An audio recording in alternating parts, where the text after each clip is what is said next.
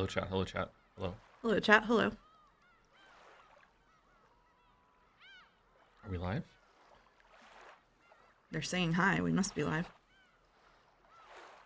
There we go. There we go. Okay, cool. Banana. Calibration banana. Calibration banana. Oh, okay. Man, it plays fast, huh? Is it too loud or are we good, chat? Yeah, how's it sound? Turn it up. That's low. It's low? Okay, that's good. Joe, why are you early? Why indeed? I mean, we do have to do Letterle. Oh my god. In Costcodle. Not Costcodle. Is this Umi Pro? No, it's not. No. Oh. Hello, Mouse and Mouse's boyfriend. Hello. Hey, how's it going? Stream announcements. Oh, let me get chat over there.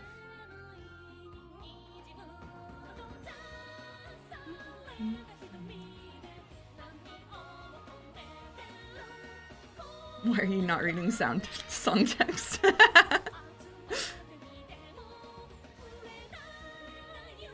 What are you looking for with your eyes sealed shut?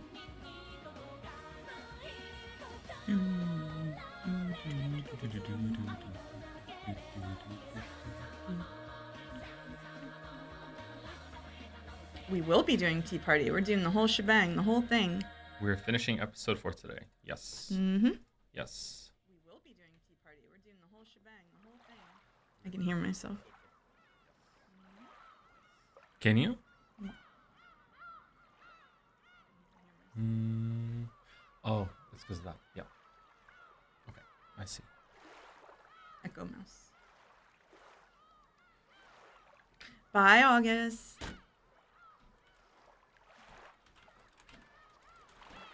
Will there be other Saturday streams next week onwards? It's just Baldur's Gate 3, right? Baldur's Gate 3 all the way down. Yep. That's what we're gonna be doing. Mm-hmm.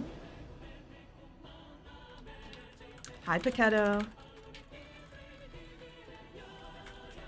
Does Mouse know the stream will most definitely be really, really long? Didn't you know that I'm the puppet master who plans the streams? What do you mean? What do you mean? I'm behind the scenes pulling the strings. I know this will be really long. I made it long.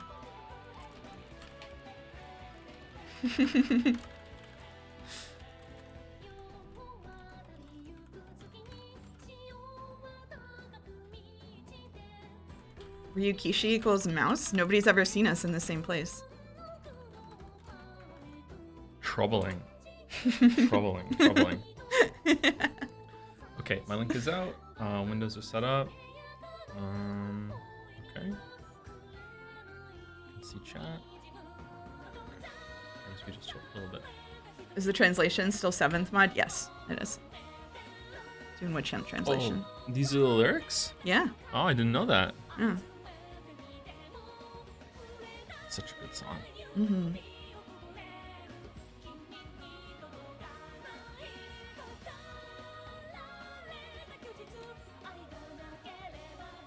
Without love, it cannot be seen. Without love, you won't see the truth. It's in the song the whole time. It Hiding is. in plain sight. Yeah.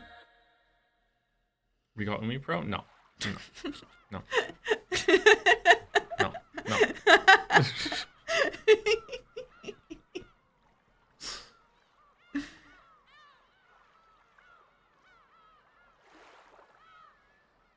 Hates Umi Pro? Hates it.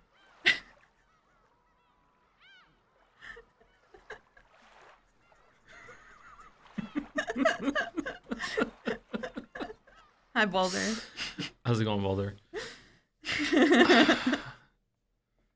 Wow, it just keeps playing. Okay. It does just keep playing. Maybe if you click that, it'll stop or something. Okay. All right. Yeah. All right. How is chat today? How's the chat going? Joe, please stall for 5 minutes. I'm heating up my breakfast. We should stall for a little bit. Yeah. For Letterle. We're gonna do Letterle?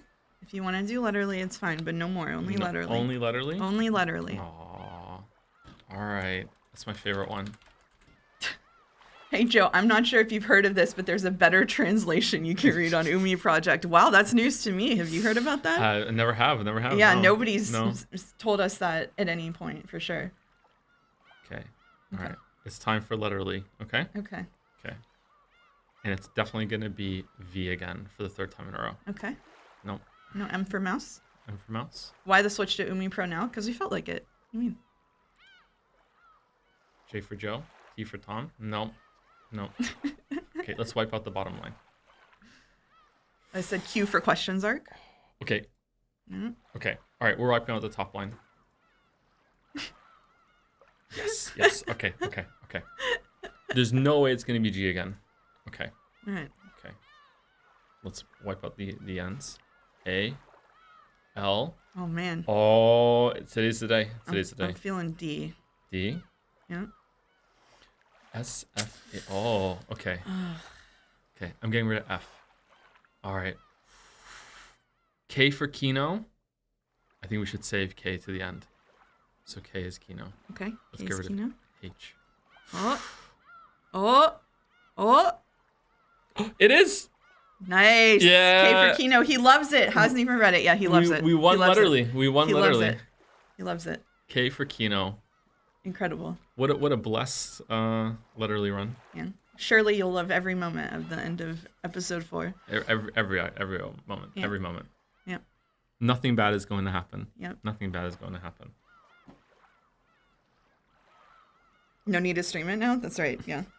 We'll just go read it off stream. He'll stream it to me privately. We'll start that bit early. A crumb of Costcodle, my lord. Plan for today, we're gonna finish episode 4. We're gonna start very soon. It's in the title. Yep. I think people got used to the later starts, maybe. Why early today? Yeah, there we go. Yeah. We have a lot to get through today. Yeah. Yeah.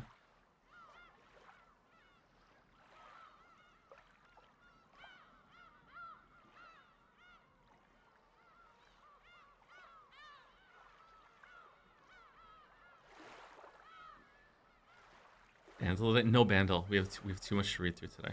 Yep. We have too much. Yep. No bandle with mouse. Joedle and Joedle. Oh, we should do Joedle. Okay. Oh, we should Okay. do Joedle. Okay. Yeah. Joedle is R1. Yeah, we should do Joedle. But we're not doing Chandle. Chandle's random, isn't it? Every time you refresh Chandle, you get a new one, don't you? I believe so, yeah. It's unspoilable. That's what I'm told. All right, Joedle. Okay. No YouTube stream today? No, not for Umineko. This feels like a puzzle game to me. It feels like single-player chess with each turn scrambling the variables into a puzzle. That's Into the Breach. Into the Breach stream. Yep. That's what it is. I'm 100% sure. 100% sure. 100%. Wow. 100%. Impressive. You didn't read it in your YouTube voice. That's true. Okay, hold on. You okay? You okay? I'm fine. This feels like a puzzle game to me. It feels like single-player chess with each turn scrambling the variables into a puzzle. Watches his own content. I just remember. I simply remember.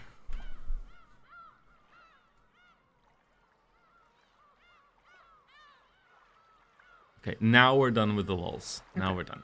Okay. All right. We're done. All right. Now Okay. we're done. Okay, should we start? I think we should start. We should start. I have the assignments for you. Okay. Understood? Really? Yeah. Really? Yep. I'm really surprised by that. Okay. Okay. All right. Okay. Yep.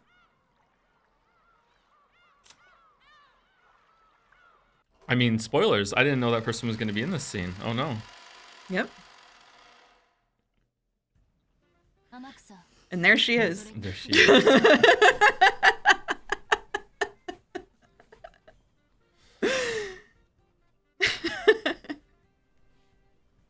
Earliest start in Ja history. Oh, you know why? It's the double whammy because it's like starting early and also starting daylight savings time just went back for them, right? Oh. That's probably why. Yeah, I see. Yeah. Music is Music very, is very very low. low. Okay. Yeah. We can turn it up. Okay. Can You hold this camera steadier. I'm getting seasick. Sorry. Oh no, it's so low. It is very low. Okay, let me take that all the way to 0 then. And okay, is that any better, chat, or do we still need to be need to be louder? What the fuck is this text box? What do you mean? It's always been that way. Perfect. Louder. Still louder? Okay. All right. Okay, so obviously we can't keep the act up any longer. This is Umi Pro. So it is the superior version, where you can see lots of different things and lots of definitions of loser flags. Yeah, that's what I read. The term flag here originally described an invisible state value in a game's coding, which is said to be tripped or triggered when the player takes some action that influences future events. The moment of the flag trip itself is usually not visible and can only be detected through later changes in dialogue or events that signal to the player that they have impacted events or changed route. Interesting. Okay. The chat demands peanuts. Peanuts? When peanuts that have been removed from their shells are cracked in half, one half has a nub on the end with small leaves protruding from it. In Japan, young children are sometimes told that the half with this nub is the grandpa because the leaves look like a mustache. Oh. The other half, obviously, would be the grandma, obviously. So when there is a new tip that shows up, is there a little like UI prompt in the bottom that says, hey? I have no idea. No idea? I have no idea. Because Steins Gate did that, and we know Umineko is better than Steins Gate, right? It's got to be. There's green text. Oh yeah, that's right. There's green text. The text is green in the chat, in like the prompt. Oh, okay, cool. So this is the new character page, Mm-hmm. and you can just switch between them. Yep. This is my first time seeing this, actually. Cool. Yeah, and now you don't have to like randomize the sticks and stuff. No, they're all here. Yep. All here. The full body steak experience. Look at that. Where are the bunnies? Bunnies are in here. Where are the bunnies?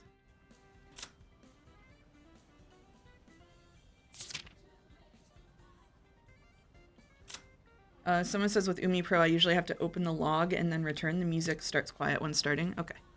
Open the log. Log. Oh, tech.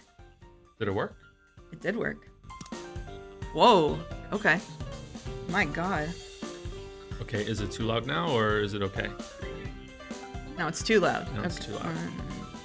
Turn it down -6 again. Okay, I can turn it down even more. My Leisure Koru pin. Should we do a barrels test with the music? Okay. Sucker Mary Barrels. Sucker Mary Barrels.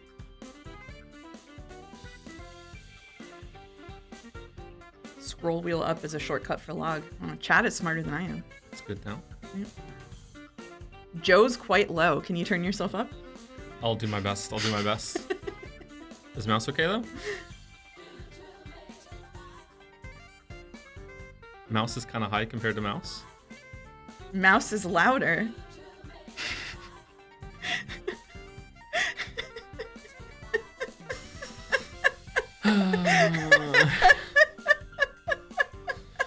Why is mouse's mic so much better than yours? I don't know. What do you mean?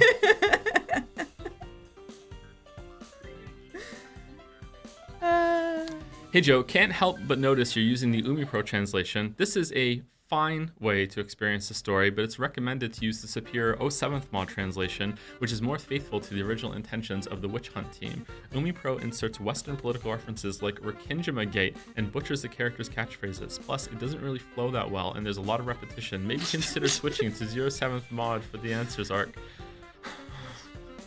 Fake fan, this is the 07th mod translation. Fake fan in the pins. Fake fan. Uh-oh. Can we please keep stalling? I want 6 hours straight of Mizaki. Mzaki, sorry. Is it possible to turn off the boat shaking? No, we need to start reading quickly so we can get past the boat shaking. It'll stop in like 10 to 20 minutes or something. As of last stream, least favorite character and most favorite character. Last stream being Higurashi, because I love Lambda Delta now after playing Higurashi. I love her now. I understand. I get it. Least favorite characters. It's probably either George or Canon. Canon's kind of boring to me. I think surprised. I think probably George. Most favorite characters between probably Beatrice or Baldur still. It's probably gonna be Beatrice.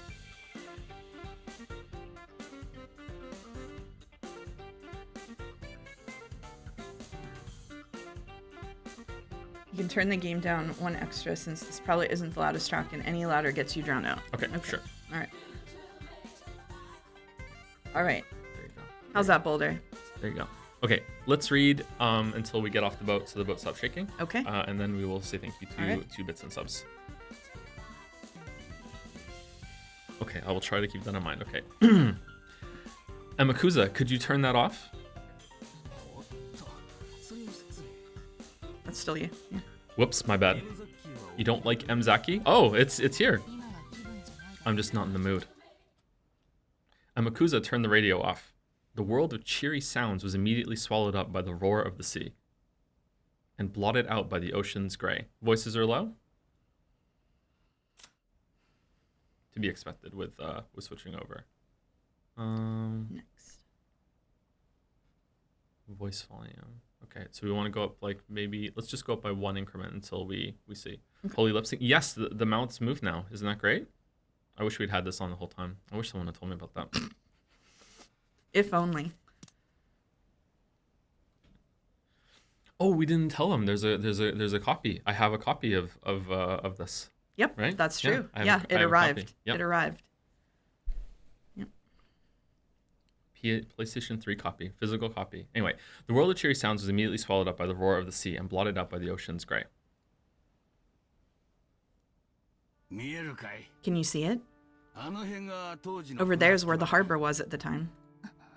The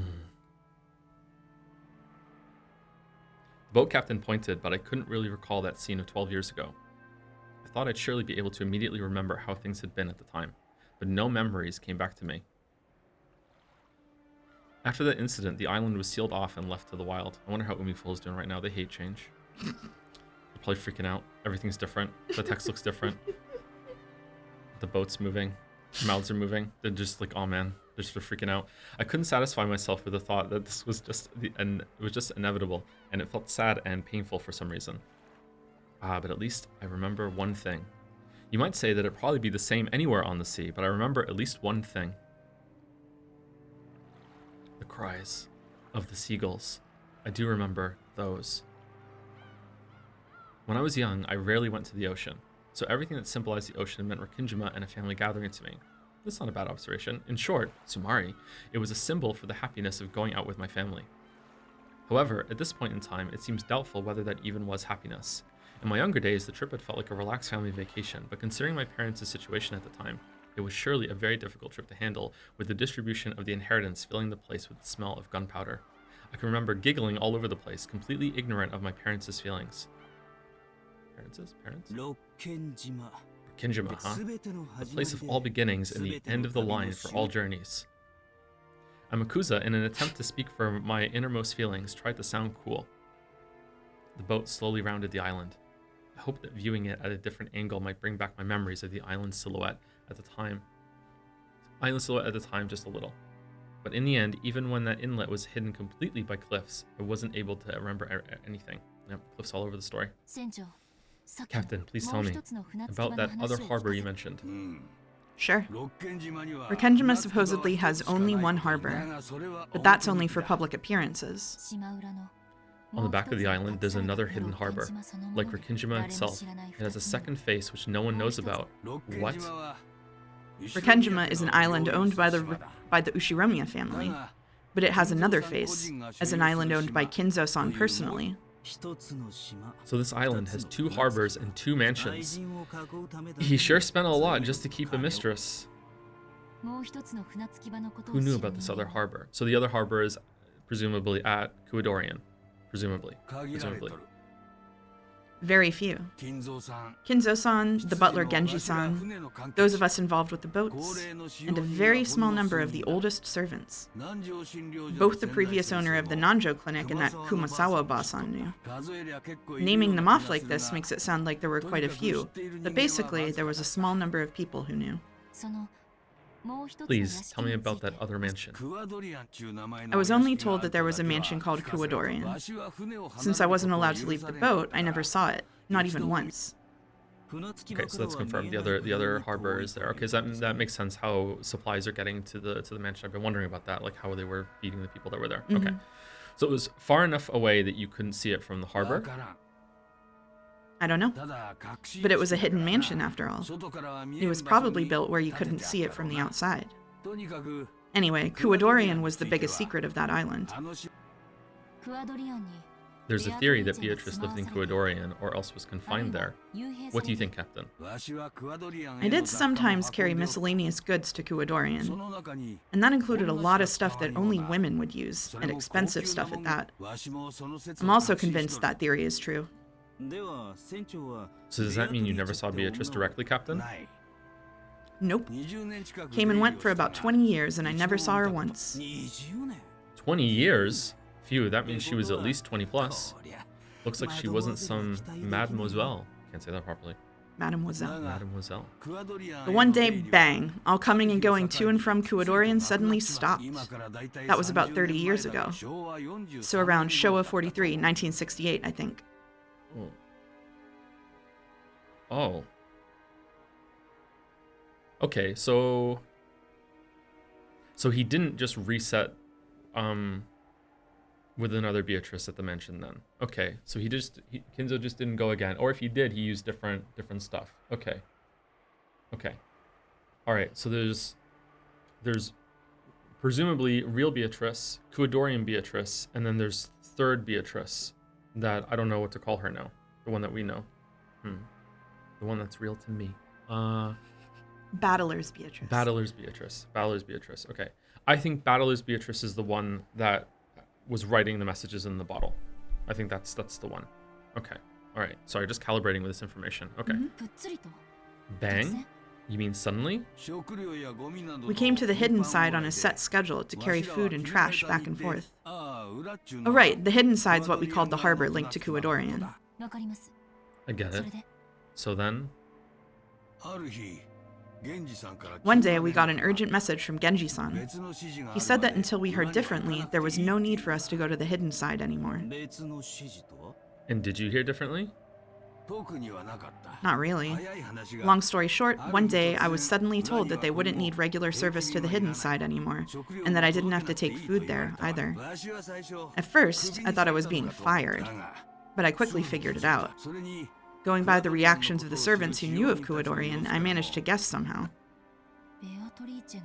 Beatrice died and there was no longer any need to take food or people to care for her. I was supposed to tell you it's Nanjo's birthday. Oh, happy birthday, Nanjo. Happy birthday, Nanjo. Happy birthday, Thank you, Nanjo. Chatter, for reminding me. Also, happy birthday to Wuggy. Yep. And Clive and Jill. That's what I think. From that point on, I was never told to take a boat to the hidden side. However, after that, Genji-san came to see me face to face and got pushy, strongly urging me never to speak of anything related to the hidden side until I died. So, if that hidden mansion was abandoned for 20 whole years... Oh, whoops. For 20 whole years, why was Aunt Should be able Ava to just... there? Okay, here you go. Exit? Yeah, okay.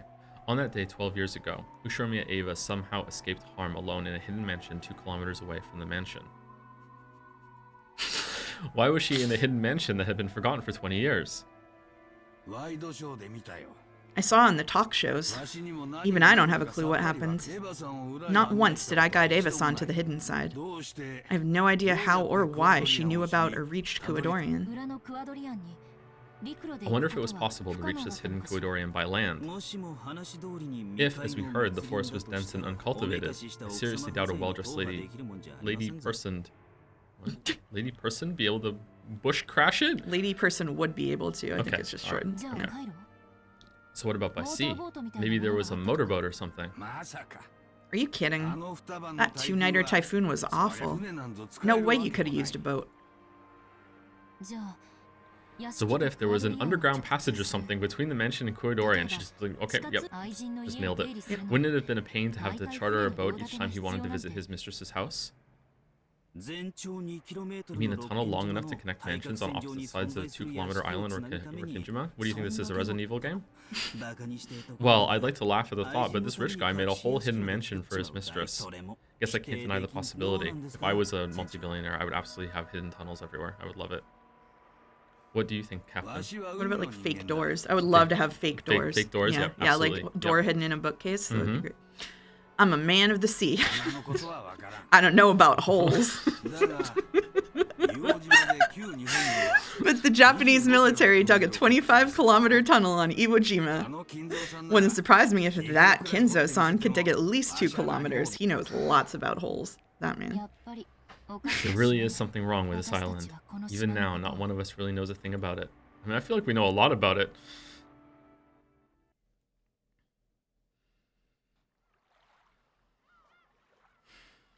The boat reached the shore. They would have to walk a short ways to reach the mansion. I'll wait here. The mansion's that way. The path from back then's probably still there, but I bet it's covered with plants. Make sure you don't get lost. Right, let's go. Thanks for everything, Amakusa. You wait here too. What? Really? Well, I had a feeling you'd say that. I'm just delivering something. It'll be troublesome for them if you come too. I imagine your toxin is strong. Toxin? Oh ho! I'll be back soon. Today, our main goal is Kuadorian. After I deliver this, I'll come right back. Angie put on her knapsack, holding the flowers she would offer. Give her some space, youngin'. See you soon, little lady. Your family's waiting for you. I like the captain. Mm-hmm. Imagine the captain's ship has a leak and he can't fix it because he doesn't know shit about fixing holes. Okay, we're off the boat. Let us say thank you to some people now. Okay. Who's last person? Yesterday.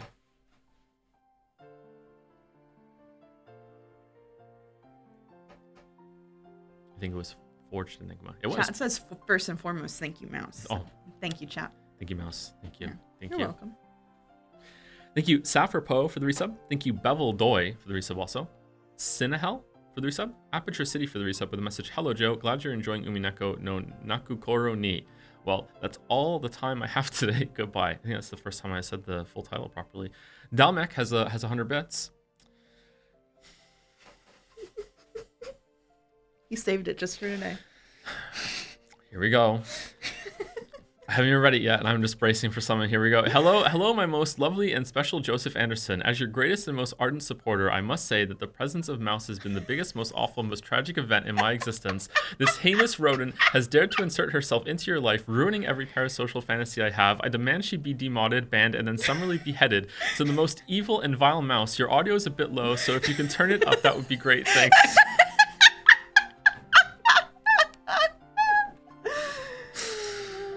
Thank you, Dalmek.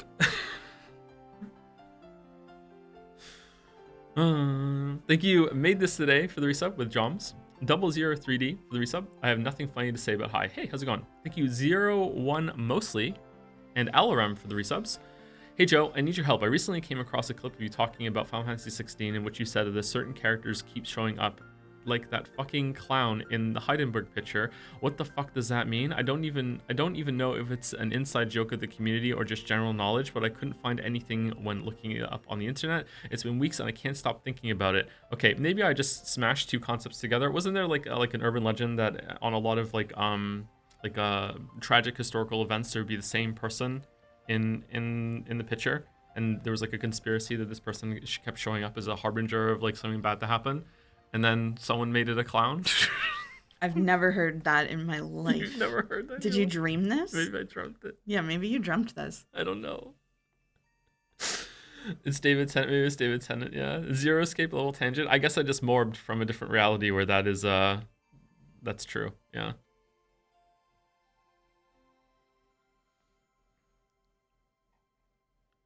Dalmek's audio thing is real, by the way. Ever since the mic went insane during Baldur's Gate 3, the mic volume has been slightly lower than it was. Oh, okay. Has it? Okay. So is that why Mouse is louder than me? Maybe. I can turn up a little bit on OBS, sure. Oh, I can't turn it up. It's maxed. It's maxed. You're screwed. Can you turn up the music up by 1 in settings? I think it's only a tiny bit quieter. Maybe it's just a try. I don't think we want to mess with it. This is a really quiet song. Yeah. Sorry for driving crazy, LRM. Yeah. Thank you, That Gray Peanut for the bits. Your Witcher 3 Part 1 reminded me of how bad Ragnarok was, and now I'm depressed. Thank you. Yeah, it wasn't awful, but it was really disappointing. I have a question. Sure. Should we turn off the watermark or leave it on just to piss people off? This one down here? Yeah. I literally don't even notice that it's there. I don't know why people are so fixated on it. Is it gone when? I think there might be a setting to replace it, but I'm not sure. Yeah, make it twice as big. That would be my vote, but I don't make a living doing this. Let's have a vote then, and we'll let chat decide. Okay. Yeah. Good luck.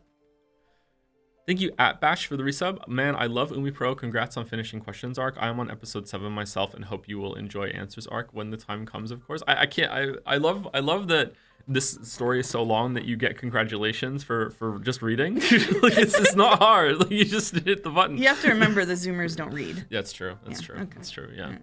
that's true. Imagine going back to Danganronpa after this chat. Should we do that as a contrast? When Umineko is completely done, we'll do Danganronpa rerun 1 to see. Didn't they just do a Persona 4 remake or something? You can just do that.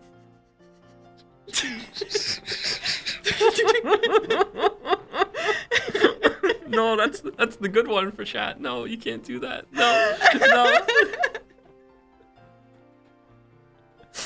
No. Thank you, Supreme Cool, for the resub. Thank you, how do you read that? Mihail Groman? Mihail Groman for the resub. Hey Tom, finally catch up with Umineko streams after being unable to watch for months because of interventions. Really love your streams. Hope I'll be able to keep watching you live. Oh, thanks. Thanks. These are never going on YouTube from me, so if you are game behind, you can find them though. But they're uploaded by other people. 100 Line Defense by Danganronpa writer and Uchi Koshi. We might want to do that, but I think we want to go back to something we specifically did before, just as the comparison. Yeah. Thank you, Nightmare Luna 69 for the resub. Do you not like M Zaki joke? Nice. You knew the next line. I do like it actually. It was pretty good. Thank you, Endovilicus Flare for the resub. Thank you for finally ending Umineko so that I can finally watch it all. I think a lot of people will benefit from the break, including myself. I am a little worried about forgetting some stuff, but I have a decent enough memory for this sort of thing. And if I do forget, then it was like released in episodes over time, right? So You're just being authentic to the original experience. Exactly. We can just repeat all of the conversations that were out back then. At the same time gap. Thank you, That Great Peanut, for the bits. Do the God of War DLC, Mr. Toe. I should do that in DLC month, maybe. Yeah. Thank you, Joe's Retinas, for the bits. I finished Umineko now, so I'd just like to say thank you for streaming it because you got me to read it and I enjoyed it very much. When you finish episode 4, you'll be able to watch the PlayStation 3 version's opening, which I think is the best one personally. I can send you a link to the right one if you want. Is that the one that plays on Umi Pro now, or is it a different one? I think it's a different one. We have spoiler-free openings on this, so yeah, maybe we can watch it at the end of the stream if we're not dead. Yeah, that could be fun. That could be fun. Thank you, Sir Nika for the resub too. Hi Joe, just wanted to thank you for introducing me to Umineko. This is a trend. It's been really fun so far, and I can't wait to get to the answers arc. We'll be patiently waiting with a heart. I wonder if we should prepare like a post Umineko book list. If people really want to get more into reading, like I have one pinned in Reading Club that'll work actually. Yep, that'd be good. That'd be good. Thank you, Borders Live, for the resub. Hi, Toe. Petitioning you to play the Tony Hawk games to reverse the Weebery. I don't know if I can do the Tony Hawk games anymore. I really liked them when I was a teenager, but like I don't know. They're maybe a little bit too limited for streams at the moment. I don't know. It might be fun to do one of the latest ones. Thank you, Freya Ferilia, for the resub with Nanjo. Herberdu Westu for the resub. And there's only 3 more on my list. 2 more on the list after this. Hi, Joe. This is my last sub since I only have a month left to live. What? I'm glad we're finally getting to episode 5. It's my favorite, and I couldn't think of a better last Joe stream. Well, now we have to continue Umineko afterwards. Holy shit. Yeah, Herberto got us. Yeah.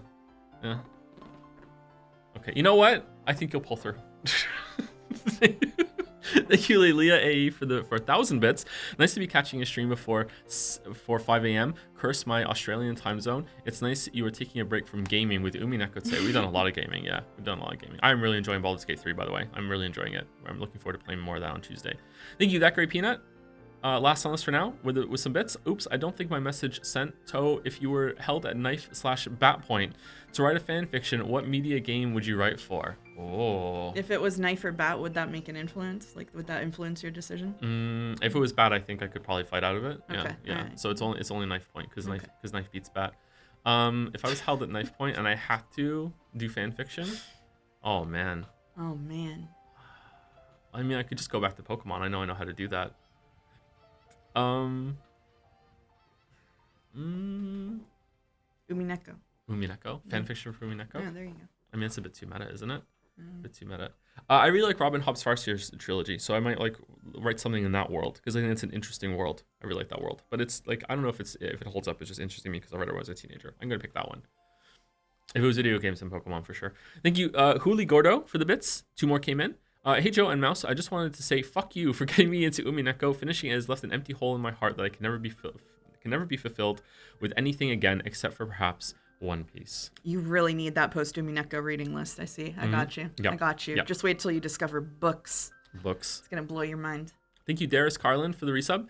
Hope you're well, Toe. Just finished Umineko last week. Wow, and I'm super excited for you to get to part 5 soon. There's a scene I'm eagerly awaiting your reaction to. Negative or positive? Negative or positive?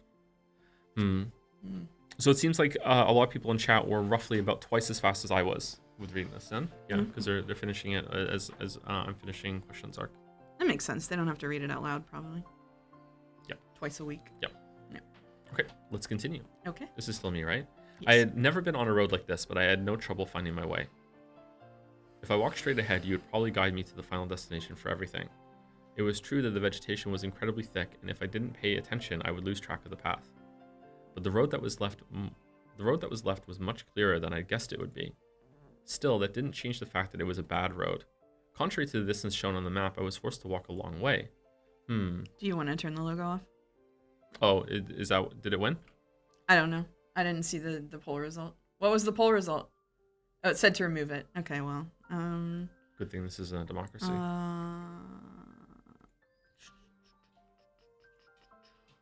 Right, text box window, type NBLNT. I don't know. Is it going to show you? Let's go with type B. There you go. Oh, it's got they're not going to like the butterflies. We do like the butterflies. We do. Is Mouse the one streaming? No. Do you know what channel you're on? What do you mean? There we go. That's it, right? Yeah, that's good. No, it's gone. Yeah. Okay. All right. They do like the butterflies. Oh, Jesus. Okay. Type B for Beatrice. What's that one? What's that one? Let's see. All the derails. Mm-hmm. Oh, that's the one we were on. Okay, Okay. what's type T? Let's see. Oh, okay. Minimalist. Yeah, we don't want that. The channel is Hello, it's Joe. Type that. There we go. Okay. No one's gonna have any complaints about anything else from now on. We're good. I'm We're good. certainly not going to acknowledge them if they do. The forest was deep and dark. At the time, I had been threatened into staying away from the forest because a witch lived there. Of course, that fear is gone now, but I feel it. Because I was me. I could feel the presence, like an aura, of the golden witch Beatrice. Here and there were massive fallen lumps of rock along with overgrown trees and ivy, and the voices of birds and bugs. Yeah, I feel it. I feel that the witch is here. Ahead, an ivy-covered construction site fence and warning sign stood. No entry, Tokyo Metropolis. That was written on it. Yeah, that's right. When you think Tokyo, you tend to think of a city. Yeah, but Rikkinjima is also located within the Tokyo Metropolis. Is it really? Apologizing to the sign for my rude mistake, I climbed the fence. When I crossed the steep slope beyond that, my field of vision rapidly expanded, and a fresh sea breeze blew through my hair.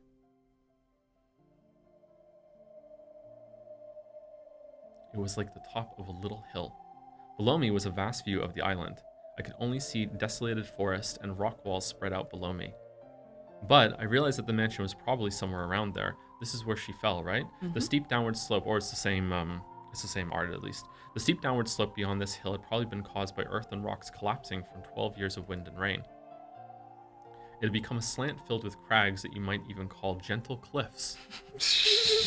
Just like episode 4. And it would be easy to tumble down, though it looked like climbing back would be pretty difficult. In any event, it seemed that that proceeding any further would be impossible. If I continued any further, I wouldn't be able to return. In other words, Sumari, this is the border. The place is 1986 and 1998. And it is that day and today. The boundary between this world and Nirvana. Ooh, the spot is this journey's final destination, it seems.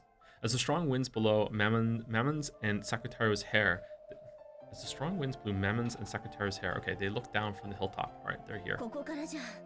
From here, I can't really tell. Where's the mansion? Let's get closer.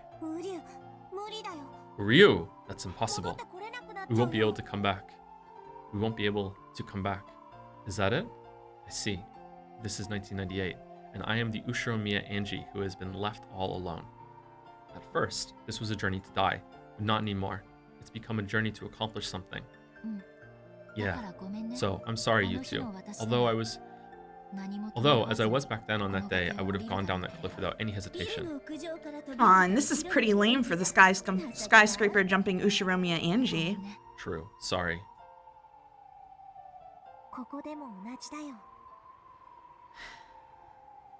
This place is as good as any.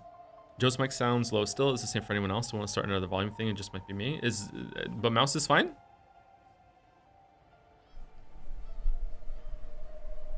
It's fine overall? Fascinating. Compared to Mouse, yeah, a bit.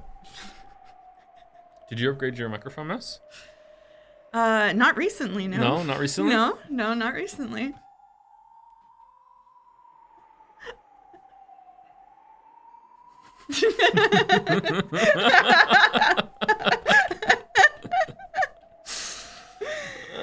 You're just talking quietly. I'm just talking quietly. You're just talking quietly. I guess so, yeah.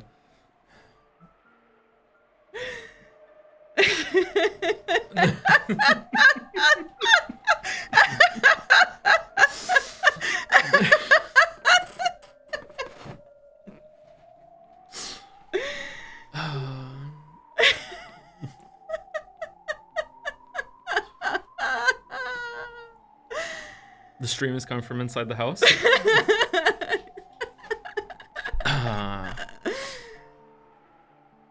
Oh boy.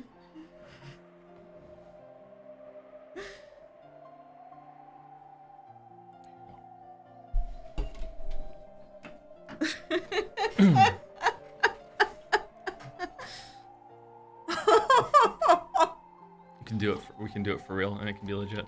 Mouse, could you pass me a drink, please? Oh yeah, absolutely. Yeah? All right. Here you go. Thank you. Thank you. The microphone is farther away from me than him, by the way. This is just proof they hate women. I'm telling you. Yeah. They just think that women are too loud. International Women's Month ends, and suddenly we talk into the same microphone, and I'm too loud. This is crazy. Actually crazy. Are they in the blanket fort together? Yeah, we are. Yeah, Mouse is in Moncton right now. Yeah. I am trapped in Moncton. Yeah. Hello, chat. We were gonna see. It took you 40 minutes to realize. You're too loud. Speak up. I need to speak up? Okay. You need to speak up. I thought I'm being as loud as usual. Projection. Sorry. Have I had any random encounters? No, but I had a hell of a flight. There's a woman in the room. I'm knowing my place. I'm speaking low. You're giving room to women? I'm giving room to women. In the blanket fort.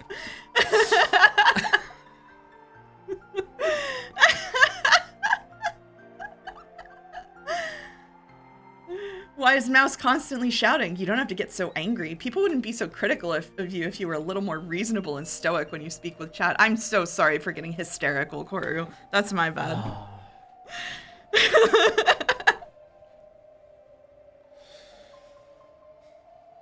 Can she confirm going into Moncton is like going into an Outer Worlds black hole? That's how it felt. Mouse, have you seen the microwave yet? I have. It is shorter than my water bottle. It is. Mouse only visits to bring the Umineko PS3 copy. Well, he ordered it here, but who was going to open it? He couldn't open it. Mm-hmm. Yeah, she opened it. Do you think he was going to install Umi Pro himself? Yeah, she did it for me.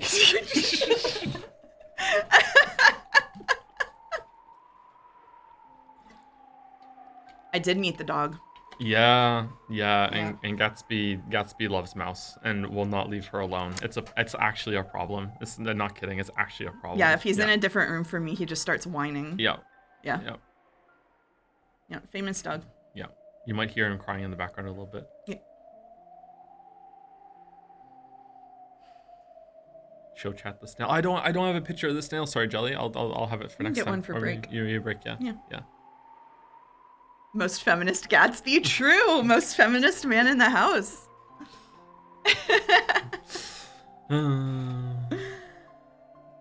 It's his first time meeting someone that isn't from Moncton. Can you blame him? That's true, actually. Yeah, that is true, Gatsby. Damn. Have I tried the microwave yet? No, but I watched Joe take like 30 full minutes to heat something up in it because he had to keep going and turning it back on again. Yeah, I did. Yeah. It took that long. Yeah. Hey, in my defense, it was frozen completely all the way through. We're not living together. I'm just visiting. I wanted to visit for the end of episode 4. Come on, this is huge. And that's the only reason. Uh-huh. That's the only reason. Okay, they found out now.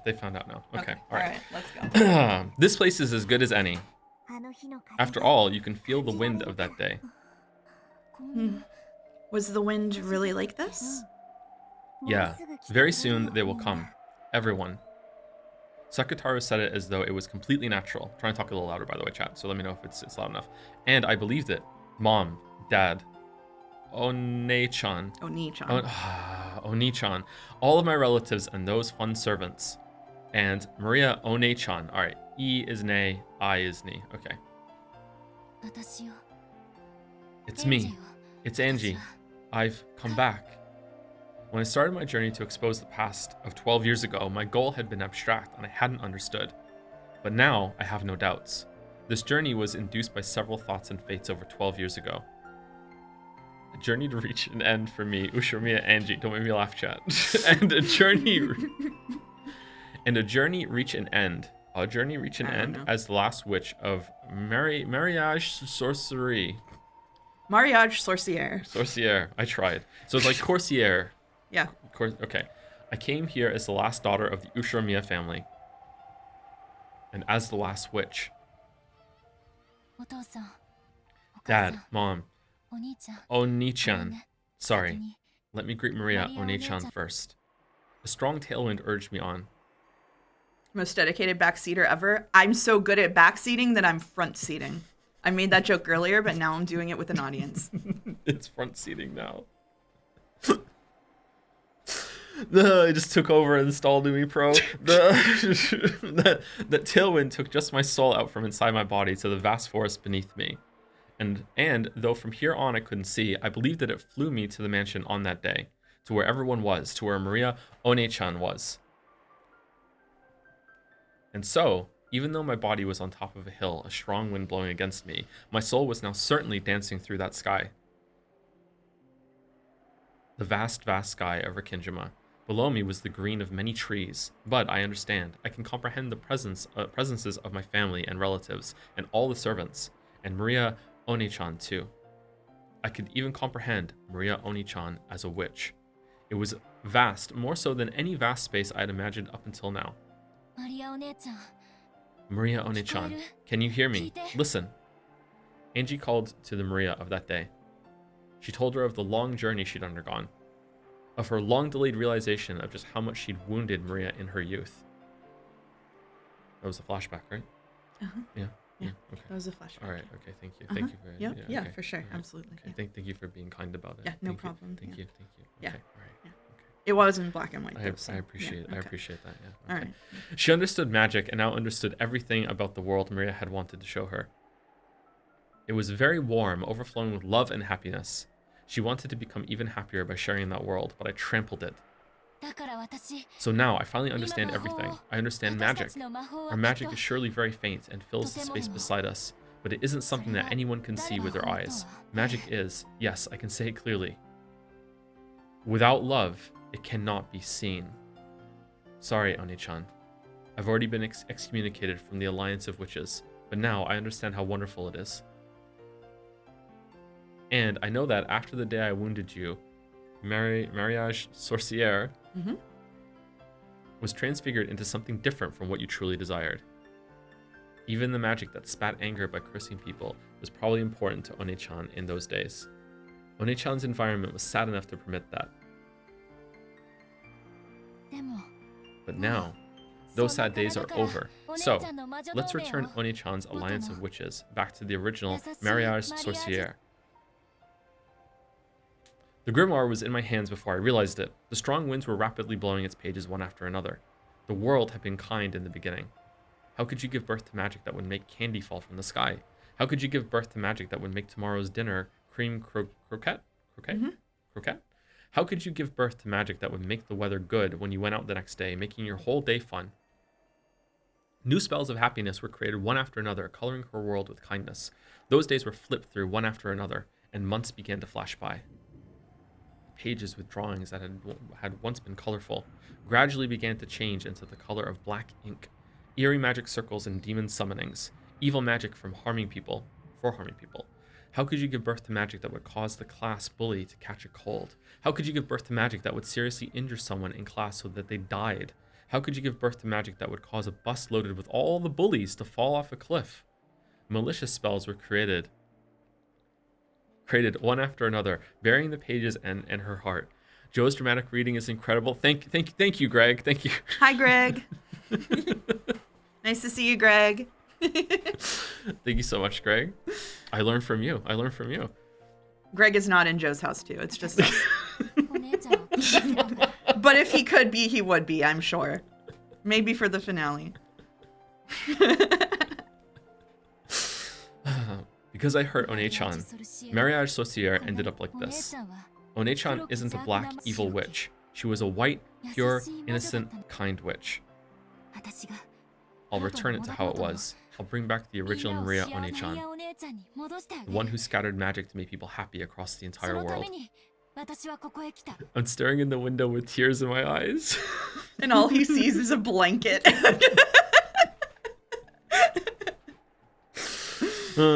That's the reason I came here. I was guided by fate. Maria One-chan, can you hear me? Show yourself before me. That voice rode an even stronger wind and was sent 12 years into the past. Then, the wind gradually ceased and silence fell. Crunch, crunch. I could hear the sound of gravel being stepped on. I listened to those footsteps, surprised at this miracle. Without a doubt, those were Maria One-chan's footsteps. Maria One-chan. It's Kasumi. Looks like I finally found you, eh, Angie-chan? It's Kagami. Before I knew it, Aunt Kasumi and her black suits, a total of 7 people who didn't resemble Maria One-chan in the slightest, were standing there surrounding me. Okay, I didn't see this coming. And it felt like my voice had been just about to reach Maria One-chan too. You know what? I'm stupid for not seeing this coming, because otherwise, why would they be in the story? Why did I think she was just going to go to the island and they would just never find her? Of course, there would be more to this character they introduced. Because of these guys' toxin, that magic was cut off. Angie clicked her tongue at that, but Kasumi probably didn't hear it that way. Are those flowers for your deceased family? How admirable. You're gonna throw them, right? Go ahead, we'll wait that long. Just what are you waiting for? But Angie could more or less guess. The way the black suits unnaturally stuck their hands into their pockets clearly brought to mind the likelihood that they had handguns. This is a deserted island. There could be no more convenient place to dispose of someone. Interesting. I have absolutely no interest in the family matters of the Sumidera family. But if I die, all that wealth will go to them.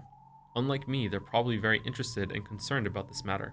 Of course, it seems that if the massive amounts of stock I own suddenly go to them, it'll be pretty bad for the Ushiromiya group as well. And they're apparently having a secret feud fighting over me all by themselves. That's probably why President Okanogi gave me Amakusa as a guard. Having Amakusa wait on the boat was a regrettable mistake. Uh-oh. And Katsumi, how long have you been waiting for this ambush? Since early morning. Thanks to that, I'm completely tired of waiting. After all, there are no cafes or dressing rooms here. No toilets either, so I guess you had to elegantly drop a load behind a tree. Ack. A lady with half Sumidera blood flowing through her veins will not use such filthy words. You really are Sumidera Kyrie's child. Not a trace of grace. She grabbed me by the hair and forced my face up to hers, and then spat at me. My words might be filthy, but they're no worse than her spit. Really, actually spat? Wow. Every time you talk to me, Aunt Katsumi, it's always about Mom. Am I really that much like my mother? Yes, you are. That impertinent gaze. Your mouth and nose are the same too. Free-willing and irresponsible. You thought nothing of the long history and tradition of the Sumidera family and selfishly flew out of the house. Thanks to that, my entire life has been devoted to cleaning up your mess. I guess your life really has been covered with crap. Ooh. When I was slapped on the cheek, my ear was smashed, and for an instant, my head rang. My hair was pulled, spinning me around, and I fell to the ground. And in a flash, the ground was kicked. The ground was kicked, and I was struck with sand. Yes, you truly are like Nason. That gaze. That gaze like you're mocking me somehow. Yes, I remember so many things. You're a sad person. I'll bet that since you were young, you always got compared to mom and scorned. And for your entire life, you'll never be released from that wretchedness. A little girl like you couldn't possibly understand. You see, your mother is a loser who threw everything away and ran away from the Sumidera family, right? Do you know how much trouble I went through because of that loser? Any trouble you went through has nothing to do with me. Sorry, but what am I supposed to do about something that happened before I was born? When will your life begin? It never will. For all eternity, you'll always continue to be sneered at by my dead mother until you die. If only you just die. Why are you living? You little piss. You all make her some tea. Eyes are open. Leave it to us, you big-mouthed shitty brat. Let us teach you a little lesson. The black suit dashed up to me, violently grabbed me by the nape of the neck, and dragged me down. Do whatever you want to her till my break is over. Teach my cute niece her place. I'm starting to realize that Kasumi is not very nice. Sumidera Kasumi. When I think about it, she was a pitiable person. To the outside world, women of the Sumidera family were trained to be in a position that supported and deferred to men. But in actuality, strong leadership was required from them so that they could manage all the common people. The role demanded of them really was that of a female commander, like a literal reading of the word okami. Managing the Sumidera family with all its traditions was not something that could be accomplished with just an ordinary level of dignity. It was an unimaginably heavy responsibility. Normally, this would have been demanded of Kirie. Kirie had undergone that harsh training, and Kasumi, as the younger sister, should have been able to take it easy. No, on the contrary, she had lived like a lazy, selfish, and affluent princess, sneering at Kirie, who had been given the heavy responsibility. However, Kirie had suddenly been disinherited. She had refused the fiancé her parents had arranged and had gotten pregnant by her lover, Ushiromiya Rudolph. From the Sumidera's perspective, even though the Ushiromiya family held a vast fortune, it was a low-level family that had already collapsed. And to become not even a legal wife, but a mistress to the second son of that family. Normally, a daughter of the main family would be shown no mercy for such dishonor. They would wrap her up in a mat, place a pole on end, and throw her either into the Pacific Ocean if the pole fell to the right, or the Sea of Japan if it fell to the left. Holy shit. But Kirie's punishment ended with disinheritance and an unbelievably warm-hearted decision.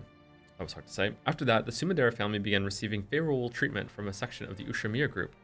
There must have been some kind of backroom deal. In other words, Sumari. Kirie openly left the Sumidera family under the pretense of gaining financial support from the Ushiromiya family. Kasumi had watched it happen in shock. No, she even disparaged her dishonorable sister as a loser. But, eventually, she realized that the heavy responsibilities Kirie had borne would be passed on to her. And then, for the first time, she saw that she'd been outwitted. Because of your mother, my life was ruined. No, you could even say she killed me once. On that day, I was killed once and thrown into a hellish life.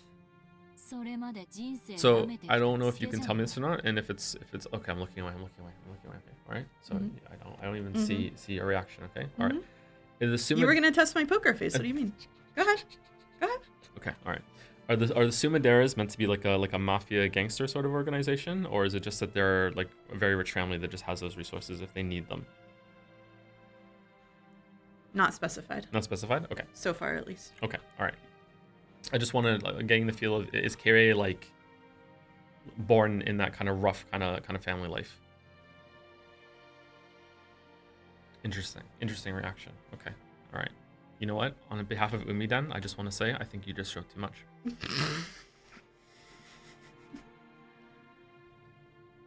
You know what? I'm docking them another hour for that. Wow, collective punishment? Yep.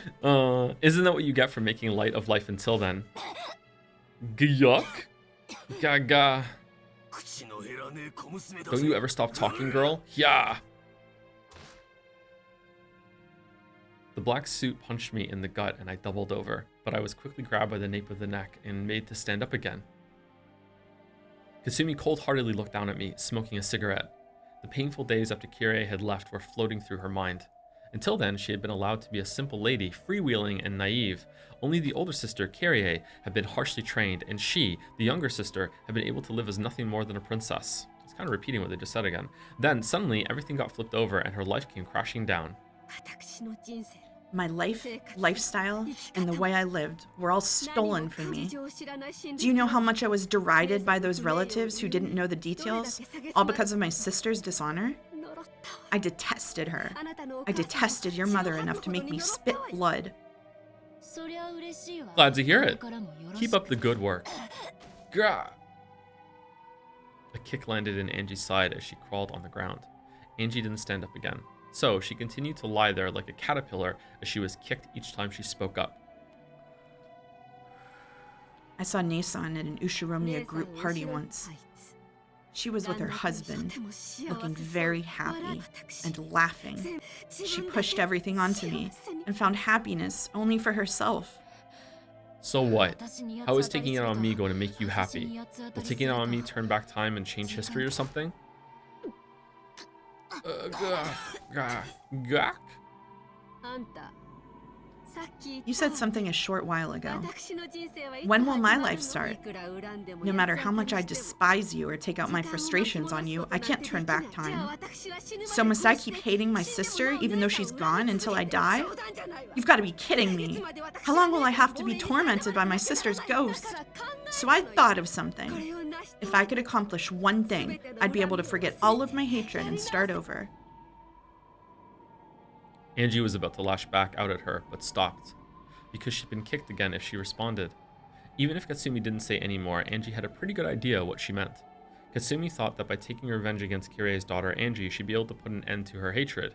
Talk about pushing your problems onto other people.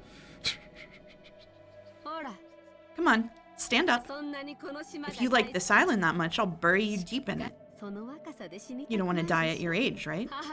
Don't you feel like saying, sorry my mother caused you so much trouble or something? You say something like that? Wah. Ryu!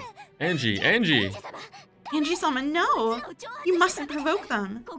You should at least make it seem like you're going along with them so you can buy some time. They do say you should throw your foolish pride out with the garbage. Oh, what about Amakusa-san? If Amakusa-san comes, I'm sure... It's no use. I can't see him. You idiot, Angie-sama. Why did you leave Amakusa behind? I didn't need Mammon to tell me. I was seriously regretting it already. I walked a long way. The forest was very thick. I've got no doubts that signs of activity here won't reach the boat.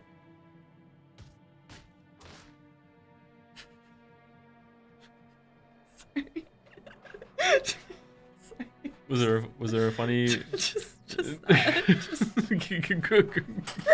Craig doing Uryu?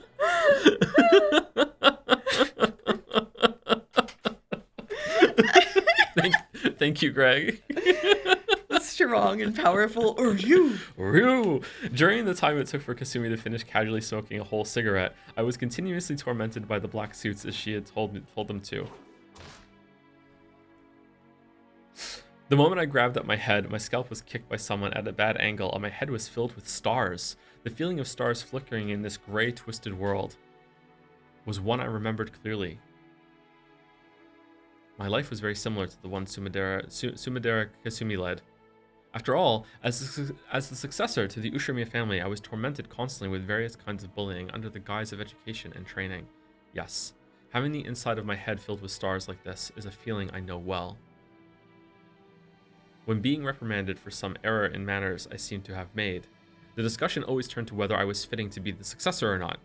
On and on about the honor of the Ushiromiya family and how deep that was. By the time the conversation reached that point, I'd forget what mistake I was being blamed for in the first place. Oh, no, she's back. No, in fact, it was the same for Aunt Ava. After all, sometimes she'd ask herself, what was it again?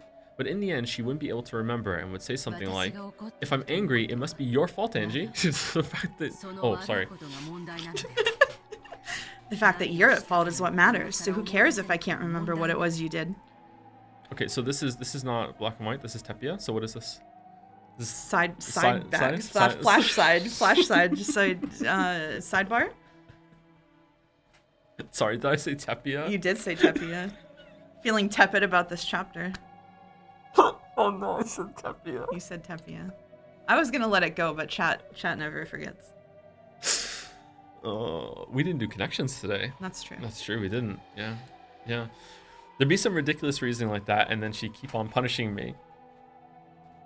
Yes, Aunt Ava's punishment wasn't something that would continue until I learned something or acknowledged my mistake or apologized. It would continue until Aunt Ava wanted to stop. So this violence was a bit nostalgic in a way that made me want to vomit. I opened my eyes and look, there's Aunt Ava. Right next to Kasumi, who's smoking a cigarette. I can see Aunt Ava almost as though the two of them are laughing together. Oh, new music track. When I think about it, even Aunt Ava's life might be a thing worthy of my sympathy. The responsibility and pressure of being a member of the Ushiromiya family, which she often mentioned to me, had probably caused her great pain. After all, people can't make insults that they've never been the targets of themselves. So it's just becoming text now, huh? Mm-hmm. Yeah, okay. Yep. It was probably the same for Aunt Rosa as well. As the youngest child of the honorable Ushiromiya family, she must have gone through many tough times. So it was just like what Aunt Ava did to me, just like what Sumadera Kasumi is doing now. Aunt Rosa must have been the same. Oh, it's so low they can't even hear the music. Music's really low? Yeah. Okay. That is true. We did coin the term Dom text to describe this on my stream. Let's turn it by 1 and see if that's enough. Usually one of these bubs is pretty significant. Okay. Yeah, it makes a pretty big difference. People tend to push the pain they're burdened with onto other people. Otherwise, they can never escape from that pain. So on and on in eternity and perpetuity, the chain of pain and sadness does not end. That is the reason Maria Oni-chan's magic was so incredible. With her magic, she didn't have to bear the pain caused by Aunt Rosa. The pain probably was pushed onto her. Its weight probably tormented her, but Oni-chan didn't carry that burden of her own on her own shoulders. She purified it and filled her world with happiness. So I'm sure if Maria Oni-chan had children in the future, she probably wouldn't have pushed the pain that had been forced onto her children. That chain of pain and sadness that stretched back for who knows how long, which she couldn't understand and which she had inherited, which had been forced onto her, Maria Oni-chan cut it with her magic. What's wrong? Got a bone to pick with me? In the past, I would have snapped back. I would have met her hatred with hatred so that they'd cancel each other out. No, nothing got canceled out. The thing being forced on me ended up right there on my shoulders. Just like how even now, I hate her. So now that I know of magic, I'll look at the human called Ushiromiya Ava again. What I could see through to was a sad human form no different from me, who had lost her family and who bore deep wounds in her heart. Unable to withstand the pain of that torn heart, she was doing nothing more than howl sadly like a lion crying in pain like a child. Even Ushiromiya Ava was someone I should have felt compassion for. She needed someone to understand the difficulties and pain of her childhood years. Even she, who was the only survivor of the Rokkenjima crime, who was faced with the curiosity of all society, who was publicly slandered and forced to have salt continually flung into the wound, had needed someone's compassion. Is that the most amount of text in a box so far? In order to let Ava forget her pain and sadness at least a little, the Black Witch taught her magic, just like the times it had possessed Aunt Rosa. It was the same magic of anger and sadness that Beatrice had taught Maria Oni-chan when she was mourning for her torn-apart friend, Sakataru. That same magic, that witch, had probably dwelled inside Aunt Rosa too. So I mustn't hate Ushiromiya Ava. Maybe I should have become her ally, as the only person in the world who could understand her. What did I say to her when I was young, when she returned alive all alone? Could it be that I acted as though she'd killed my family and returned on her own? I can't believe it. Aunt Ava, who has never been more than an object of and a synonym for hatred throughout my life. Toe Anderson, I like it. That's from Greg. Thank you, Greg. Thank you. Yeah. Thank you. Yeah. So it's just Toe forever now, I guess. I'm sorry for interrupting. No, it's okay. Dramatic. I'm really into it. Yeah, okay. throughout my life is turning into a human I can understand. So, I can see, right next to Aunt Ava, the form of the Black Witch who taught her the black magic. Oh shit. Aunt Ava was crying. It was only natural.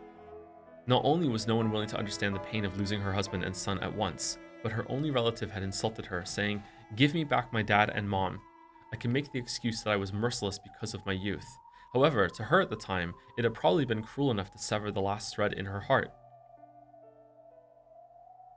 In the following days, the talk shows and magazines publicly slandered her. I mean, she also probably did kill them. So I don't know. The truth of her husband's business and character, and even her beloved son were negated. She no longer had anything left. She could do nothing but cry and howl, trying to forget the pain and sadness, at least for a while. After all, she could only feel a tiny bit of release, and only during the time that she howled. And so, the Black Witch taught her how to howl.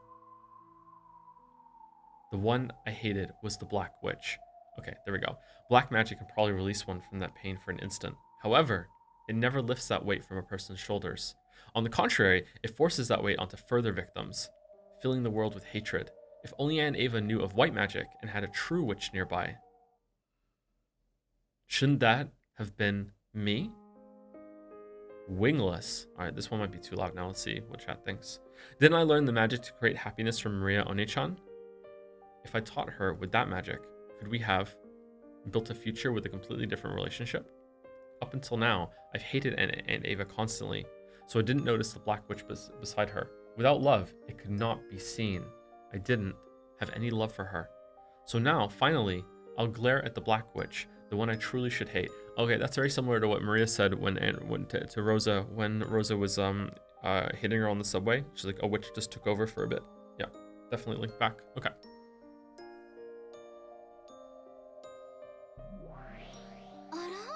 Oh, what's this? You can see me? I see you. The one I should have hated wasn't Aunt Ava. It's you. Whoa, awesome! To think that a lowly human could see a witch like me. So, are you trying to say something with that glare? Do you hate me? Hate? Yes, I do. But that's not quite it. I just think you're sad. Sad? I'm not doing the dolphin laugh. What are you saying? Come on, go ahead. Why not hate me as much as you want? I won't hate. Hating you means I'm doing nothing more than inheriting Aunt Ava's hatred. I'll put a stop to hatred. I'll accept Aunt Ava's pain, purify it, and throw it away. Do you know what doing a dolphin laugh in front of someone is like? Maybe if I were at home staring at nothing. Are you kidding me? Absolutely not. Anyway. What kind of epiphany do you think you've had? Is your head all right? Seriously, if only you'd just give up and die. Yeah. You guys, kick her more and more, okay? Not her face, though. Because it'd be boring if her pitiful face got any better.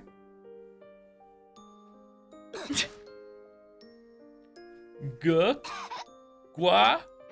The black suits persistently kicked my stomach and back. Okay, so it's establishing something I should have noticed before, actually, or put the words at least. The idea of like the white magic and the black magic, and the white magic being something that Maria was using as a coping mechanism and an escape, like with Sakataro. But then there's also the black magic that Beatrice put her up to, which was when she was just just embodying the hatred and just like seeping into it and let it take over, which is when she was killing Rosa over and over and over and over and over again in the Velvet Room. Okay, so does Beatrice have that too?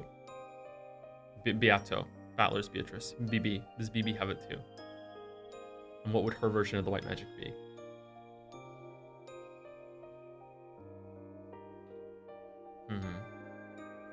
Okay, I want to talk more about that, but not just yet. Anyway, sorry. The black suits persistently kicked my stomach and back, as though they had been ordered to by the Black Witch. My, are you still not suffering after all that? You keep staring right at me. Do you hate me? I'll bet you do. Same here.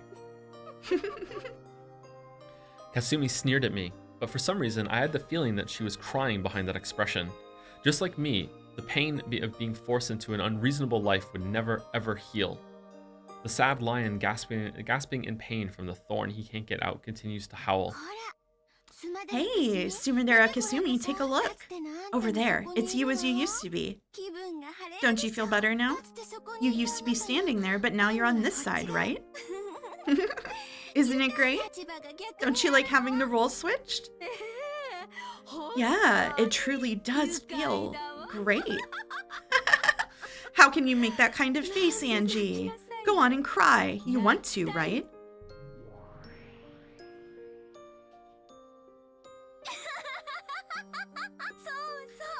Yes, of course she wants to cry. Make her cry. Didn't someone make you cry back then? Natsuki's crying. So make her cry too. You too, Angie. If only you just break down and cry.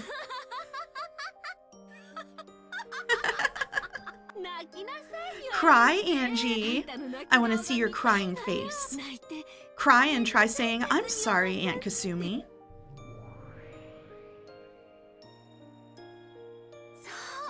Yeah, make her say those words. Aren't those words painful? Isn't being made to apologize for something that isn't your fault just the worst pain? Make her feel the same way. By doing that, you can relieve your pain. Yeah, that's it. Be a little more honest with yourself, okay? If only you just let your emotions run free more and more and more. The Black Witch provoked Kasumi, and Kasumi began to give herself over to that dark emotion. You do not have to do the dolphin laugh, don't worry what the poll says. By turning deep sadness into an evil alcohol and forcing it down, trying to forget it for just an instant, nothing would change. The words Kasumi insulted me with were themselves sad. And I couldn't forgive the Black Witch who would impose that sadness on Kasumi. I'd gone limp, which seemed to have stopped the black suit's kicking competition. Wow, or maybe the kickers were getting tired too. Katsumi didn't order them to stop, but at some point, they did. However, I was reflected in Katsumi's eyes and they burned me with flames of hatred. She'd been tempted by the witch to do that in order to relieve her own pain. Sumidere Kasumi, you aren't done yet.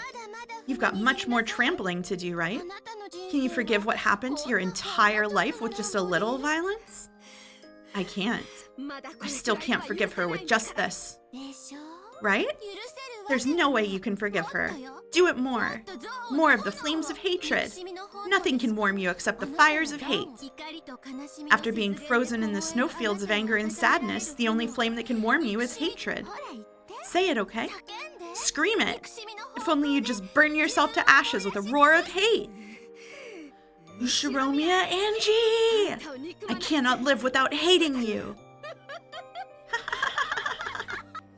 Damn, evil cackle. Long laugh. Yeah. Sumidera Kasumi, look at that bundle of flowers. These flowers are for your dead family, right, Angie? The Black Witch grinned at me unpleasantly, using her chin to signal Kasumi to pick it up.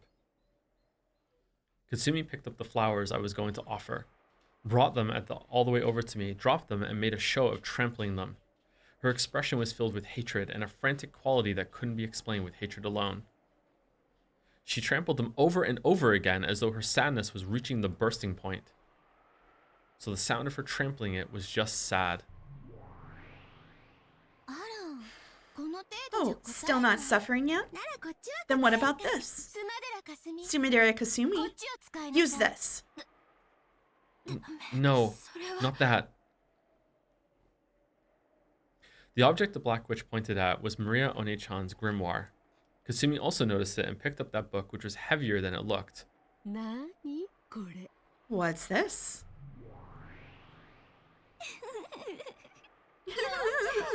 Okay. Why not read it? You might fall over laughing, okay?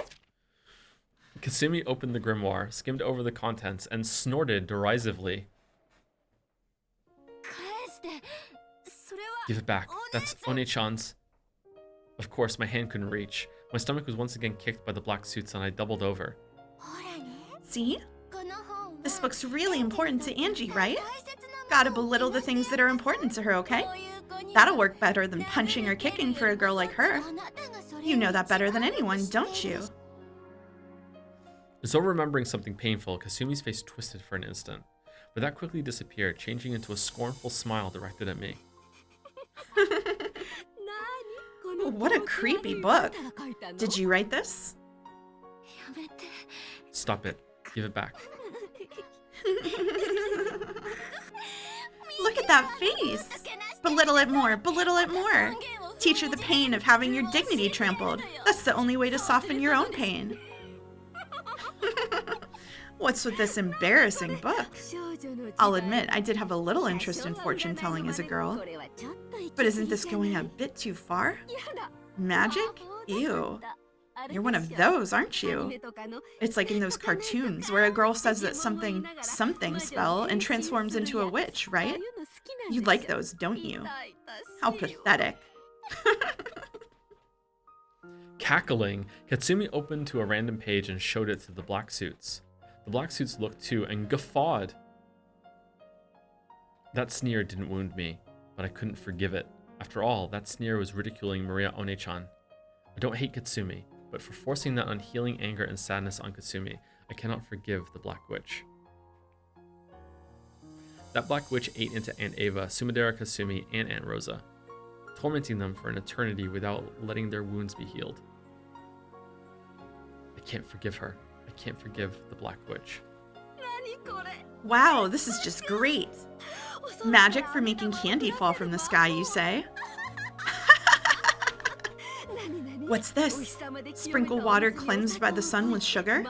Stick the magic staff in and then an incantation. What the hell? It hurts. Half of your reading of this is laughing. Yeah. Yeah. The black suits were also rolling around, guffawing. Then, grinning, the Black Witch whispered something into Kasumi's ear. After glaring at me with a grin, Kasumi took that page. Ah!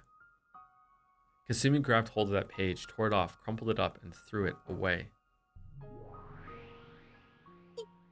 So cruel. That was Maria's magic. Oh, really? How sad. It was one of the spells to summon happiness that Maria had made with Sakutaro. Anyone knows that making sugar water, coloring it, and leaving it by the window isn't going to make candy fall from the sky. But after repeating that every day, one time on her way home from school, she had found several pieces of candy scattered around. How happy must that miracle have made Maria One-chan? Didn't she treasure that candy, eating it during her night alone with Sakutaro to distract herself from her loneliness? That magic which One-chan had created had been torn and thrown away and had disappeared. The whole miracle of happiness that magic had given birth to had been torn and thrown away. Oh, this part's great too. Magic to make tonight's dinner cream croquette.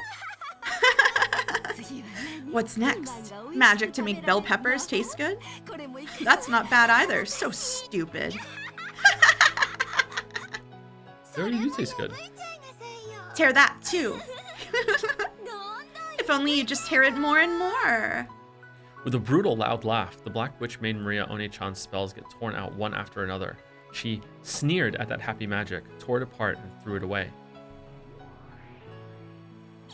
Stop it! Stop it! Don't defile Lady Maria's magic. Don't defile it with your filthy toxin. Mammon cried and yelled, but she had no way of reaching Katsumi. Come on, why not defile it?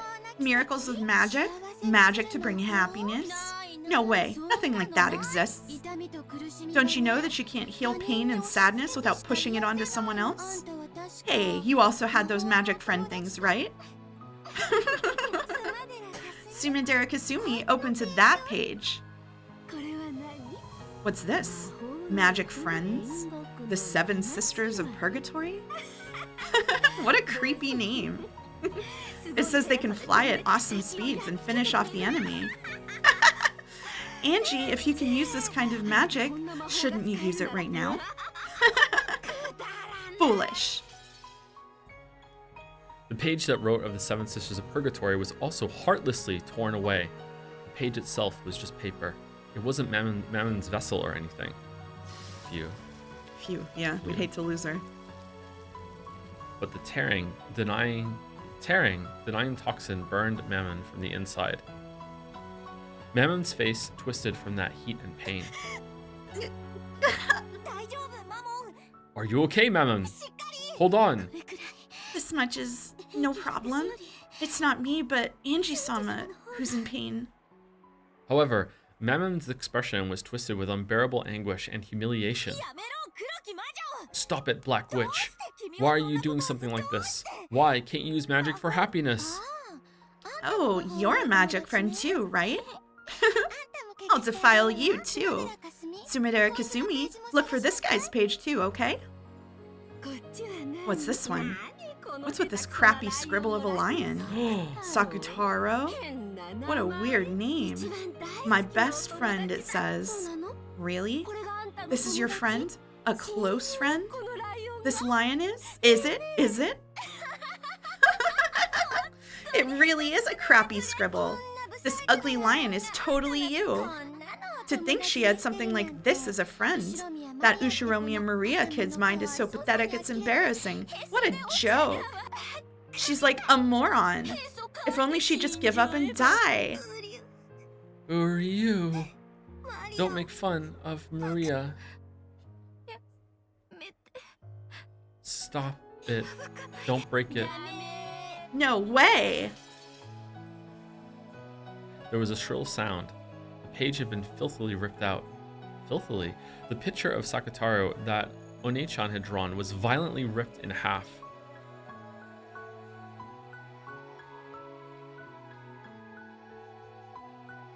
When did this happen?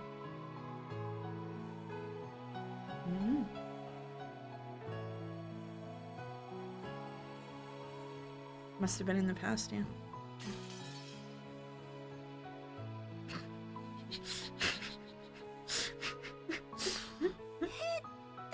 What a crappy picture. You all laugh too, okay? A pair of black suits laughed vulgarly and heartlessly trampled the two halves that had been torn and thrown. Really? Even the bodyguards are just stamping on pages, bullying this girl? What the hell? Ooh. Hick. Ooh. Sakutaro, hang in there. I'm not sad. I just can't stand it. I can't stand that Maria's being made fun of, and I can't do anything about it.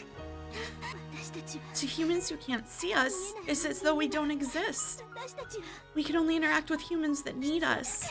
That's why we're furniture. As Sakutaro and Mammon supported each other, they crouched down, sobbing. Couldn't stand it either. Those who can't see how wonderful the world of magic is can't understand it. You can't explain to humans who can't understand, so it gets belittled. If you could show them it, but you can't. Because in front of humans who are filled with the magic-resistant toxin, and who can't understand magic, magic cannot be used. I really don't get it.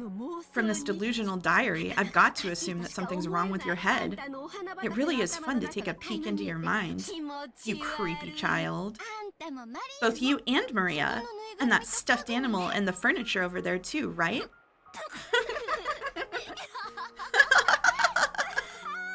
Oh, I could laugh. You don't have any friends, do you? You're always all alone, so stuffed animals are your friends. What a pitiable child. Don't worry, I understand. I know what it's like to live that way, so I'll accept it. You really are a pitiable child, right? This is taking a while, huh? Yep. Yep. To you, it probably would look like something made by a pitiful child. Yep. That's right. If 100 people were to read Oni-chan's diary, 100 people would probably think the same thing. I used to be like that too. Wait a minute, is this Umi project? No. But you know, despite all of that, Maria Oni-chan summoned a world of happiness. Don't deny that magic, that happiness. Such a stubborn child you are. Very well. This is the last one. I'll tear apart the source of the truly foolish magic that you and Maria believed in. Sumidera Kasumi, read this page, okay? What's this colorful page? What's this? Magic to always be friends with my beloved mother? Stop it! Not that page! Uh-huh. This magic's really simple, isn't it? It looks like even I could do it. Even I could remember an incantation this short. Shall I give it a whirl? It really is a short incantation, isn't it? Okay, give it a try. Let's have everyone spit it out. Sure thing, boss. With expressions that ridiculed it from the bottom of their hearts, the Black Witch and Kasumi tapered their mouths, and they said it aloud. Ooh, ooh. The black suit stared blankly, asking what the hell that was supposed to be. Then Kasumi answered, cackling. This is supposed to be an incantation. Are you kidding me? Wow. Come on, why don't you guys try it too? Wow. Ooh, ooh, ooh. The black suits imitated that moaning voice, making fun of it. Ooh, ooh, ooh. Ooh, ooh. That was the incantation for the magic that would let her always be friends with her beloved mother. What the hell? How stupid. If you could make family relationships better just by saying ooh, ooh, the world would always be peaceful. Ooh, ooh, ooh. A stupid moaning voice. Too bad that if you do this over and over again, people will think you're a pathetic, stupid kid. Are you a moron? Stop it! At least don't belittle that magic! It was the day of a picnic when Maria, Oni-chan, and Aunt Rosa were alone. It was written that this was one of the top 5 happiest days of her life. Oni-chan was singing a song she'd just learned from her mama. Her mother had been delighted, but partway through, Maria forgot the lyrics. But since she saw that her mother was so happy, she tried to sing it until the very end, with ooh, ooh, ooh. Even though she'd only pretended to know the lyrics, her mother had enjoyed it a lot. After that, ooh remained as an incantation to remember that day she'd spent in fun and happiness with her mother. Of course, even though she seemed to find it funny at first, Aunt Rosa eventually tired of hearing it, and eventually started scolding Oni-chan when she said it. But to Oni-chan, it was a memory of a fun day that she'd never forget. So among the spells that Maria had created, it was the oldest and the first. Kasumi stuck her fingernails into that page too. Stop it. Don't tear it. At least spare that page. No way. With a shrill sound, a girl's world of happiness was erased. Ooh, ooh, ooh. Is this your magic of happiness? Hilarious, hilarious. There's no way there could be magic to make you happy, right? Magic is made out of anger and hatred, right? Happiness is what you call the feeling of release you get only when you've pushed all the hatred you bear onto other people. The happiness you all are talking about is a phantom that doesn't show up outside picture books. As Kasumi laughed her head off, she slammed the grimoire against the ground and stepped on it. I think it's time to go through the whole story with every scene that Maria's in to see when she does and does not do the ooze. Yep, yeah. Absolutely. What are the contexts for every single ooh? And we gnome noised it. Yep. And we did the gnome. You did the gnome voice. You did the gnome voice. And once again, I did not react at all. You got to admit. I'm good at keeping it cool. Ooh, ooh. Maria loves her mother. Ooh, ooh. Oh. Yeah. Do you regret your words and deeds? No, it was hilarious. I didn't think so. It was hilarious. No, it was really funny. It was really funny. Yeah. Can't stand it? Hey, you can't stand it, right? You white witches of happiness?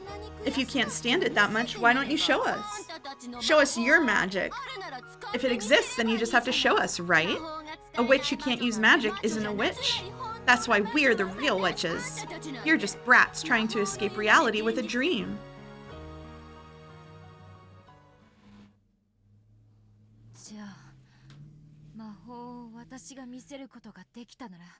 Then, if I can show you magic, will you believe in Oni-chan's magic? Huh? Yeah, sure. I'll believe.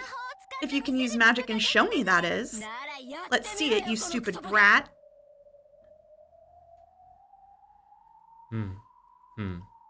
Silently, slowly, I stood up.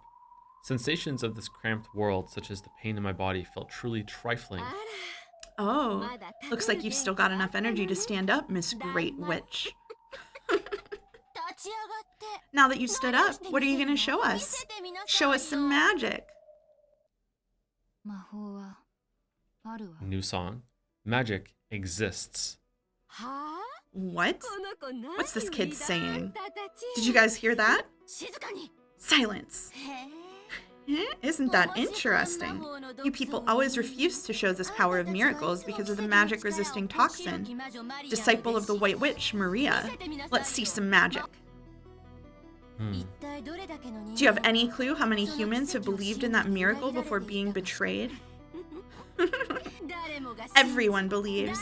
Everyone is betrayed and despairs. And they learn that true magic can only be gained by the power of black witches, like me. Hitting someone with your hatred is nothing more than a sin. That isn't magic. Sin. I'll show you real magic. You... Black Witch winced slightly. However, Katsumi sneered at me even more.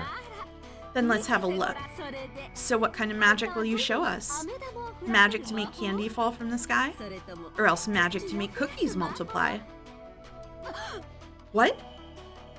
The instant I opened my eyes, a tremendous wind arose. What is this all of a sudden? Come, arise, the 7 sisters of purgatory. What?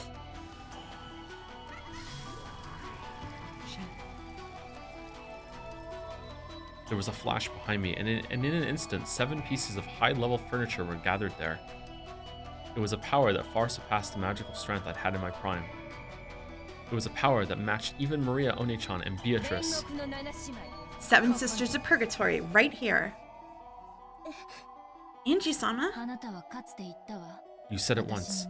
Because I lacked magical power and resolve, I couldn't use you or your sisters. This isn't some cheap emotion like wanting to get back at my bullying classmates. In order to protect Maria One-chan's mariage sorcière world, I now order you to show me the miracle of magic. It's impossible. No matter what you try before such a massive toxin. The 7 sisters also remembered what had happened in that classroom. If they could have obeyed Angie's order, they would have. However, surrounded by the toxin that runs thick in humans, they hadn't been able to display the miracle of magic, and they remembered very well how deeply that had hurt Angie. But Angie spoke very quietly. In that case, you all believe too. Huh? Mariage sorcière was created to bring people happiness, and also to fight the Black Witch. In order to show that miracle to the foolish Black Witch, who denies the world that one of the founders, the Witch of Origins, Lady Maria, gave birth to, and in order to protect that world, believe, that was a sentence, holy shit, believe in magic, in witches, in miracles, right now. When Katsumi gave an order to the black suits, one of them took out a gun and pointed at Angie. You'll show us magic, right? Then let's have it. Use magic to shoot this man down with a fireball or lightning or something. You get 1 chance. Show us before I count to 3, got it? If you can't, then you'd best prepare yourself, okay? Shoot. What's with this kid? She's lost it. The black suit pointing the gun laughed at Angie's detached attitude. Are you serious? This girl's lost her mind. In that case, get yourself shot, if only you just die. Angie, it's impossible. You can't block bullets with magic. No, there's nothing to be afraid of. Compared to my magic, to the 7 sisters of purgatory, bullets are nothing. Angie-sama? Mammon was perplexed by Angie's absolute trust. If she could comply, she would have, on that day as well. But because she had been unable to do anything, she had hurt Angie. You brat. If you can use magic, let us have a look right now. What's wrong? We're telling you to show us magic, right? Come on, bro. No need to hold back, okay? Boom. Show us some magic. The black suits jeered at her, but Angie simply concentrated her mind in silence. If only you just shoot. She's even telling you to try and shoot, you guys. This kid's already lost her mind from fear. Bye-bye, Angie-chan. Go and pretend to be a witch as much as you want in heaven. Fire. You sure? Fire. Die, Angie. If you can do it, then give this magic of yours a try. The black suit cocked the gun and, sneering, pulled the trigger. And then Angie died. The The sound of gunfire rang out, and the world stopped. A red spray scattered out, and chunks of flesh flew.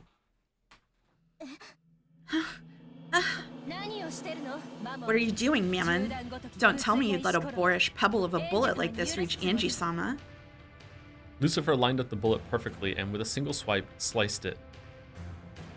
And in the chest of the black suit who had apparently fired the gun was a hole as big as a fist. Every now and then, I get to go first. Half of Leviathan's body was covered with blood and a cold smile was on her face. Then, slowly, the pitiful prey that she had brought down fell over. You pierced a human? Idiot. Do you still not believe in our master's magic power? Are you kidding me? You materialized in front of this many humans? What is this? What? Katsumi and the rest were flustered. He certainly seemed to have fired his gun. However, it hadn't hit Angie, and why was the person who fired it hurt instead? This is magic. Great job, Leviathan. I'm most honored. You foolish humans who dare oppose our master. Now is the time of judgment. Prostrate yourselves. Why? You shouldn't be able to bring magic into the world of humans. They shouldn't be able to see magic, and they shouldn't be able to be touched by magic. Why? Because this is true magic. Ah! What are you people doing? Kill! Kill! One of the black suits who had finally come to his senses pulled his gun, aimed. Like I'd allow you the disrespect of pointing a gun barrel at our master. Die. Those words were a requiem. Damn, that line goes hard. The man's chest had already been pierced by Lucifer, who had become the stake of pride in an instant. Thump. With the sound of the second person falling, the black suits now realized for certain that their lives were in peril. What? Save me! The instant one of the black suits doubled over in shock and turned on his heels to escape from that place. The stake of sloth. Be thankful that your violence against our master will be repaid with this alone. Die! In his right eye, a hole as big as a walnut opened and his head split. Belphegor was sprayed with blood and her face twisted demonically with the joy at being able to use her full power. Oh, ah! Who's that? Who's there? Where are you? Black suits were flustered, pointing their guns in every direction, but they didn't understand what was happening. Alright, so first of all, Baltur's not in the scene, so now this is real. Second, do you just think none of it is happening at all? Nothing happens in Umineko. Okay, nothing alright, well, that's fine. Secondly, it's Amakusa, the Juza, with a sniper rifle on the grassy knoll, just taking them all out. Yeah, that's what's happening. He has ripped pants, and he has another pair of pants under his ripped pants. He's so cool. He is so cool. He's so cool. He's super cool. You can see that it matches his shirt, so like maybe it's just like a full bodysuit underneath. Maybe it's just like a onesie. Yeah, maybe it's a onesie under there. With buttons, yeah. Yeah. Okay, that's cool. What does he have, like the Baldur cross? Baldur has a cross like that, right? I don't know. Maybe they love God. Maybe. Where's Baldur? Ooh. Am I blind? Is Baldur on here?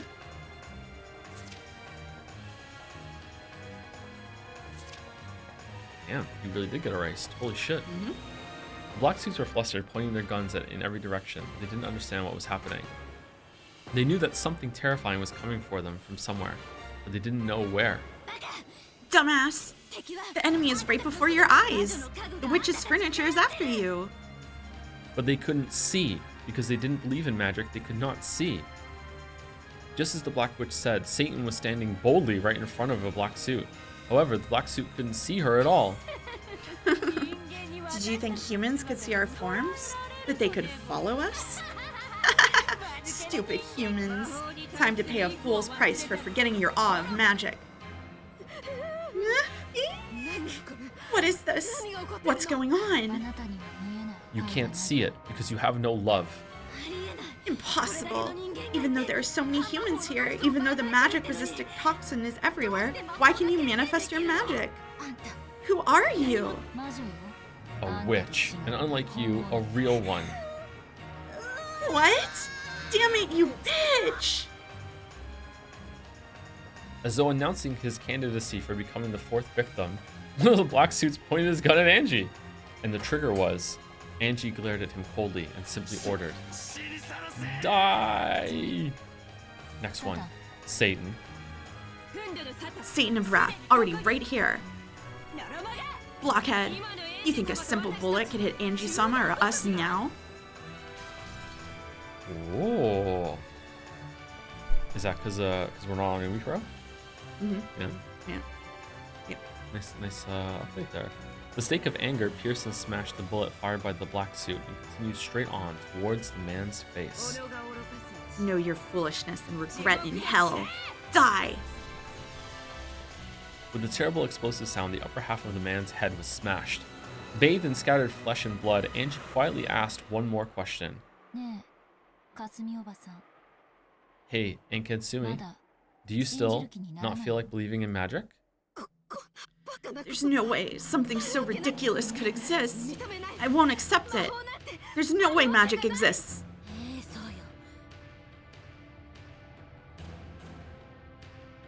Yes, that's right. Sorry, I just forgot what I'm doing for a minute. It's okay. There's no way magic exists. There's no way witches exist. Magic exists. Witches exist. Ryu! That's right. Magic exists. Witches exist. And in this world filled with anger and sadness, it can become the key that opens the door to the world of happiness. I won't let someone like you deny that. The key to a world of happiness lies in every person's hands. No one has any right to steal that away. You pitiful human who cannot understand this.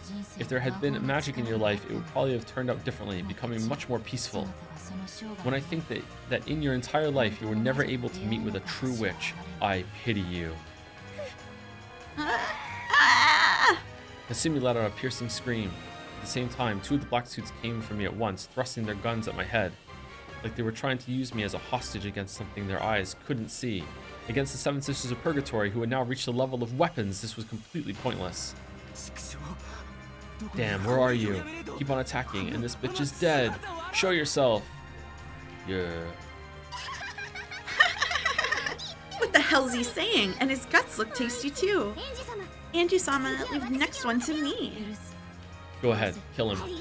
Thank you so much. I'm so happy. Die!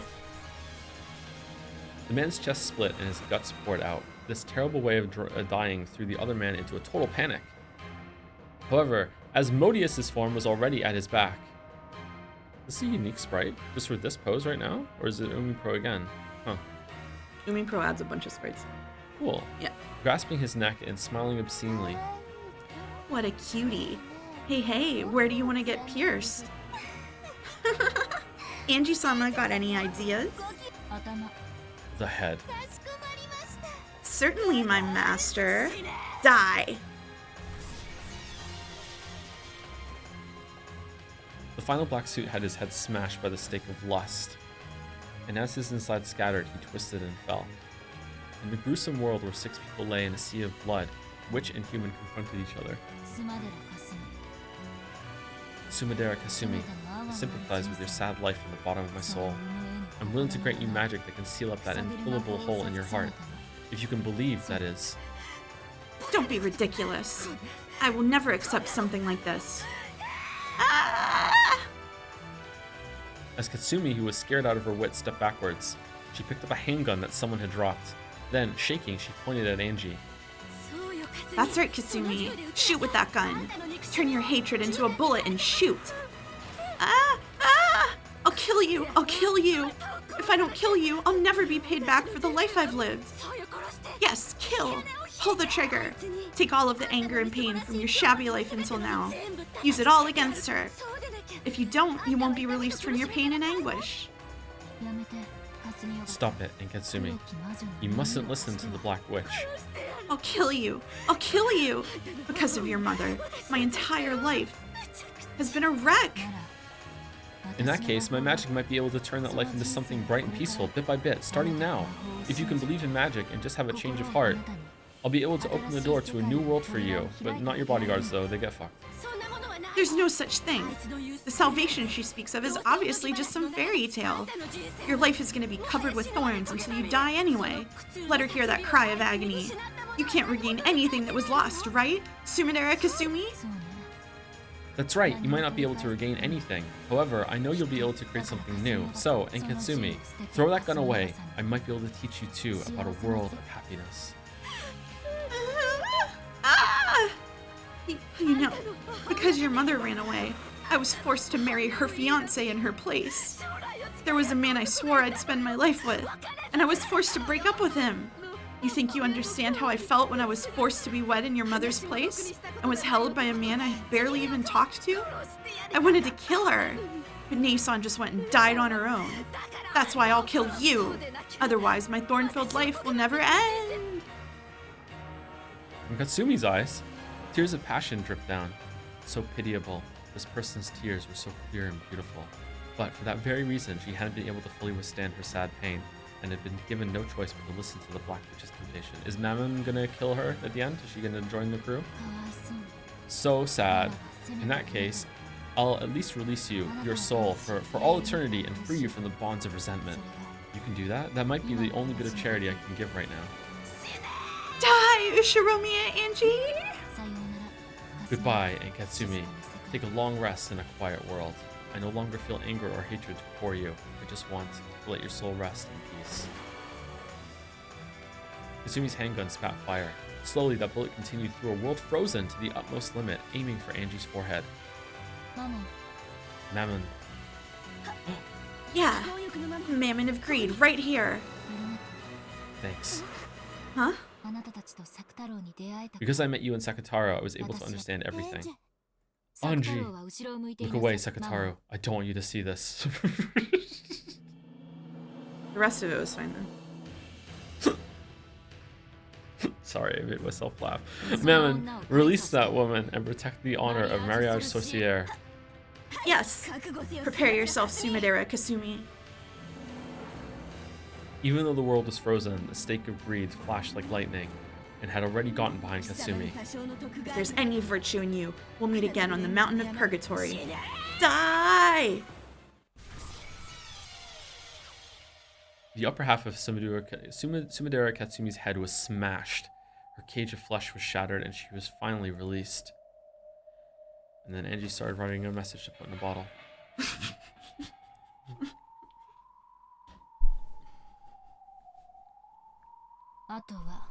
Next is you, the Black Witch. By now, I think even the fact that you look like Aunt Eva is inexcusable to her. If my form still looks like Ushiromiya Eva, that means you still haven't been able to forgive me inside yourself. I understand, Angie. Even you want to be released from your thorn-filled life more than anything. In that case, I thought of something interesting.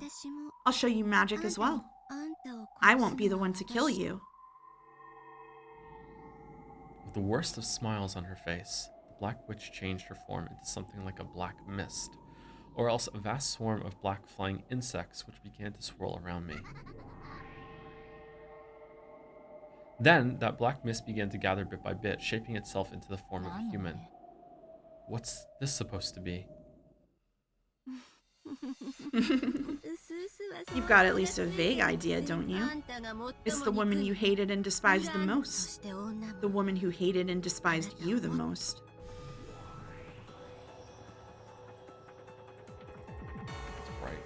Right. When the black mist cleared, over there was Aunt Ava's form as she had been during her life. Her hands were holding a gun.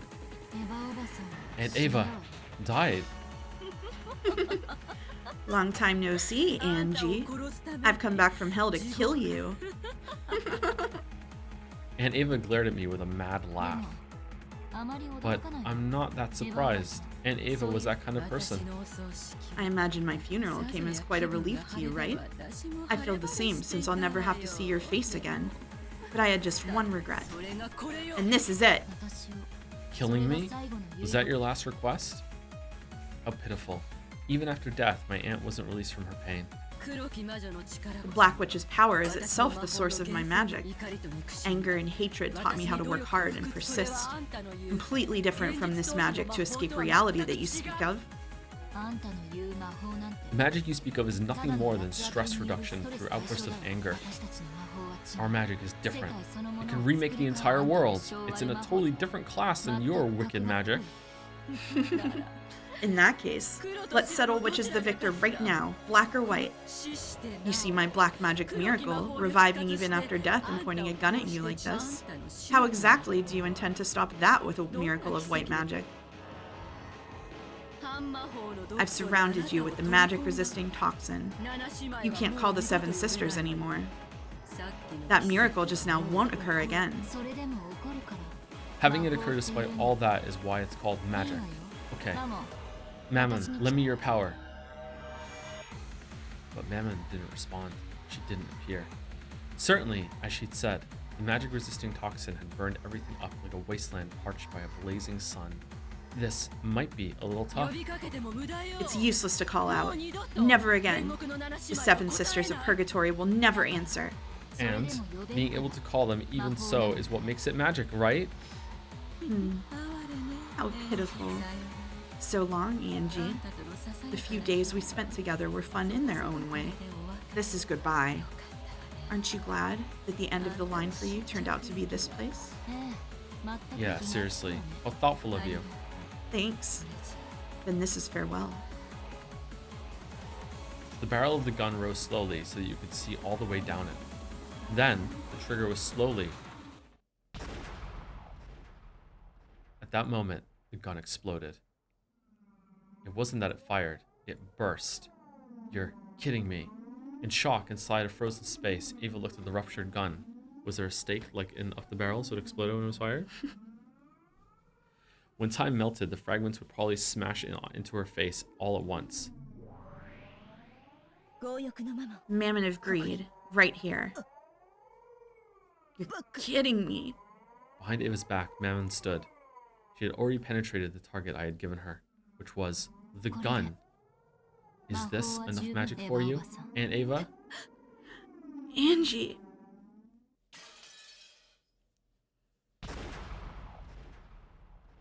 Then time melted. The fragments of the burst gun and exploding gunpowder burned her face. Letting out a shrill scream, she covered her face and rolled around. It was pitiful. Your luck was bad. This is game over, Aunt Ava. I signaled to Mammon so that Ava would be freed quickly from the pain of her burnt face as she writhed around. Thank you, Mammon. This time, I want to apologize again from the bottom of my heart for calling all of you powerless on that day in the classroom. You were excellent furniture for protecting witches. I'm the one that's grateful. I feel truly honored at being able to meet a good witch, a good master in the end, and at being able to fulfill my duty as furniture. Mammon had understood. This would be the final job I'd give her. Mammon quietly walked up to me. Then she looked down at Ava. Aunt Ava, thanks for sticking with me for so long. This is farewell. Have a nice dream. See you in hell. Cool. Then the light sound of her forehead being bored into rang out. I don't know, I kind of feel like maybe there was some symbolism going on there. maybe some just, themes. Maybe some themes. I wouldn't go that far. Oh, I wouldn't go that okay. far. Just symbolism. Just a little bit of symbolism, yeah. The battle of gunpowder smoke and fury of white and black magic ended. I get the feeling it was a long, truly a long journey. And the world slowly sank into darkness. End of chapter? Mm-mm. No? Wow, Nope. it's a long chapter. Mm-hmm. Wow. We're almost done. The stars that should have been sparkling lay not in the sky, but were scattered beneath me. When I realized that the pearl and ruby made a red and white stream, I noticed that it was a vast nighttime scene spread out below. I was in the sky of that nighttime scene, neither standing nor flying, but simply floating. For nowhere in particular I could hear a clap, clap, clap. A truly dull applause. I know. It's the one who ordered me to go on a journey. Burn Castle. Oh, I like her now. Congratulations, Endless Witch, Angie Beatrice. At the end of your travels, you understood everything about magic. Yes, I now understand everything about magic. I am a witch. The last witch who inherited the magical world created by Mariage Sorcière. No one besides you can tear Beatrice's world to pieces. Because I know witches, I learned how to resist them. Magic is made of love and sadness and anger. No matter how cruel a witch Beatrice might have been, the source of her magic is exactly the same. And that's why I wish I could leave that world of hers alone. After all, in her eyes at least, that world is complete. But then you'd have to give up on your family. That's right. So I don't like doing it, but I have to fight. The very reason I left on this journey to become a witch was so I could bet on the faint chance that I'd be able to take my family back someday. Unless you kill Beatrice, only worlds of isolation can exist for you.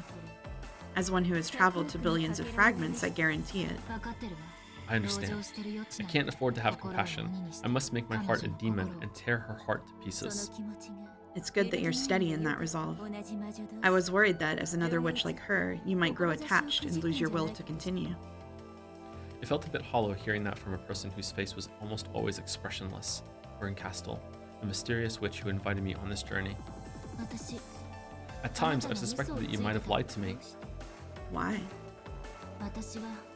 I am the Angie of 1998, so even if I save my family, they will only be saved for the Angie of 1986. They won't be saved for me, so I've sometimes felt like I was being deceived. That is correct. I deceived you. But now I'm grateful. After all, in the end, you did teach me how to get my family back. I didn't teach you anything. If you know something, it's because you've reached that mental state by yourself as a witch. That mental state is different from my own. I personally cannot understand it, but if that's the truth, then congratulations. I'm not a player in this game, but a piece. You said that to me, right? Yes, I said it. Now, I fully understand that role. A piece doesn't need emotions. It just has to give its life. It just had to give its all for victory's sake. Yes, that is correct. The game requires that you each make the best possible moves, right? If your moves get distorted by hesitation and confusion, your opponent will be confused as well. Sorry, Beatrice, but don't hate me. Ushomiya Angie still needs her family. So I have the right to fight you so that I can take them back. And you have the responsibility to be challenged by me to a fight. So don't hate me. In exchange, if you do win in this game, I'll give you my blessing as well. Come on, let's go. As the piece I am, it's finally time for my true turn. Sorry, Beatrice. I won't hand Oni-chan over to you.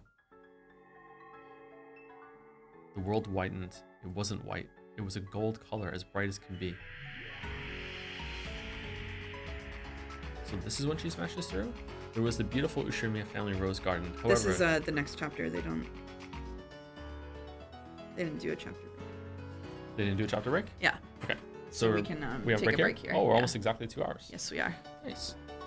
And this is also a pretty scene to break on. It is. Let's see here. Before I go, or we go. Oh. Yeah.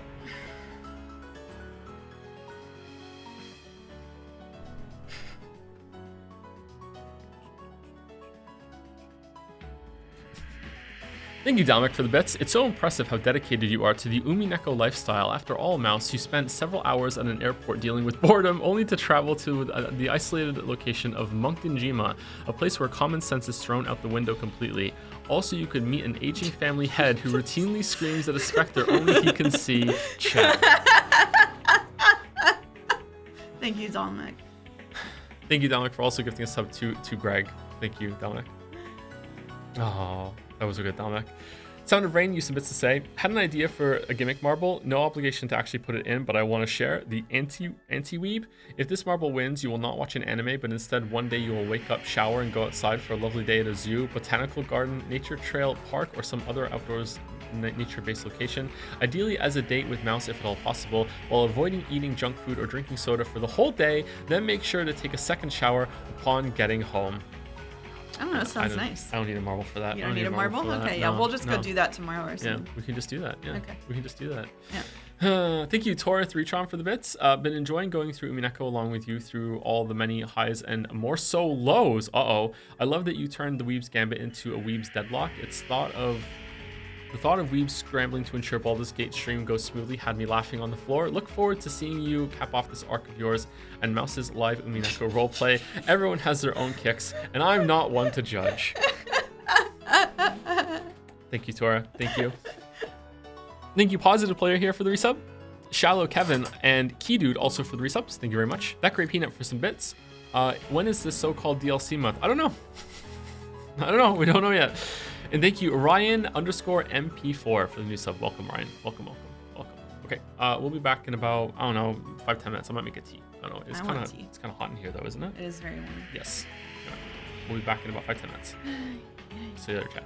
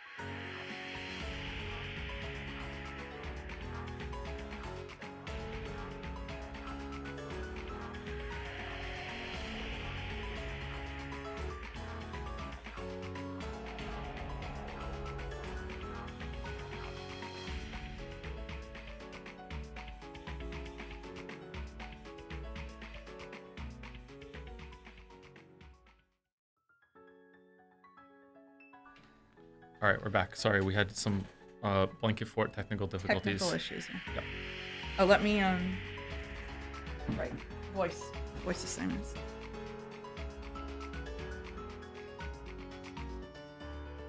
Okay, I'll try and remember. Okay. Okay. I'll I can try show and- you if you need it. Okay. All right. Okay, so this is me then whenever we start. And...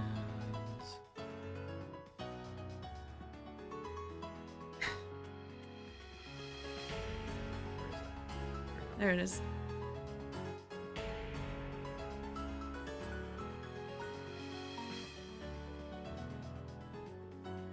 Wait, 2 pancakes while we were gone? I want 2 pancakes. Damn, okay. Where are my pancakes? Sorry. I don't know how to make pancakes. Not that modern.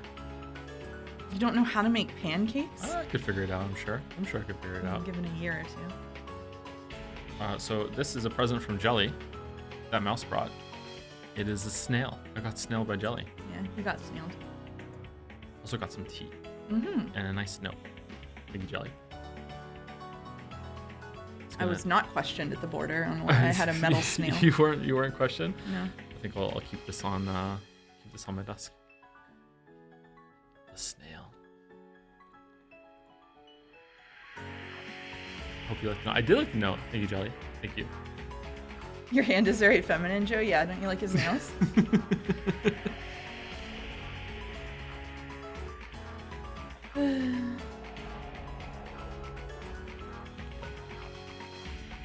Wait, it's not. Don't do that. It's the wrong one. It's this one. There you go. I did it. Does Mouse have a second squeaky chair? Am I in the squeaky chair? You're in the squeaky I'm chair, in the yeah. squeaky chair. I'm Yep. in the original squeaky chair. Fan artist, please don't do it. The OG squeaky chair. Yeah. We're pretty cramped in here, actually. I got some dividers to make a square around the desk and drape some blankets over it, and the blankets were not as big as I thought they were, so we have to tighten the dividers. So I'm gonna have to get bigger blankets, I think. Yep. Or some sheets. I'm not sure. Mouse in the chair that squeaks. Fitting.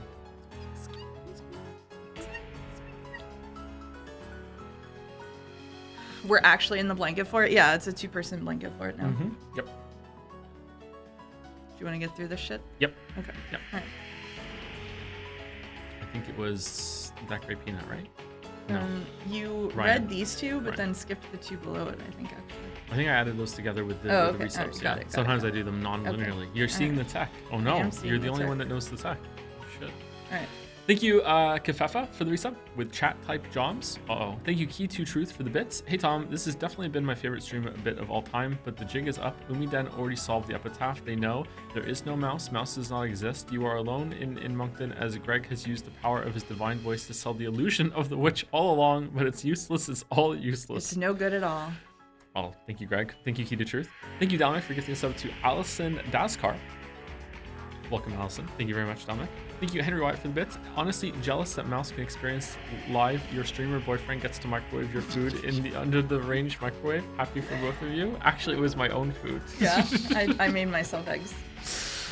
Thank you, Sound and Rain, for the bits as well. Just want to point something out to everyone. I gave Joe a chance to not watch an anime and he instead focused on the date aspect. The idea of him not having to watch an anime has had absolutely no impact, almost like he didn't care one way or another. A true non-weeb would have been ecstatic at the possibility of avoiding seeing an anime. This is scathing new evidence of weebdom. My investigation was successful. I won. Chat, you are all welcome. Now I'm gonna throw a wrench in this and say, like, one of the first things I said when we got together was that I would watch the Marble anime with you. So either way, he wins. What do you think of that? Mouse, have you broken the news about Battler's catchphrase to Joe yet? Yeah, that's one of the reasons that we're still on the 7th mod. Yep, instead of the other one, yeah. The Witch Hunter translation? Or is the Witch Hunter translation the other one? Yeah, it's the Witch Hunt translation. Okay. Sort of, more or less. Amazing and Mouse to agree to watch Steins Gate? Oh no. Let's hope it's not that then. Let's hope it doesn't come down. Let's hope. Okay. All right, are we ready? I think so. I think we're in a All right. slightly different position now, so I think it should be okay. Okay. Let's see All how it right. goes. Okay. Yep. So, can I see assignments again, sorry? Yeah, I've got narration, so I'll start us off. You are. Okay, I'll try and remember. If you just remember it was everybody from the last chapter Okay. and your usual, then I think Okay. it's Okay. All right. However, the flowers on the roses were all gold. The nectar was also gold-colored. The butterflies gathered there were gold as well. This is the Golden Land. The promised land that the witches of Mariage Sorcière had finally been guided to.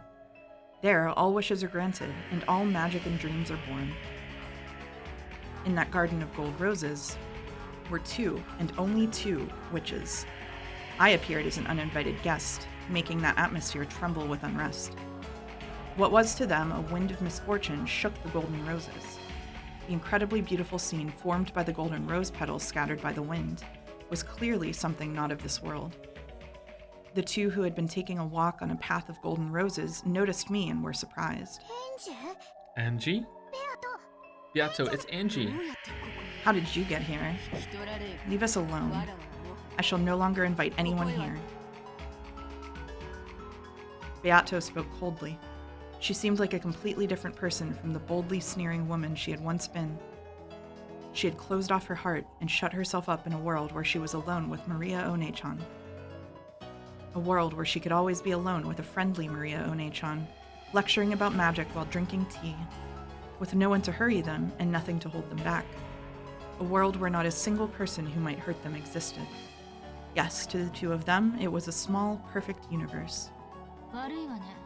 Sorry, I can't have you shutting yourself up in here. We can't continue the game unless you come back. I said I stopped because I'm tired of it. I will not return to the game again. Beato will always be here with me. Here, we'll drink tea together and think of lots of ways to play. You can play with us too, Angie. Maria, I believe I said that mustn't happen. I'm satisfied as long as I have you alone. Say that you too are satisfied as long as you have me. Yeah, thank you. The only person who needs me that much is you, Beato. So I'll be with you. Just us is enough. Maria, thank you. I'm grateful. Beato held Maria tight, even creating a small, warm universe between their joined arms. It was probably the birth of the smallest universe in the world. The smallest universe in the world which a pair who needed each other could give birth to. No matter how small it was a complete world. But I had to tear it apart. Sorry, but I can't let it go like that. I came to smash this golden land of Mariage Sorcière. Why are you going to break my world? Are you saying that this world is causing anyone other than Maria and me trouble? You've left Oni-chan waiting all this time. In a game you started and then abandoned without finishing. If you don't return to your seat, the contest won't end for all eternity. There's no longer a single player in that game. Battler vanished and I did as well, coming here. That game is already over. It is not over. You started that game, didn't you? Take proper responsibility and see it through to the very end. Will you defeat Battler and give birth to the world you truly wished for? Or will you be defeated and everything swallowed up by your magic released? Take responsibility until the very end. Don't, Angie. Beato will spend her time in this world alone with me for eternity. And I don't need anything else as long as I have Beato. Here, all wishes are granted. Everything is here. This golden land is made up of nothing more than the crystallization of Beatrice's and Maria One-chan's thoughts. To drag Beato out of this world, I have to destroy it. I will destroy this golden land, which must be a final, peaceful world in Beatrice's eyes. Oni-chan, that's wrong. This golden land is a liar. It won't grant the one wish you truly want granted. That's not true. Anything can be granted here. Look, there's even a nice mama here.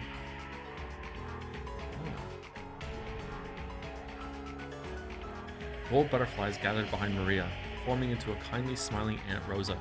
After smiling sweetly at me, it became golden petals and crumbled. Yep, she can't say something nice, she doesn't speak at all. Here, anything can be created. Even Angie, even Battler, even George, Oni-chan, even Jessica, One-chan, sorry. Getting my chants mixed up. You can summon as many as you want and everyone is nice. You come too, Angie, and let's play together. Sorry, Oni-chan. Oh, sorry. Sorry, Oni-chan.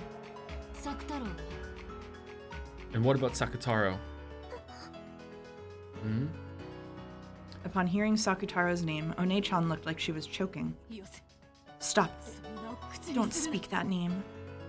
Beato's expression changed as well, and she hugged Maria, guarding her shoulders. Sakutaro's name was still taboo for One-chan. Why can't I say it? It's the name of Maria One-chan's best friend. Why won't you invite that close friend to this wonderful golden land? Why, in this golden land where any wish can be granted, is Sakutaro the only one you cannot summon? That is... It's alright, Maria. You don't have to remember Sakutaro. Sakutaro was killed by Mama.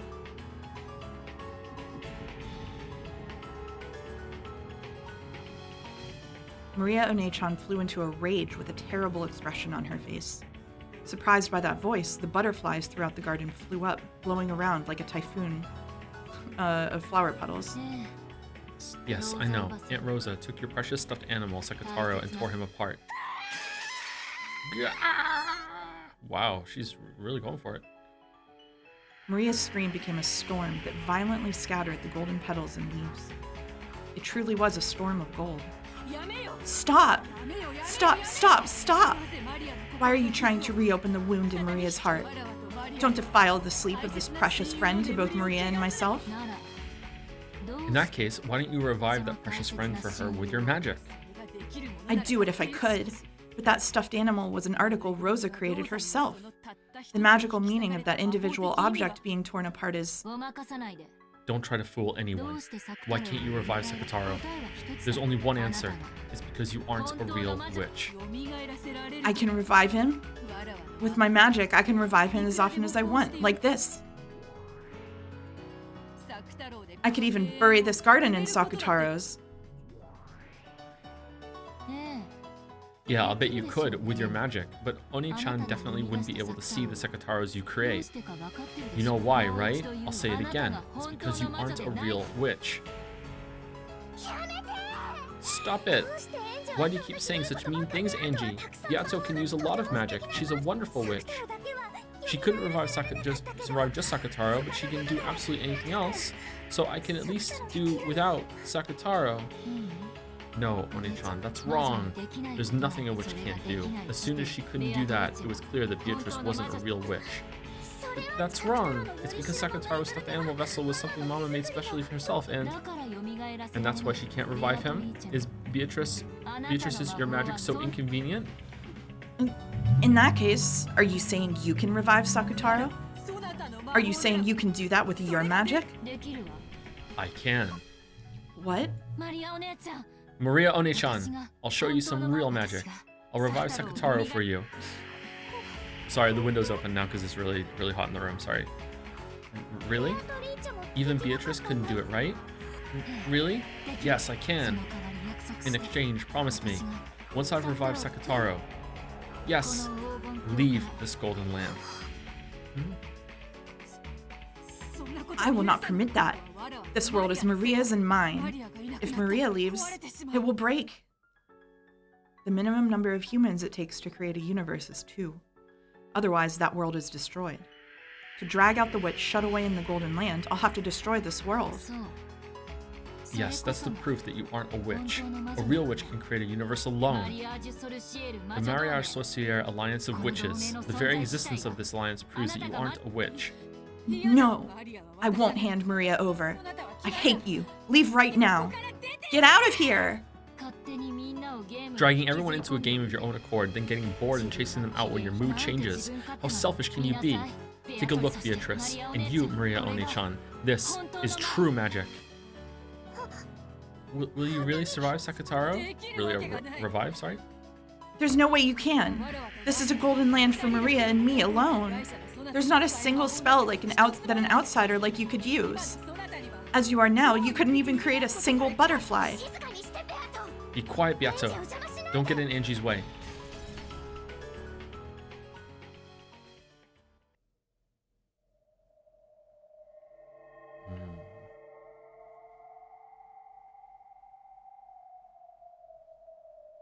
When Maria yelled, the storm suddenly stopped and the area returned to silence. The scene, as a massive number of golden petals that have been blown upward quietly drifted down, was fantastical, as though a golden snow was falling. Maria, thinking about this unlikely, if only miracle, had unconsciously joined her hands together as though praying. Beata watched Maria do this, her heart racing. If the extremely unlikely were to happen, this world would. But it's unthinkable, absolutely impossible. That stuffed animal, which had been the only one in the world, was torn apart and thrown away, and not a thread remained. Reviving it was certainly and absolutely impossible. This is my golden land, a world where magic that isn't mine certainly cannot exist. If you think you can do it, let's see what you've got, Ushiromiya Angie! At Beato's scream-like cry, the world lost its sound. Ooh. I slowly recited the incantation for true magic. Ooh, ooh. Is there seagulls crying in the music right now for that scene, or were they outside? I couldn't tell. You I can't tell? didn't know. Because it'd be funny if they were outside. Come, try to remember. Maria's close friend, Sakataru. Try and remember what form you had. Try and remember what a lovable stuffed animal you were. Huh? Expressions of shock rose to both of their faces. Then, pushing Beata's elbow aside, Maria dashed forward.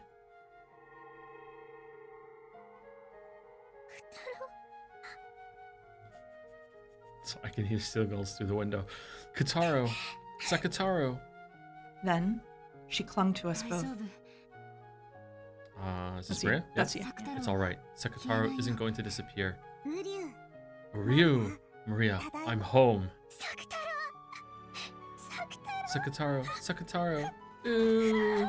Wow! Sakataru! I wanted to see you so much. It was, unmistakably, that stuffed animal lion, Sakutaro. Its softness, its texture, its stitches, its everything. Maria had forgotten. But the instant she hugged that stuffed animal, it all came back to her vividly.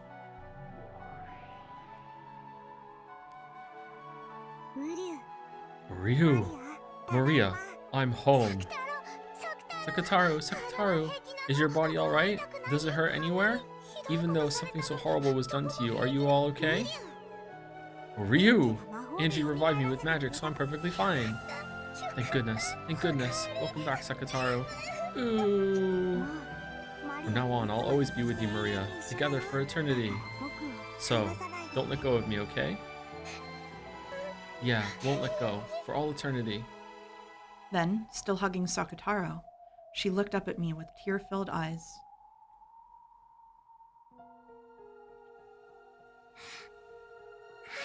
So we have to stop the stream, right? Why? Because the game just lied with a red statement. We're done. You have to, but don't you have to wait and find out if you think it was clever? I waited already. I waited like 20 All right. minutes. Well, Yeah, I I'm mean, done. Yeah. If yeah. you want to drop it here, that's up to you. Yeah.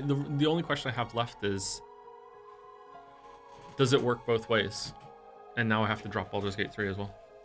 Well, yeah. Didn't we agree it was both ways? It's both ways? Yeah. Okay. All right. Sorry, Baldur's Gate 3 fans. Sorry, Baldur's Gate 3 fans.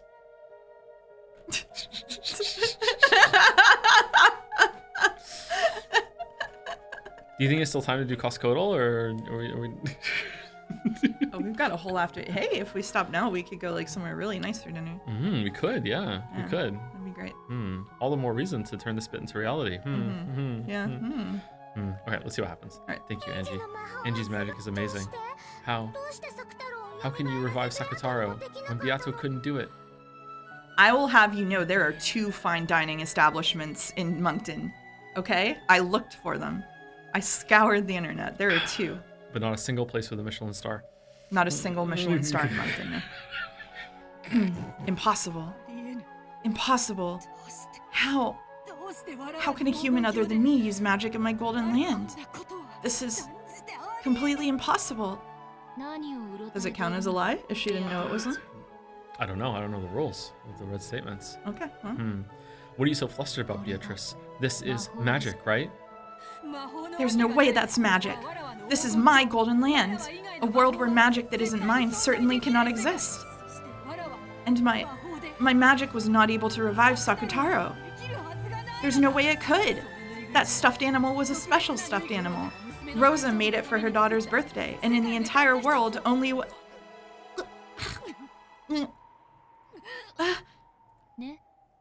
See, it's magic, right? Oh, she's crying.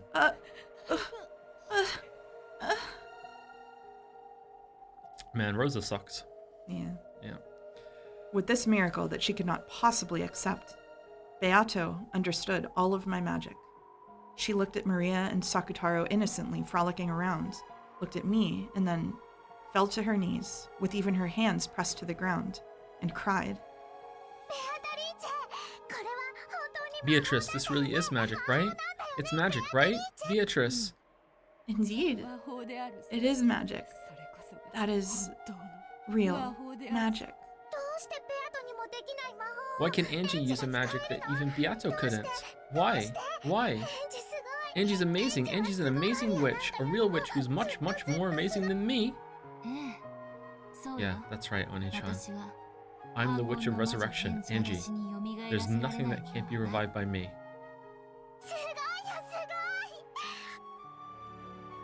Isn't the story called Rondo and the Witch of Reasoning or something like that? Mm-hmm. Have we had the Witch of Reasoning show up yet? Witch and reasoning. Witch and Reasoning? I believe so. Okay. Amazing, incredible. Even Beato said that the magic of resurrection was the hardest. Angie's incredible. A really, real great witch.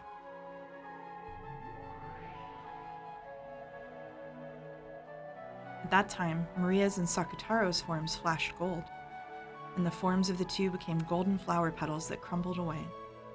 As the two became a golden wind and swirled together, they left for some other peaceful place, not here. Beato had, as promised, banished Maria from the Golden Land. If only the watermark was on the screen so you could check. You know what? We will. Here we go. We're doing it. We're doing it. We're doing it. Oh my god, they're gonna whine. And we're gonna keep it on for a while too. Switching it up. Rondo of the Witch and Reasoning. Mm-hmm. Okay, I was wrong. I was right. Okay, you were right. You're usually right. Yeah. Also, I was lying. I'm not gonna keep going. I don't like it either. Goodbye, Maria Oni-chan, and be happy forever. Don't worry, you definitely exist in Oni-chan's world too, but that doesn't refer to you. I'm happy for you, Maria. As your close friend, I celebrate this reunion from the bottom of my heart. On Beato's face was a mixture of what was probably every expression a human could muster. It was joy, anger, and sadness. That's the only three emotions that humans have. Mm-hmm. Yeah. Men only have two.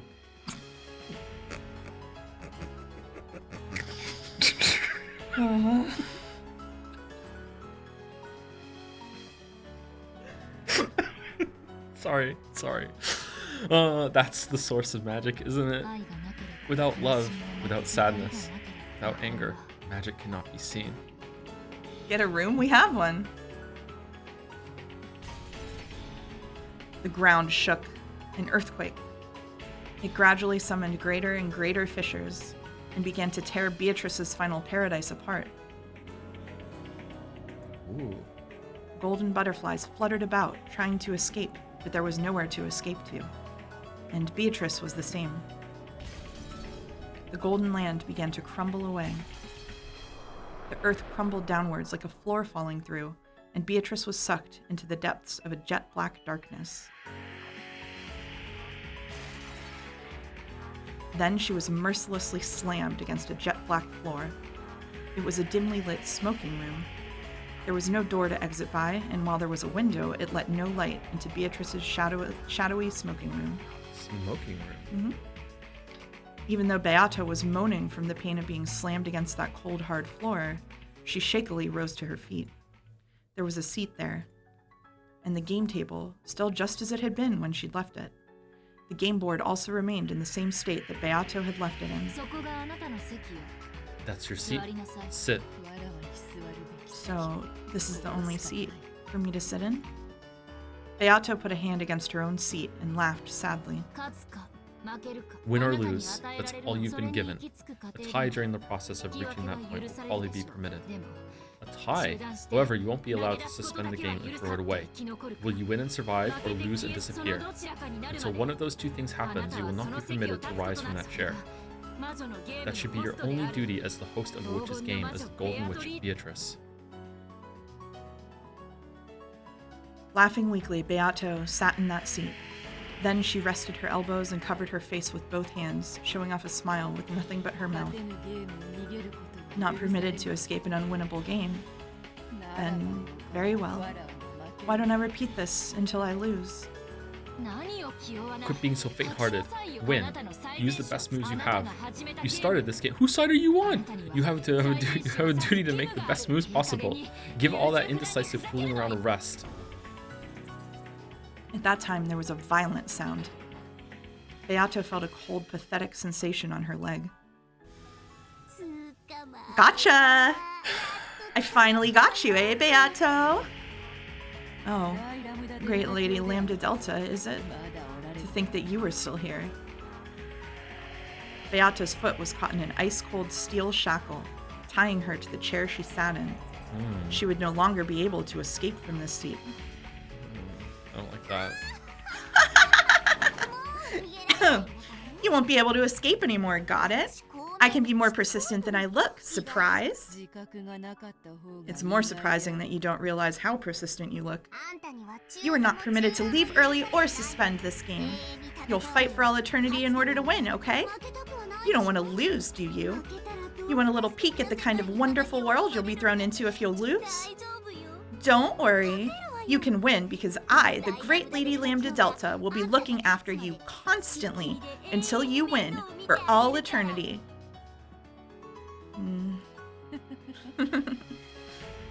But even if I wish to fight, there's no opponent seated across from me, correct? Yeah, we'll find one. Oh, don't worry, I found Battler.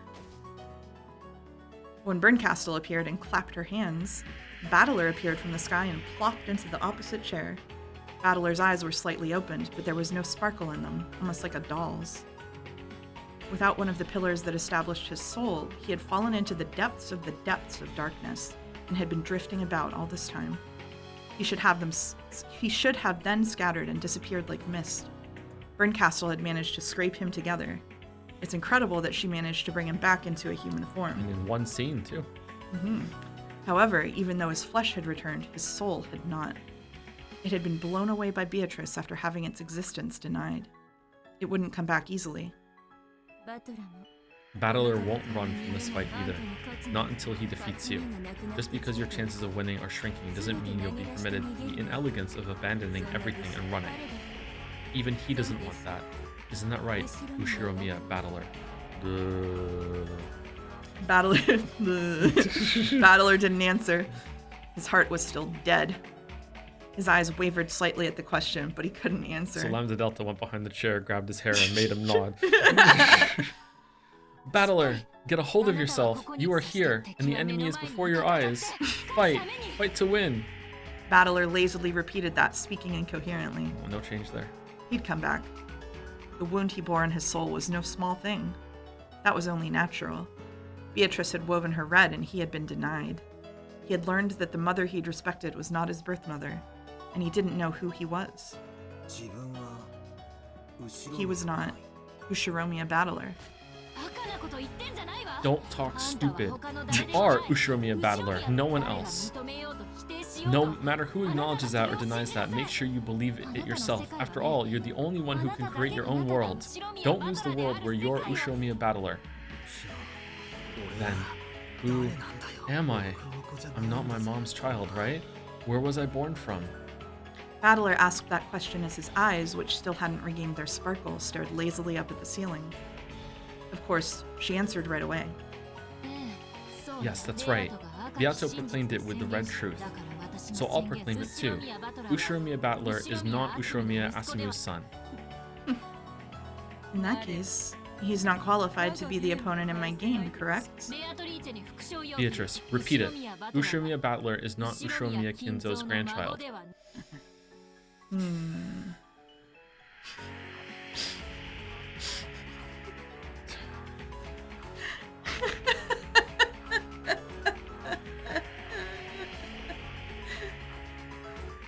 Thank you, Angie.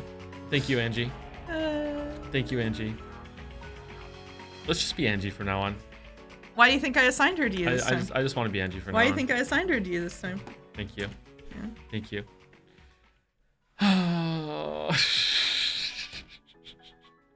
She points at the cliff. She went to the cliff in order to overcome it. That's what the last scene was about. Exactly right, Her yeah. overcoming the cliff Yeah. for me. It's a metaphor. She's literally me. Yeah. Yep. Ryukushi knew that someone would be streaming this years in the future and would use the terminology cliff to describe a bad moment in a story. Yeah. Yep. Just knew. And then he knew you'd be a pedantic motherfucker who got mad about that thing. And planned ahead of time to write a solution into it. You didn't have to say it like that. Yeah, I did. It was funny. Mm-hmm. Yeah, you did. You're chat's champion right now. Yeah. As Beato wrinkled, they forgot that I agreed with you. As Beato wrinkled her forehead, a painful-looking smile rose to her face. So you refused to repeat it. Beato proclaimed two red truths. You are not Azumu's son, and no one except Kinzo's grandchild Battler is qualified to be her opponent. The following theory will allow Battler to be accepted without creating any contradictions.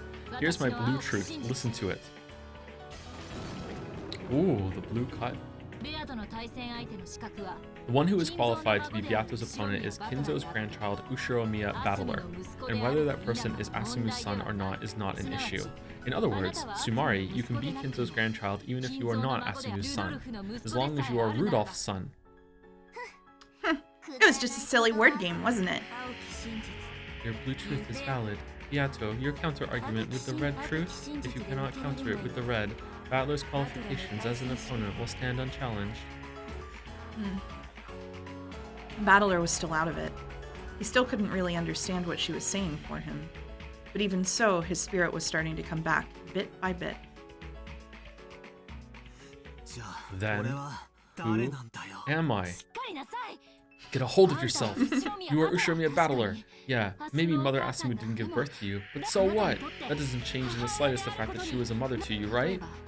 For example, what is Ushiromiya Angie to you? You might not share the same blood, but she's still your little sister, right? It's not about blood, it's about bonds, right?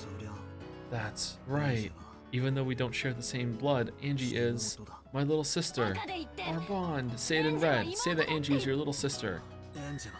Angie is my little sister. Ah, I could say it. You promised. I promised, yeah. Yeah. She hugged Battler, who was still out of it, and slumped in his chair strongly from behind. So much that it hurt. I don't know why Mother Asumu wasn't your birth mother, but still, up until today, and even now, you believe that she's your mother, right? In this world, there are plenty of people without even a mother, without even a family. Did Mother Asumu ever let you feel lonely? Never, right?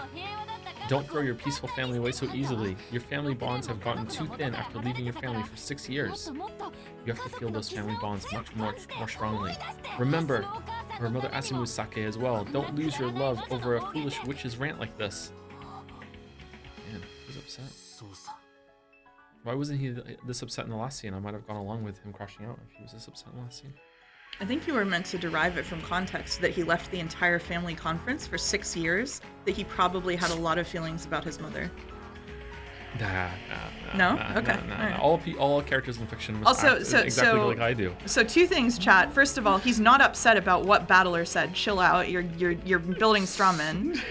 And second of all, he's not saying that witches don't exist in red because they literally agreed not to do that when they started the game. They said that would be bad sportsmanship. That's why he's not saying it. Chill out. Chill out. Yeah, he's not allowed to do that. Yeah, I don't want him to do that. Yeah, that's yeah, you absolutely don't want him to do that. That's bullshit. Yeah. I don't want him to do that at all. Okay. You're right. Mom was always on my side. Where is this place? It's dark, and I want to go home. Where's all my family? The light still hadn't returned to Battler's eyes, but tears appeared. Your little sister is waiting at home for you to come back. If even you don't come back, she'll be all alone forever. For your little sister's sake, please win this witch's game. I think you have to do a posture check so you're not so Yeah? quiet. Okay, I'm sorry. Yeah. Maybe I can point the microphone a little bit closer Yeah. towards me. Yeah. Okay, alright. Okay. Want to see a magic trick? Yeah. There's a bunch of people in chat right now that weren't here earlier, and they don't know that we're in the same room. Hi, chat. Ow. Sorry. You okay? Yeah. Yeah. You okay? I'm fine.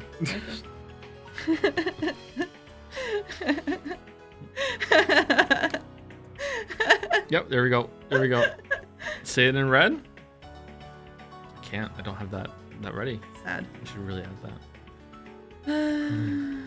Angie, my little sister, but I still don't get it. Why do I have to keep repeating this incomprehensible, cruel game with Beato? I've had enough. 4 rounds, Battler. 4 rounds. In that case, settle this game quickly and go back home. Ushiromiya Battler, how long are you going to play around in a place like this? Your little sister is waiting for you to come home. That's right. Battler had been caught up in this strange game before he even knew it, and still unable to understand why he was fighting.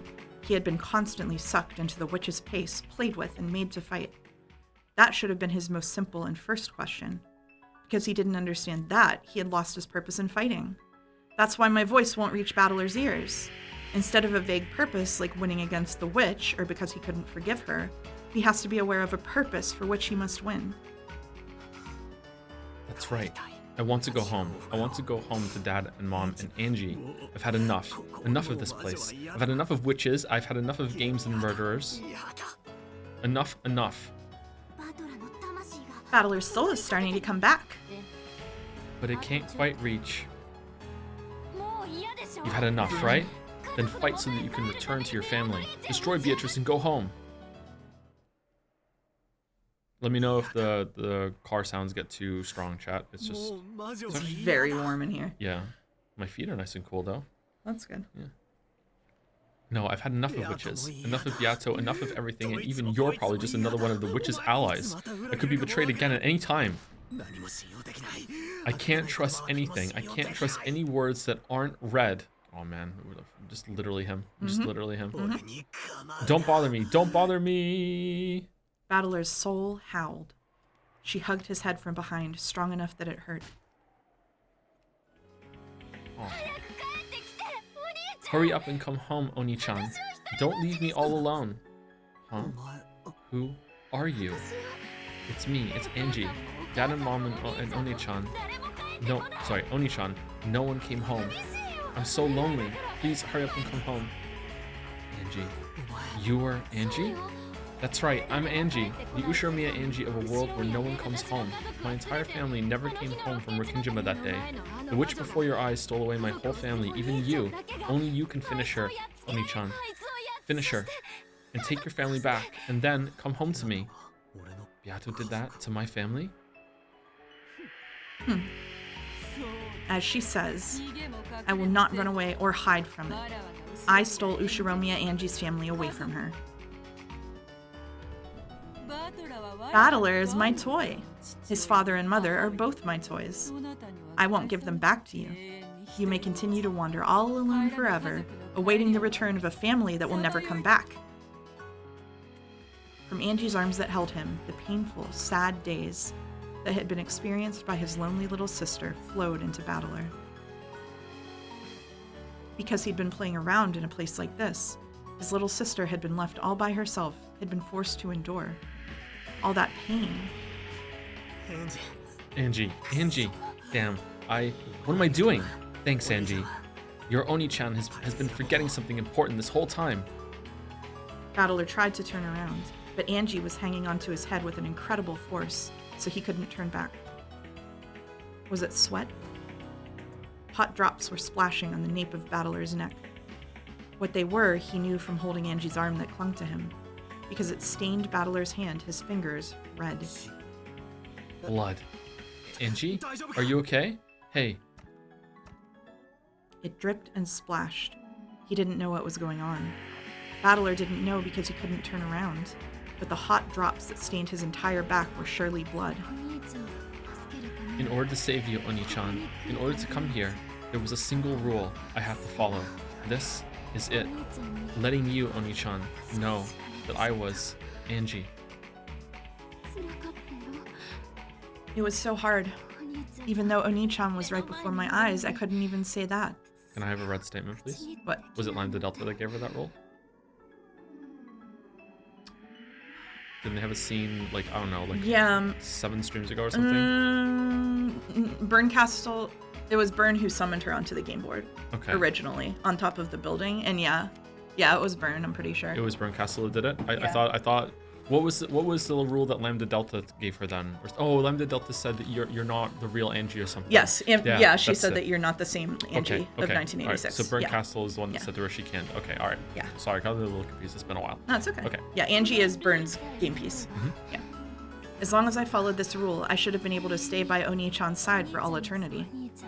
You and me together, to play in the game against the witch, for eternity with Oni-chan. But that's no good. Oni, Chan, you have to come back. Your sister's waiting for you at home. That person isn't me, but this way your sister will be saved. Angie? Angie, there's so much blood. So much. He wanted to turn around, but Angie was gripping his head too tightly. However, judging by the blood that was pouring out and Angie's pained breathing, he realized that something seriously wrong was happening to her right now. Don't worry. I am only a piece. You know, in chess, they have this move called a sacrifice. Sacra what? Who cares about chess? Let's get you some first aid quickly. Let go for a second, Angie. A sacrifice is an abandoned piece. For a tactical game, you intentionally accept a loss and let a piece go. In chess, the ultimate goal is victory. So if it can bring you to victory in the end, there's nothing wrong with sacrificing a few individual pieces.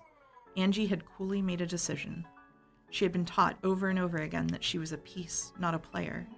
In order to act like a piece and save Battler, right now she would have to become a sacrificial piece herself. Battler had to know. His purpose in this witch's game couldn't be something as abstract as finishing off the witch. He had to win the game, release himself, and bring his family back home. Why? Because he had family, a little sister who was waiting for him to come home. A being was created so that Ushiromiya Angie's voice could reach you. That's me, Angie Beatrice. I'll sacrifice the piece I am to give to you the will to fight, to give you purpose. My purpose isn't to play with you in a witch's game for all eternity. I came to bring you Ushiromiya Angie's mourning and sadness. That is my unshakable purpose. Angie. Ah. The white, thin arm that held Battler became pale and transparent, almost like wax. And even so, the fresh blood stained it so cruelly. I'm disappear now, but Oni-chan, fight with all you've got, and I'm sure you'll come back to me. I'll be waiting, always. I plan on helping you out a lot more than this, but I couldn't do anything. Sorry. Don't worry about that. You taught me, didn't you? You taught me why I have to win, and that I've got to win for certain and come back to you. What am I doing, lazing about in a place like this? Yeah, I won't play around anymore, because I'll come back, I'll come home. I'll definitely come home, bringing a souvenir, I promise. I don't need one, so promise me one thing. What? I'll promise anything. In a second, I'm going to take my hand away. It must have hurt, right? I held you so tightly. I held it so tightly. I'm okay, so you don't have to turn around. So in the end, let me see the coolest part of you, Oni-chan. Rise from your seat, point at the witch before your eyes, and announce that the game will start up again. Angie's hand slid and disappeared behind me. There were bloody fingerprints left behind, blurred by her fingernails. But I turned around right away, to take care of Angie's wounds. Angie! Angie? Ah, crap! And you even promised that you wouldn't turn around. Angie, where?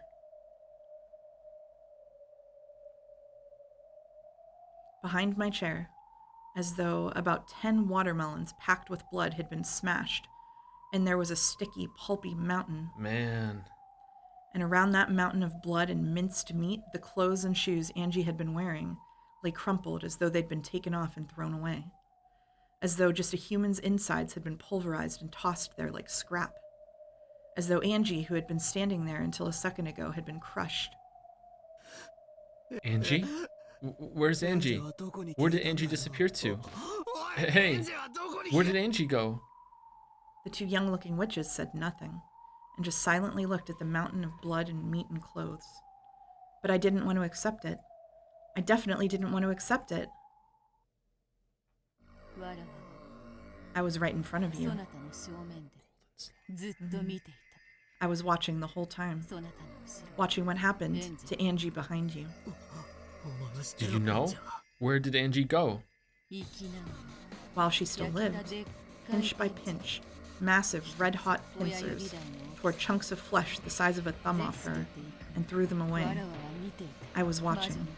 I saw as countless cruel tools burned red-hot in the witch's furnace approached Angie from behind, and one bit at a time pecked at her, twisted her, ripped chunks off her, and tore her to pieces.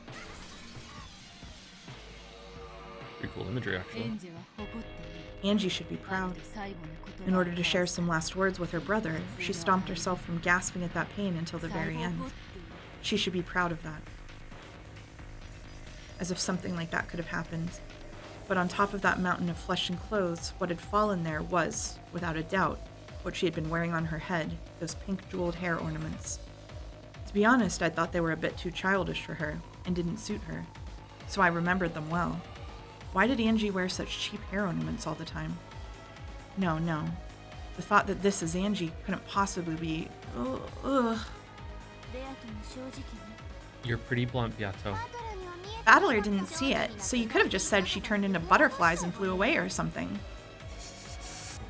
You guys also saw that happen? You saw Angie get torn into little bits?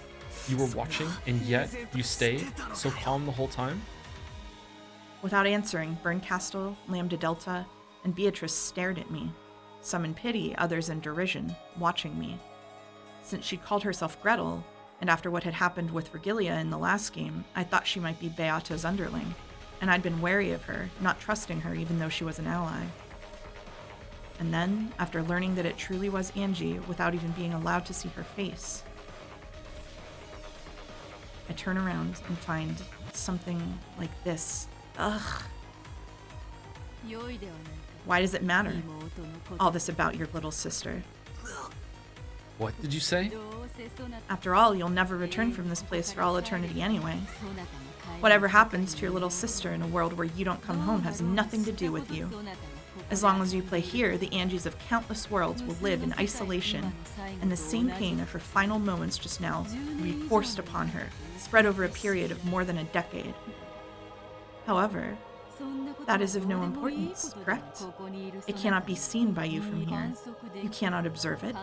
An unobservable fact cannot be proven except by the red truth. Therefore, your anxiety over Angie's misfortune after this may be needless. She might surprisingly be able to live a casual life without ever having to work, thanks to Rudolph's inheritance, right? That's a lie. From Angie's arm, every part of that sad future world had poured into me in an instant. It's all because I keep on lazing about forever and playing in a place like this. I never thought about anyone but myself. I must defeat her. I'll take back my family, back to where Angie's waiting, and come home as soon as I can. Because even as I hang around with the witch like this, Angie's heart continues to be torn to bits by sadness. Angie, is this what you wanted to see? Towards the cruel witch who had indifferently spoken of Angie's brutal last moments, slowly, yet with all my might, I pointed. Beatrice. Indeed. Resume this game. I won't run away anymore, and I won't let you escape. Bring it on. I can no longer escape or hide. Let us decide this between you and me for good. One shall win. One shall lose and be destroyed. No other resolution can exist. I'll win. No matter how long it takes, I'll definitely smash you. There aren't going to be any more compromises, interruptions, or losses by default in this contest, he said after the fourth one of those in a row. I won't run away. I won't let you get away. Try and defeat me with everything you've got. There's absolutely no need for stupid tricks and deceit. We're intermingling and acting friendly. You and I are enemies. I have to settle this as soon as possible and bring my family back to Angie. Unwavering resolve. Certain willpower. The certain willpower of a human becomes certain magical power. That leads to a miracle and promises that it shall be so. Yes, this is a promised certain miracle. Are my chances at victory not even 1 in a billion? No, is it certain that there is not even a fragment of a miracle that could make my victory happen? Before I knew it, a cold, stiff chain had bound my other leg without a sound, tying me to the chair. All that's left is to either be killed and lose to Battler, or resist and continue in an endless tie for all eternity. Oh. Or perhaps I should say it's to continue tying until I've prepared my heart for death. Either way, I must fight to lose and nothing more. I've already been bound by the chains of eternity, and Battler won't let me escape either. Should I pathetically beg his forgiveness? Should I beg for compassion by appealing to his pitying heart? Should I forget appearances and prostrate myself? Because of the chains, even that choice will not be granted me. Checkmate. This is a perfect stranglehold. However, I am the Golden Witch, Beatrice, the demon lord of gold who reigns in the Golden Land. Even in a fight to lose, there is an attitude fitting for me, and I have the right to adorn my death in a manner suited to me.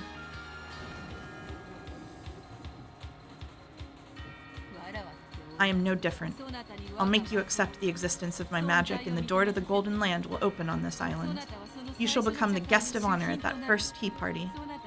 Everyone besides you has gathered already, you see. Because the honored guest's arrival has been delayed, the tea party cannot begin. Your father, mother, cousins, and everyone else are getting tired of waiting for your arrival. Sure, that's perfect. That's just perfect. What the hell is magic? What the hell are witches? Mother? I'm done playing with you. Here we go, Beatrice. Come as hard as you can, for there will be no compromise, interruptions, or losing by default. One shall win, and one shall be destroyed. If you have no desire to lose, then you must defeat me, kill me. However, I won't be killed so easily. Until you can prepare a fitting end for me, I can resist over and over again. Can you do that? No, you probably can. You surely can. Come on, come and kill me. Is it that hard? Then let's go with the usual.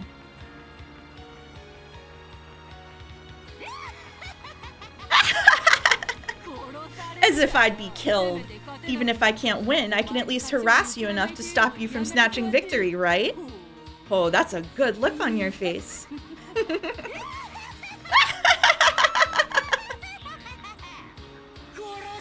Try and kill me. Try and kill me, Ushiromiya Battler. Whoa, whoa, whoa, whoa, whoa, whoa. Damn.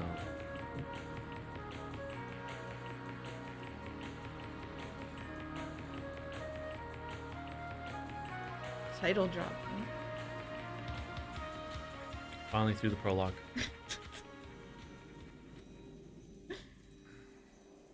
You got some trophies. That's meaningful, right? That was the end of episode 4?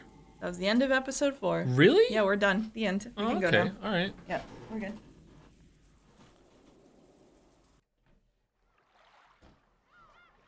See you in 2 months, chat. New tea party. Well, we didn't say we do the tea party. We didn't, no. Should we do it just to be nice to them though? I guess so. Yeah.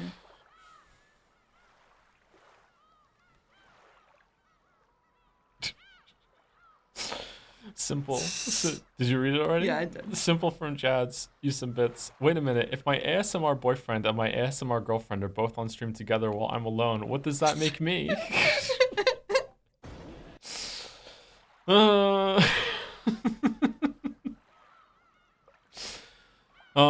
Loki423 used some bits to say, can Mouse join you in Baldur's Gate 3 so she can backseat you instead of chat? Mouse already said, because she's here, it would be front seating, not back seating. No Baldur's Gate 3 with Mouse. Not for this playthrough anyway.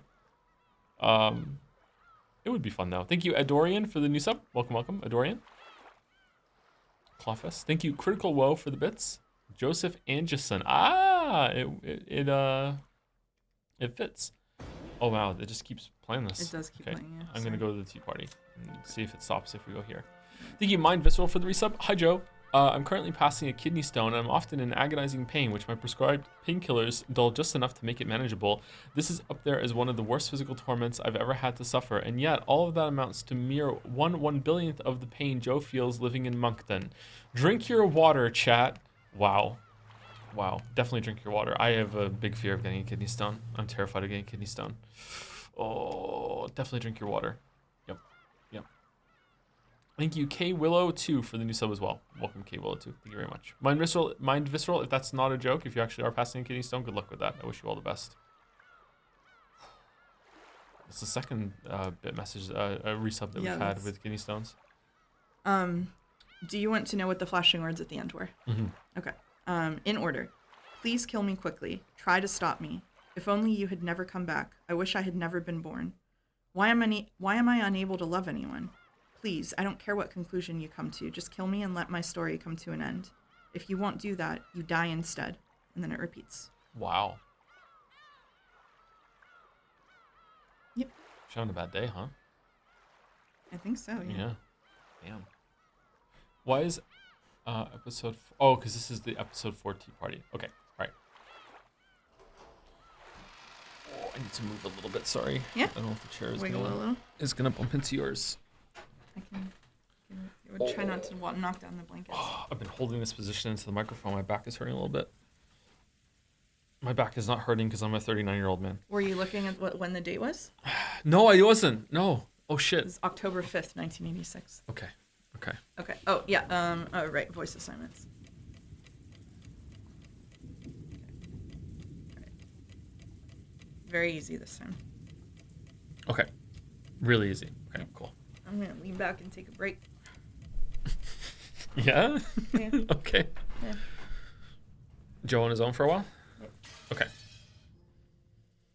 The rain is moving? What the fuck? I know, right? I don't have a clue what's going on. Please, someone explain in a way even I can understand what happened yesterday. I was in the kitchen of the mansion grabbing some food without permission. Is it Goda? If you open up that massive business class refrigerator, you can find anything. You can eat and drink as much as you like. Even if the typhoon didn't clear up for a week, I'd have much more than enough to eat. Are we going to find a reveal of like there's another character that is never involved in all the murders the whole entire time and is just secretly out of frame, just having a blast, eating the free food and just chilling out like during the typhoon? Even if the typhoon didn't clear up for a week, I'd have more than enough to eat. With wine in one hand, I was helping myself to some dry, cured ham. I wonder just how expensive this wine and ham are. You ingredients are out of luck too. If only you had had Goda-san to cook you, you could have been reborn as much more incredible food. I looked at the clock. Very soon it would be midnight. October 5th, the second day, would end. The insane October 4th, yesterday, seemed like a lie. That's how much nothing had happened after that test thing. Nothing happened. No phone call came, and no letters came. No person came, and no one attacked me. Nothing happened at all. I want to start demanding a refund on all the time and energy that tension stole from me, because after that, for an entire day, a full 24 hours, nothing happened. So surely nothing's going to happen now. This really does sum up episode 4. Holy shit. A full 24 hours ago, Beatrice called me to the spot in front of the mansion's entrance. There, I was given a strange test to determine the successor to the headship or whatever. I gave a serious answer in my own way, but it somehow hadn't meshed with the other side. Beatrice got pissed for no reason and fell silent. I yelled at her to try and say something, but she gave no answer. When I asked where Maria was, she just told me to go to the chapel and left. To tell the truth, it was an anticlimax. No matter what kind of weird test you give, at least tell me whether I've passed or failed. Are you trying to say, thanks for coming, your results will be mailed to you later or something? Quit messing with me. Anyway, I then headed to the chapel. After failing their tests, both George and Nikki and Jessica were killed. I couldn't let Maria get killed too. Oh my god. I know. Also, I might get a chance to catch some person trying to kill her. As a little kid, I often heard from Jessica that you get in trouble if you went near the chapel. So I'd never been there, but I at least knew where it was. I couldn't find any trace of a person there, but there was a key bundle lying in front of the door. I thought this might be someone telling me to open the door, but after trying all the keys, I found that none of them fit. I also called Maria's name, but there was no answer whatsoever. I searched around the chapel, but there was a limit to what I could do in the pitch black with just a flashlight. I realized that this key bundle might be a set of master keys, which could make it possible to open the door to the mansion. I found no sign of Maria, so I returned to the mansion. The mansion was wrapped in silence, and in a horrible stench. However, it's amazing how good humans are at adapting. The inside of the mansion still must be wrapped up in that smell. However, I grew completely used to it and stopped minding it. It didn't seem any worse than any old house where someone had burnt some meat. At first, I was bewildered by the stench, but I decided to head to the dining hall for the time being. And found those corpses that were so pitiful. Goda-san and the rest had hesitated to speak of them in detail.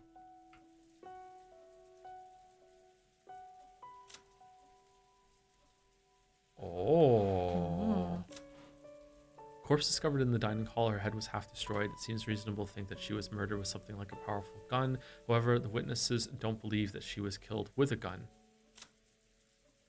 Are these all the same? Yeah, okay. Corpse discovered in the dining hall. Her head was half destroyed. Yeah, okay. So it's all powerful gun, powerful gun, powerful gun. Stupid gun. Okay, interesting. It was the remains of Aunt Natsui and the others who'd become the first victims. Half of each head had been completely split open, and it was so gruesome that even without knowing a thing about examining corpses, I could say that they were 100% dead. Nanjo crying in the chat, and on top of that, the remaining halves of their faces were left like normal, so it was even easy to identify them. Really convenient corpses these were. And in addition to those 6 bodies was one more. This 7th corpse was Maria. What?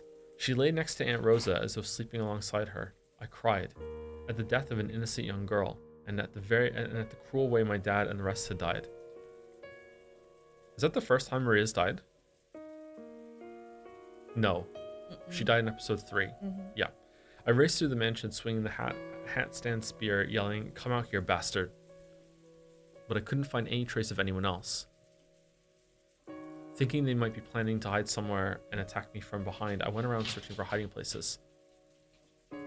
Sometimes growing more cautious, and sometimes intentionally letting my guard down in various ways, but in the end, not even a kitten appeared. Then, morning came. My tension and fatigue combined with my drowsiness, making for the worst kind of dawn.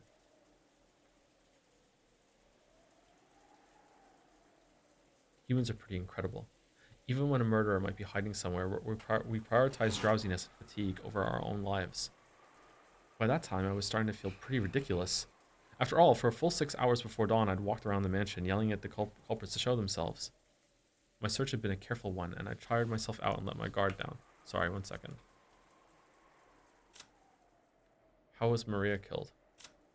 Corpse discovered in the dining hall, unable to locate any notable external wounds. Baldur speculated that maybe it had been some type of poisoning. The most peaceful method of inviting a person to the Golden Land. Really? Poisoning? Huh. I searched to being careful when I tried to tire myself out and let my guard down. Even so, no one came to attack me. Basically, I lost patience with them and figured they could do whatever the hell they wanted. The boat won't come until a typhoon passes. They said on TV that it won't pass until tomorrow, so I've got another full day today. Lazing about lost its interest. And even though I knew it would probably make the police mad, I decided to play detective a bit. First was the dining hall, where the very first murder had occurred. The 6 who had been killed in the beginning really were pitiful. The weapon used was probably a gun. Maybe their heads were split by something powerful, like a magnum bullet or a shotgun. It was a reasonable theory to hold. Compared to that, the 7th corpse, Maria, had died in a much better and cleaner way. Like, seriously, the rain just adds so much. At a glance, I could see no external wounds and didn't understand how she'd been killed. But by her mouth were traces of bubbles that she might have spat out, and it looked like a typical death by poisoning that you might see in a TV drama, which means it's real. Wasn't Maria called out to the chapel and given a test? So why was she in the corpse-filled dining hall lying next to her mother, dead? Even if the cause of death was poison, who gave it to her? Her clothes weren't disturbed at all. It's hard to imagine that she was forcibly pushed down and given an injection of poison. It's probably better to assume that she was given a capsule of poison or something and made to swallow it. But compared to the scattered and violently mutilated corpses in this room, Maria's corpse was too clean. If they had a gun, they only needed to pull the trigger. But poisoning, whether by having her drink it or by an injection, would take a lot more effort. Considering the culprit's brutal nature, you'd think Maria's death alone was given special treatment. Why was only Maria given a sleep-like death?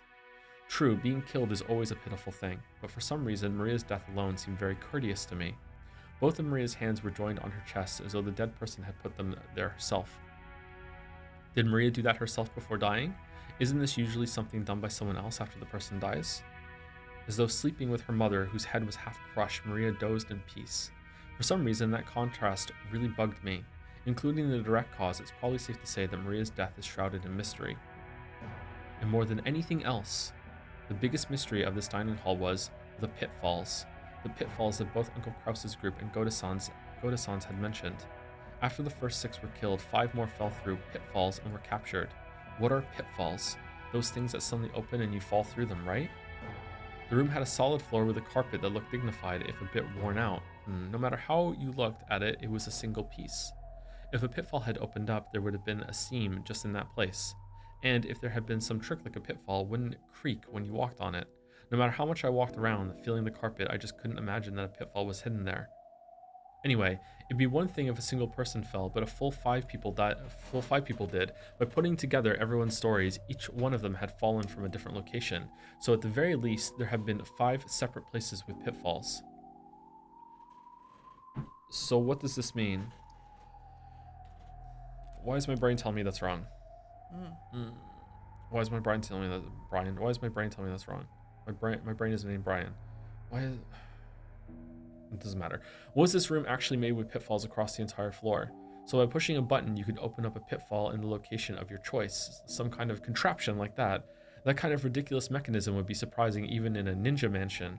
But if Dad and the rest had heard about this, I wonder if they'd say, I wouldn't put it past Grandfather to do it, to make it. At any rate, I didn't learn anything more from the dining hall. Do the pitfalls not exist? Or did they exist, but I just can't find them, amateur that I am? I can't say for sure. Since they claim that the pitfalls were there, I can't ignore them, even if I can't find them. I wonder if the entrance to the gold room is in the dining hall, and that's what they went through. Let me know if you want me to read narration for a while, because it goes on. I'm okay for now. Okay. I'm okay for now. Thank you, though. The next ones to be killed were Jessica and Georgia Nikki. I discovered Georgia Nikki when I'd been called out for my test. He had been called out to the arbor in the rose garden and probably shot in the forehead with a gun.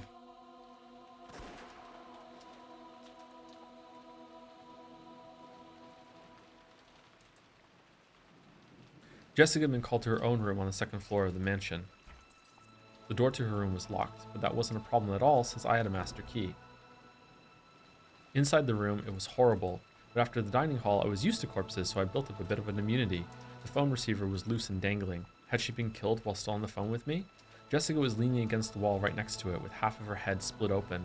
As far as I could tell by glancing at the scene, it looked as though she'd been killed while on the phone. In that case, had the culprit been right there before her eyes? I hadn't gotten that impression when listening to Jessica's voice over the phone. I'm pretty sure Jessica said, "They got me." It's probably best to assume that she'd already received a fatal wound at the time of the phone call. That's right, and she also said this. When you come, Battler, I'll be a corpse with half of its head split open. I help. Thanks. Yes, that's what she said. And now she is. From what I could tell by looking at Jessica's corpse, there were no wounds on her other than the damage to her head. Could she have had an injury serious enough to make her prepared for death and then died halfway through the phone call? But the way she talked on the phone made me think that she'd escaped harm for the time being.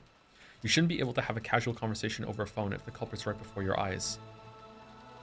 So, did the culprit come in part way through the phone call and kill Jessica? No, that can't be right. There's a blood splatter on the wall there, too.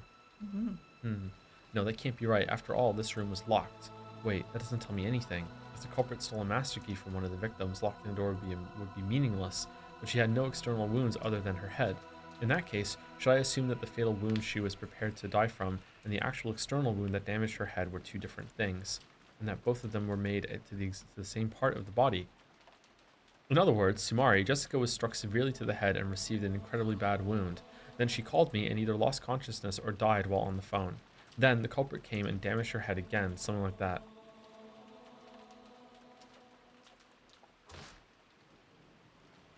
After being called to this room, Jessica was attacked by the culprit and received a serious injury. Then, the culprit thought she'd been killed and went away for the time being. But Jessica miraculously started breathing again and called me with what would become her dying message. Then, the culprit realized that they'd failed to kill her and rushed back to deliver the final blow after Jessica fell unconscious from massive blood loss. That seems to add up more or less, except for how Jessica was able to accurately predict the nature of that final blow. And there was one more thing that bugged me about the phone call from Jessica. Jessica had said this. George Nissan's done for too. That was an instant death. So listen, it's just going on. She said it almost as though she'd witnessed George and Nikki being killed, but while you certainly could see the rose garden from the window in Jessica's room, and you could even see the roof of the arbor where George and Nikki had been summoned, it was very far away. And add on the fact that it was the night of a typhoon, and it's very hard to imagine she was able to witness everything that happened by the arbor from this window. And more than anything else, Jessica left before George and Nikki, so she shouldn't have known that George and Nikki's test took place by the arbor. Why did Jessica know that George and Nikki had been killed?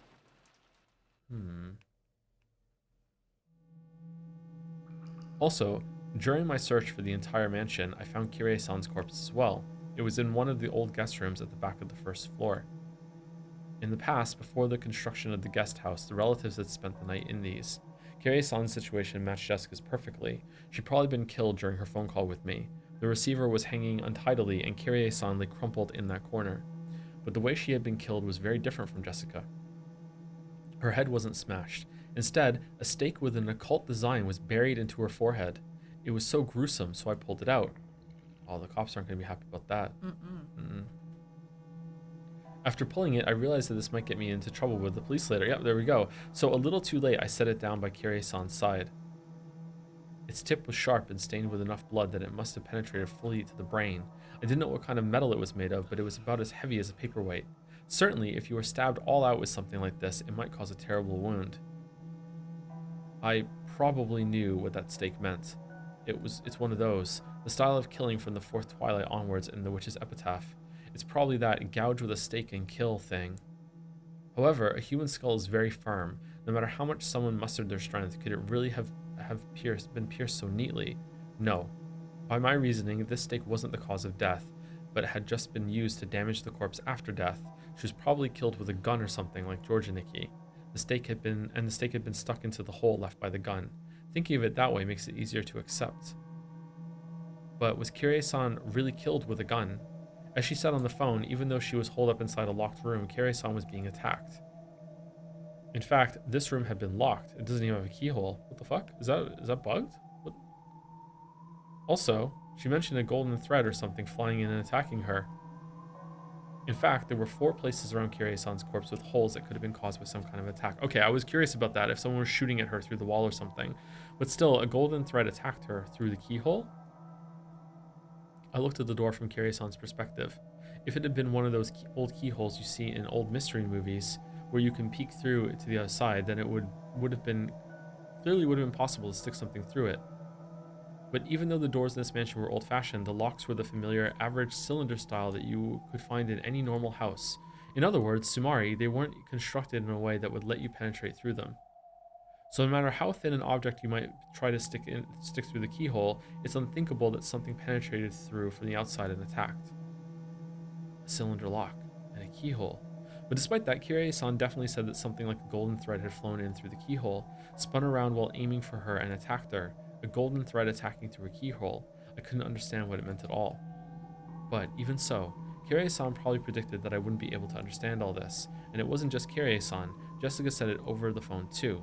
No, since the very beginning, from the time we talked with Goda-san and Kumasawa-san and got the phone call from Uncle Krause's group, everyone has said the same consistent thing. Grandfather summoned witches and demons and is killing people with magic. They've been shown that right before their eyes. These weren't tricks or fakes. There was no choice but to believe it. With one voice, they had all said that. Do you want to read for a little bit? Sure. Wake me up. When I'm being lulled into sleep, when the mystery woman calling herself Beatrice appeared, Even I had pretty much believed that she was a real witch and might start summoning goat monsters right and left. However, after being left alone for a whole day, my feeling of tension had faded completely. I was now able to think that something so stupid definitely couldn't be true. Did they lose their heads a little in an extraordinary situation where their lives were exposed to danger and mistakenly think that a witch was attacking them with magic? But multiple people gave the same kind of testimony, and on top of that, none of their opinions conflicted each other. If it had been just a single statement, I'd be able to suspect that they just didn't see what they thought they saw. But doing that now is pretty difficult. Baldur would be a terrible cop. Thank you. Yeah. Then, right next to the back door, I found Uncle Kraus with his head half smashed. Even though he'd escaped the dungeon of Kuadorian, and somehow made it this far by a secret underground passage, he had been killed. Buried into the gruesome cross-section of his half-crushed head was a stake with an occult design, like the one that had been buried into Kyrie-san's forehead. And in this situation, it was very hard to imagine that this stake was the weapon used. He had been killed with a powerful gun like the 6 in the dining hall, and after death had been jabbed with a stake like Kyrie-san. I wonder if the golden threads that Kyrie-san spoke of attacked Uncle Kraus, too. Does there exist some kind of tool like an endoscope that's very thin but can be moved about at will? And that can also attack people? No way, I've never heard of anything like that. But even so, if this fact had been revealed to one of the relatives, maybe they'd say I wouldn't put it past grandfather to make it. Since I can't deny the existence of Golden Thread X that can be moved at will and attack people, I can either accept that this mysterious weapon exists, or else I'll have to accept that this was a murder committed with magic. To find the next corpse, I had to go out through the back door and search around outside of it. Oh, it's so bright. Sorry. It's okay. Behind the mansion, in the wild-grown bushes that were almost swallowed up by the forest, there was something like an old well. And right next to it were Dr. Nanjo and Shannon Chan's corpses.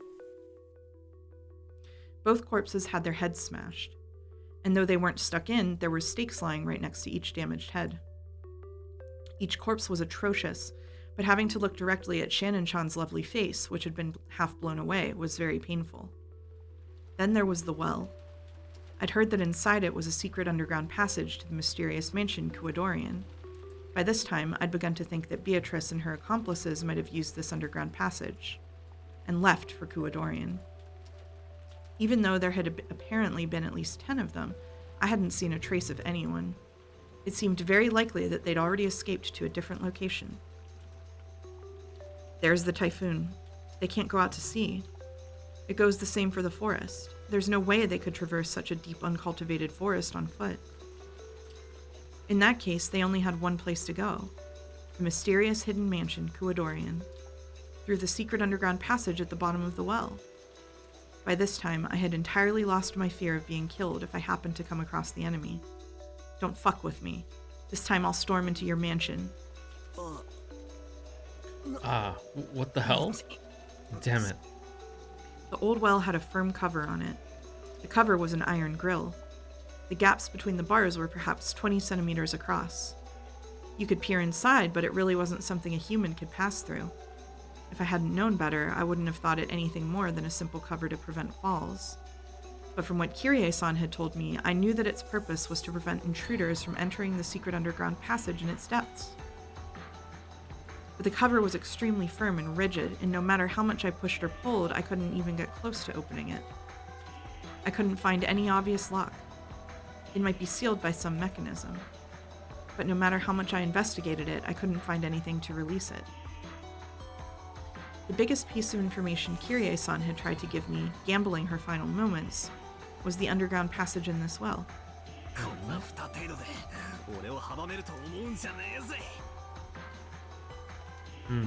Okay. That's interesting. Mm-hmm. That's very interesting. I don't know what that means, but that's interesting. That's very different. Okay. Don't think I'll be stopped by something like this cover. I'll smash it to bits. I'll search for a tool. I had an idea. After all, I'd seen the various tools in the gardening shed when we'd locked Goda-san and Kumasawa-san in there. but the shutter to the gardening shed was locked. On top of that, the key was with Goda-san, who was dead on the inside. So nothing changed there. In other words, Tsumari, this gardening shed was a closed room.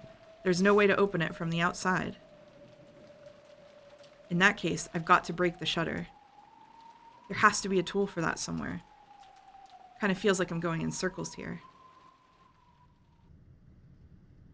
Then, while searching for that, I learned that the source of the stench that had permeated the mansion this whole time was the underground boiler room. The boiler room was dimly lit, humid, smelled horrible, and on top of all that was incredibly creepy. But there were several large tools there, and I managed to find a fire hatchet and some massive wire cutters. And grandfather's corpse. There we go again. No, strictly speaking, I should probably say I found a burnt corpse of a person who was probably grandfather. Someone's corpse had been stuffed into the blazing fires of the boiler. However, by coincidence, I was able to notice the number of toes on the corpse. Both feet had 6 toes. That's right, I think I heard it from Dad some time long ago. Something about grandfather having polydactyly with extra toes. According to old Ushiromiya family tradition, it seems that those with extra fingers or toes had some kind of good fortune and were treated as a good omen. And because of that, grandfather was selected to be the successor or something. But I wonder if I can be certain that this is grandfather's body just from the number of toes. After all, grandfather was supposed to be the leader of the group of culprits. I didn't have a clue why he'd get stuffed into a boiler in a place like this and die.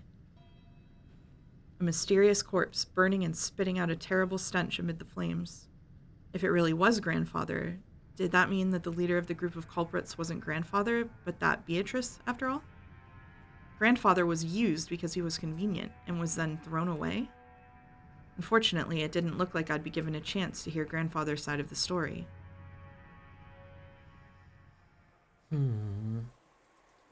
Now that I had obtained a tool, I thought about rushing to take on the cover to the well, but I decided to break the shutter to the gardening shed first. I had plenty of time to kill anyway. I figured I should check on the condition of Goda-san's and Kumasawa-san's corpses. Ugh. Oh. That's awful. No. The blanket fort is very dark, Yeah. so those white screens are terrible. Yeah. I hit the shutter with the hatchet, breaking into it, stuck the wire cutter into the crack, and scissored it around, opening up a hole. Oh, you can do that. Do you want me to take over for a bit? Yeah.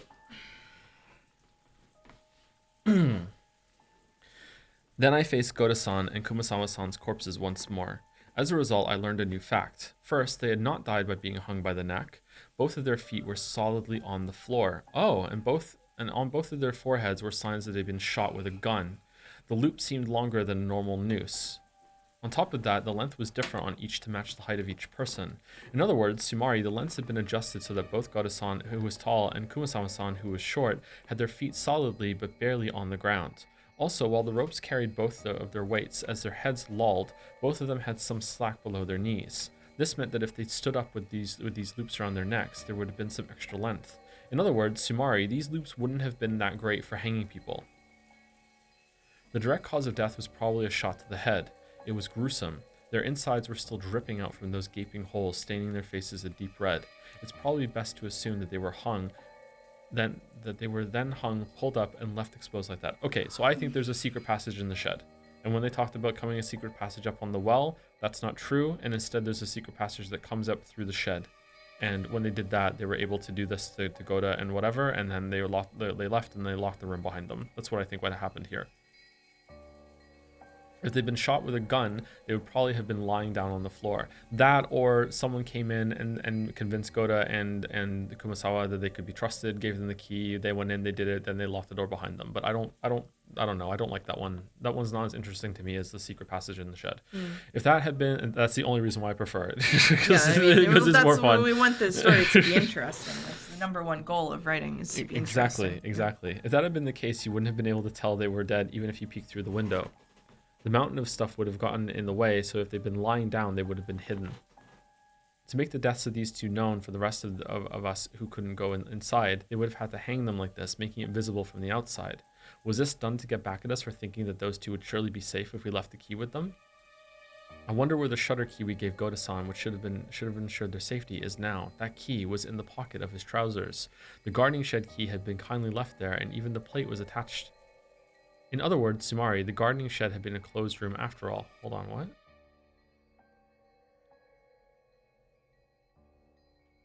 Okay, when he says that key was in the pocket of his trousers, my first read of that was that that's where he saw him put it. But no, what he's saying is that the key was still in the trousers, right? Yes. That's what he's saying? Okay, Yeah. so yeah, okay. As far as I knew. In other words, the gardening shed had been a closed room after all. And that gave rise to another question. Because this can't be explained by a hanging, if they didn't commit suicide, then those nooses were set up by the culprit.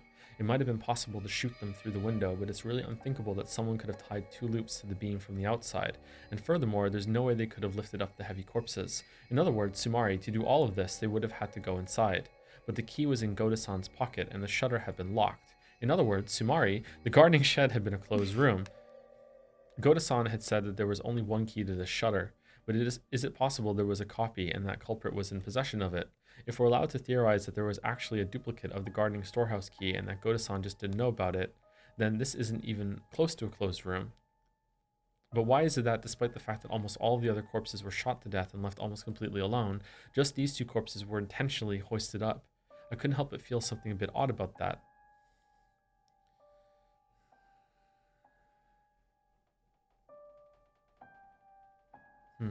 After this, if we assume that the mystery corpse in the boiler was grandfather's, the deaths of 16 people have been confirmed. There were 18 people on this island. I'm here and there are 16 corpses. Kanon-kun's corpse is the only one I haven't been able to confirm. Suspicious.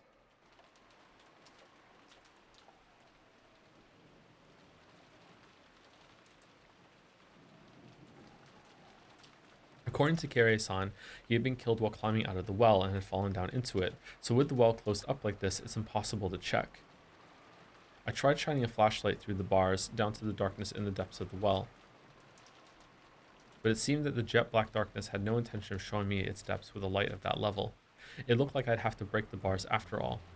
Using the hatchets and things I dragged from the boiler room and the gardening shed, I tried breaking the cover of the well. He's not going to be able to do it. Oh, god damn it. But the metal bars were extraordinarily sturdy, and breaking them wasn't easy. I hit them with the hatchet over and over until my hands started feeling weird and eventually gave up on breaking them. It's impossible. If they were at least wood, I might have been able to break them. But this metal.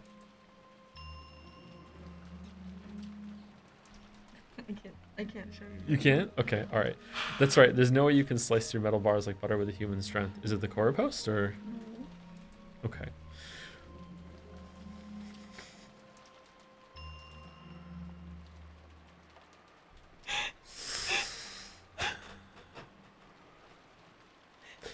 Battler, as a teacher, my students told me about the dog that ate their homework. Could such a dog exist? Animals don't get anything from eating paper, and a dog that ran around the city eating documents would surely be well known, but I haven't seen a dog like that. Then again, there's been times in the past I've heard of a famous dog without seeing it. If multiple students described it, I have no choice but to accept unknown dog X, unless I admit that their homework was destroyed with magic. That's right, there's no way you can slice through metal bars like butter with a human strength. Can't even begin to understand that story about how Kanon-kun cut through metal bars. Oh my god. I heard that a light like a red laser beam grew out of his arm, and that he sliced through the metal bars like he was cutting through butter. Cutting through metal bars like butter?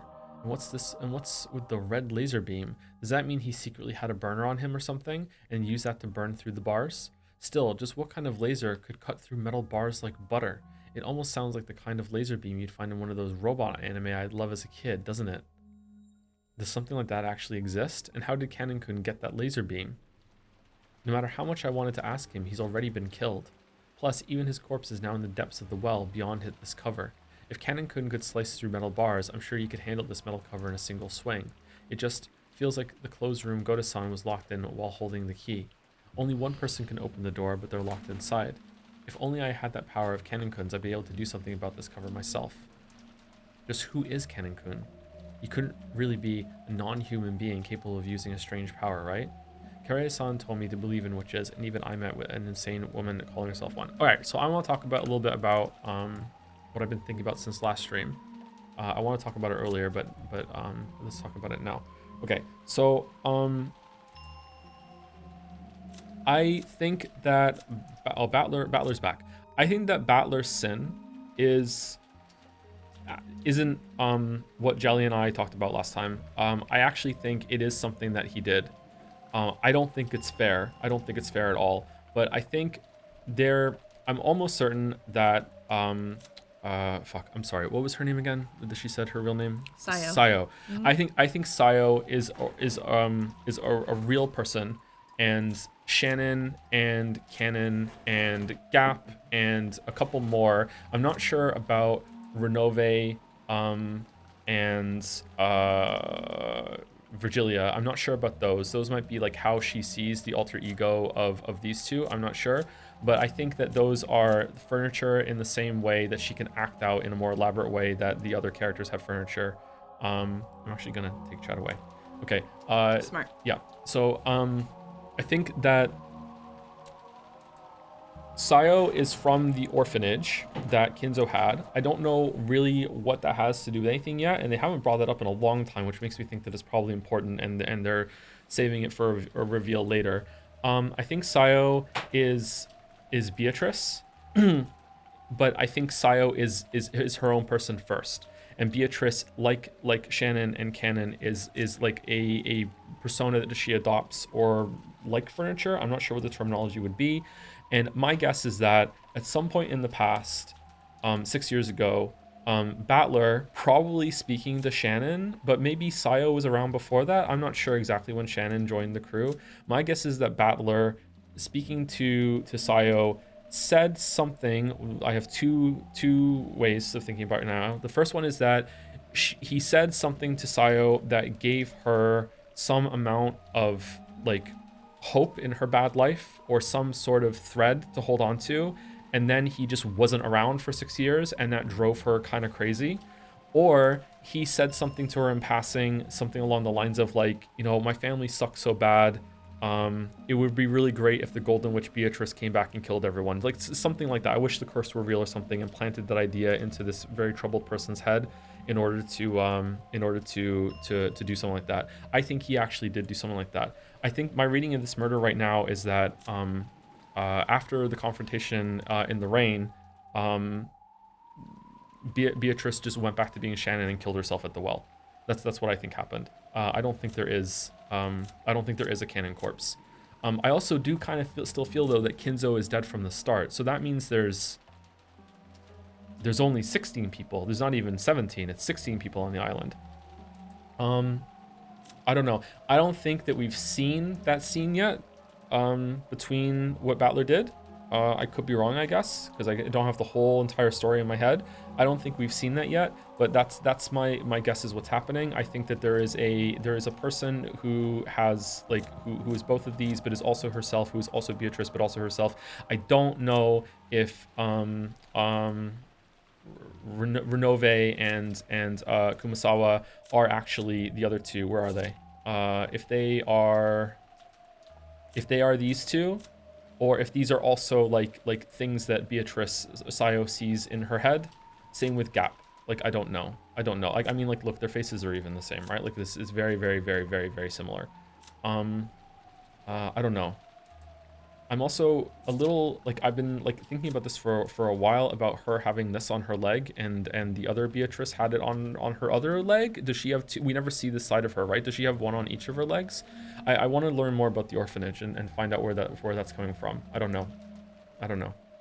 But yeah, that's what I think is going on since I've had like a week to think about it. So anyway, theorizing section updated. Did I meet my quota? I think so, yeah. Okay. I think so. I think you did a fine job there. Okay, thank you. And now I don't have to hold in the guilt of you saying a lot of that to me on the phone, and me knowing more than chat anymore. Okay, all right, there we go. It's sounding cleansed. Okay. Carrie-san told me to believe in witches, and I even met an insane woman calling herself one. Could Canon-kun possibly be a human on the witch's side? Or else, the culprit? What the heck? Am I gonna start treating him like the culprit just because I can't find his corpse? Oh. Treating him like the culprit because there's no corpse? And who is the one babbling about the suspicious being innocent? Very well. I couldn't bear having you push all the crimes on Canon and building a human culprit theory that way. I will guarantee it with the red. Canon is dead. Among the 5 in Kyrie's group, he was the first to die. In short, Tsumari. He was the 9th victim. Does that change your outlook? No, I think that there are some... I think that she does view them as separate people. I don't really like it. I don't think that's really all that fair, but I think she does view them as separate people. So when he's off the game board, he's dead. I think that there's something to do with like white magic and black magic. Before I was thinking about how Canon and Shannon could be the same and therefore there's fewer people on the island, but I think maybe that stipulation about there being 18 people, that just might be met with just Kinzo being dead from the beginning. And they just always said that Kinzo is dead, so it's fine from the beginning. So there's like an 18th person. Maybe she does consider them to be different people. I don't know. I would say that right now, if Sayo is similar to Angie and Maria, I would say that Shannon is Sayo's white magic, and Beatrice is Sayo's black magic.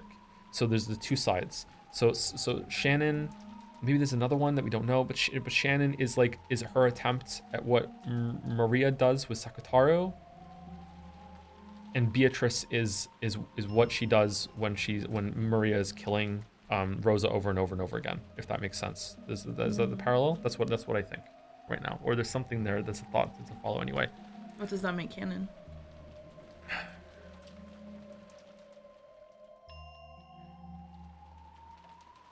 One of the other toys like Mirror has, or maybe part of the white magic as well. I don't know. Yeah, canon doesn't really fit, does it? What about someone like Virgilia? Is that white or black magic, or do you think not all magic falls into those camps? I think they can switch sometimes too. Okay. It's not completely cut and dry. Okay. Gray magic. I'm adding a new one. Gray magic. Oh, someone's chat said. Okay. All right. That was a lot. All right.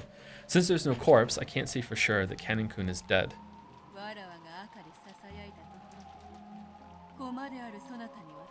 Oh, interesting. Okay. So what Beatrice just said, Battler didn't hear it. Yep. So only we're hearing it. Yep. So we're meta Battler right now. Yep. Okay. So my whispering in red doesn't reach the piece you, but it did reach you, right? Mm-hmm.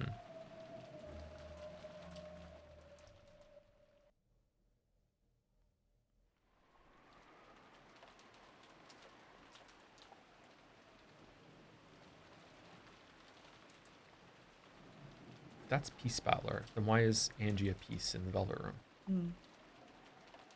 That's just a contrivance, or is it? Are there two games going on? At a glance, this was a mass murder due to something strange that could only be thought of as magic. Golden threads that attacked through keyholes. No, we even have testimony that something gold flew around the dining hall when the first 6 died. The two might have been the same weapon. Then there was the closed room murder of the garden shed and the laser beam that could cut metal bars, and that wasn't all. See, apart from like either like psychedelics being used on a lot of the people here, or some of them being like coerced into saying something that's not true, I have no idea how you explain the eyewitness testimony that a couple of people came in with guns and instead it was fucking like bunny girl, golden thread shit, whatever. That I don't understand. That I don't get. I don't have a really good answer for that. I don't have a satisfying answer for that. I guess you could lean into like group hysteria sort of answer, that like everyone was so shocked and things that they started like mutually hallucinating. I don't know. I don't like that answer. You get to see what I look like when I'm speculating now. Yeah, you told me to close your eyes, but I didn't know it was true. There was much more, like the group of goat monsters. The story of a witch who could create pitfalls just by snapping their fingers, the rabbit-like demons who had fired golden threads. I think there was more, but each part was all screwed up. I couldn't possibly accept it, and was forced to suspect that it was some kind of trick or mistake.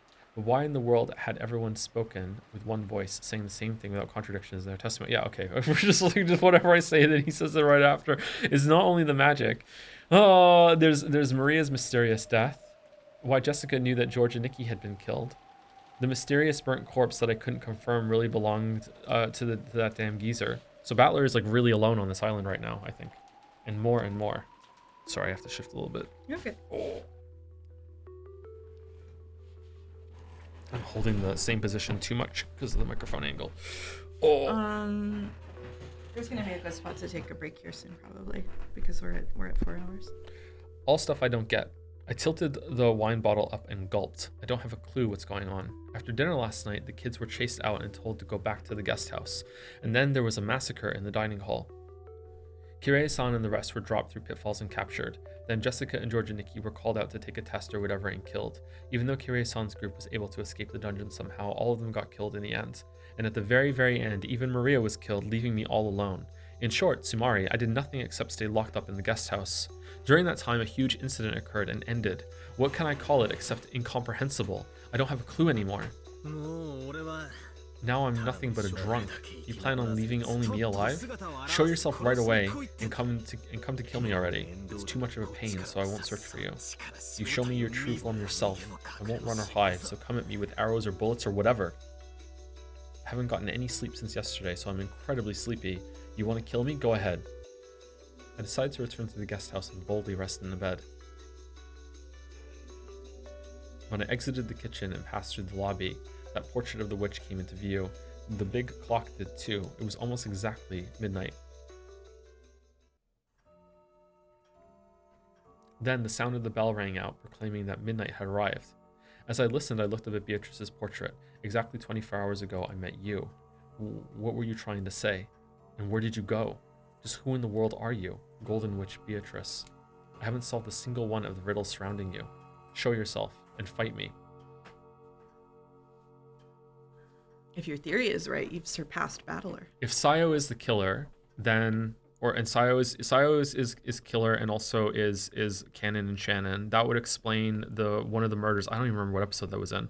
The episode where Canon and Jessica were in the locked room together. That would explain it, that Canon and Jessica meant to die there together. It's that Canon did die, but it's like Sayo killing a piece of herself along with Jessica, and then the Canon's body being lifted up was just Sayo like shedding that personality and leaving the room. But I still don't know how she left. But I barely remember that one now. Oh shit. Okay. Maybe during the break you can go back and revisit some of the older episodes and stuff. Maybe.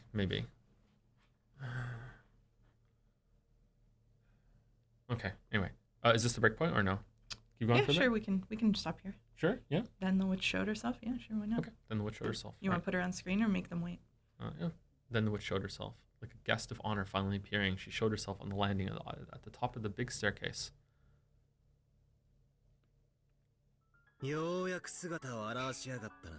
So you finally show yourself. I've been kept bored for a whole day. There you go. Correct. Okay. All right. We get some good beats. All right. We'll be back in about 5-10 minutes. So I don't know if we're making another tea or not. We'll find out. Oh, were there bits? There were bits. Oh, Sound of Rain. In complete seriousness, at the end of 2024, I came up with a list of the 10 best experiences I had that year. I intend to do this again, reading all of Umineko ranked number 2. All of this to say, Sumari, this stream series is probably going to show up in that top 10 list for this year. Genuinely excited for both Baldur's Gate and the answer arcs after it. Thank you for giving a spotlight to a story I'm so endlessly passionate about. It has legitimately given me something to consistently look forward to. Oh, you're welcome, Sound of Rain. Also the follow-up, all right, back in character. Hey Joe, really looking forward to the break. As much as I'm enjoying this as a true killer, it's been really rough on me. You've brought a lot of attention to this game, so I've been absolutely exhausted going around murdering the Ushiramiyas with magic over and over again every time anyone reads it. It's tiring work, fulfilling though, so appreciate the break, but will be greatly anticipating the return. And thank you, Big Hat Levi, or Levy, for the new sub as well. Welcome. Okay, we'll be back in a little bit. I have to crawl out of this fort now. Good luck.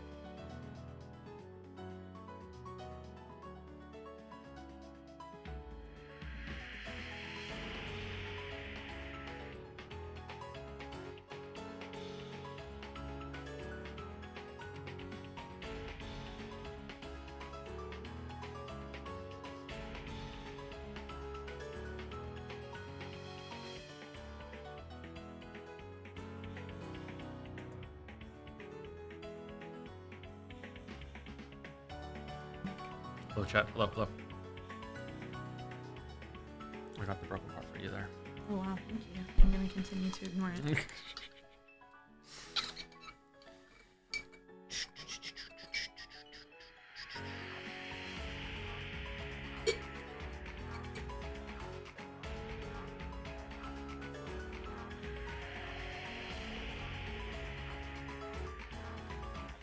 Hello there. We are back, right? I think so. I think we're back. I think we're back.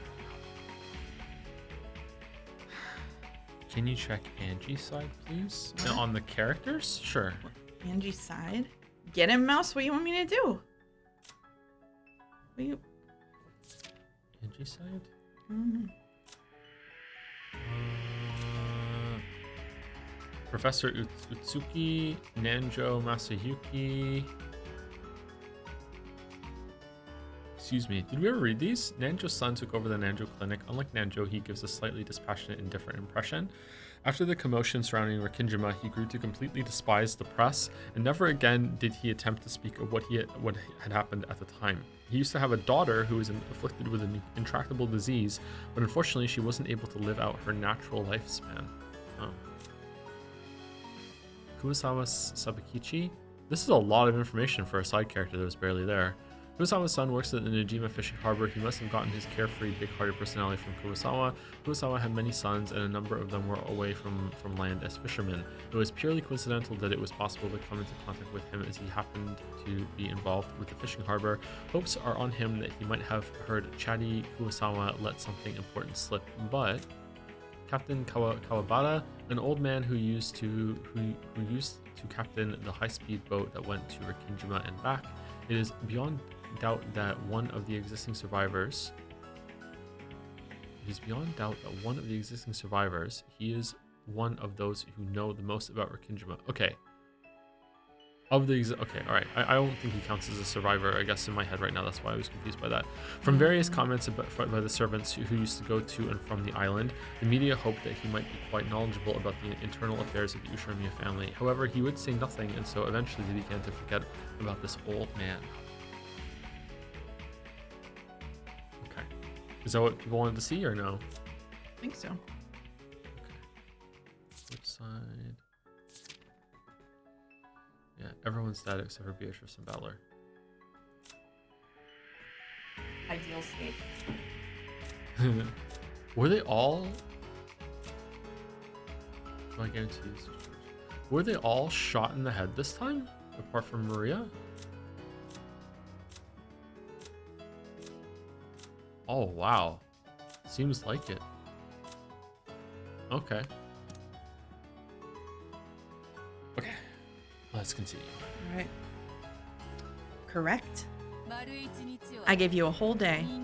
Was that enough for you to fully exercise the rights of the human side? Yeah.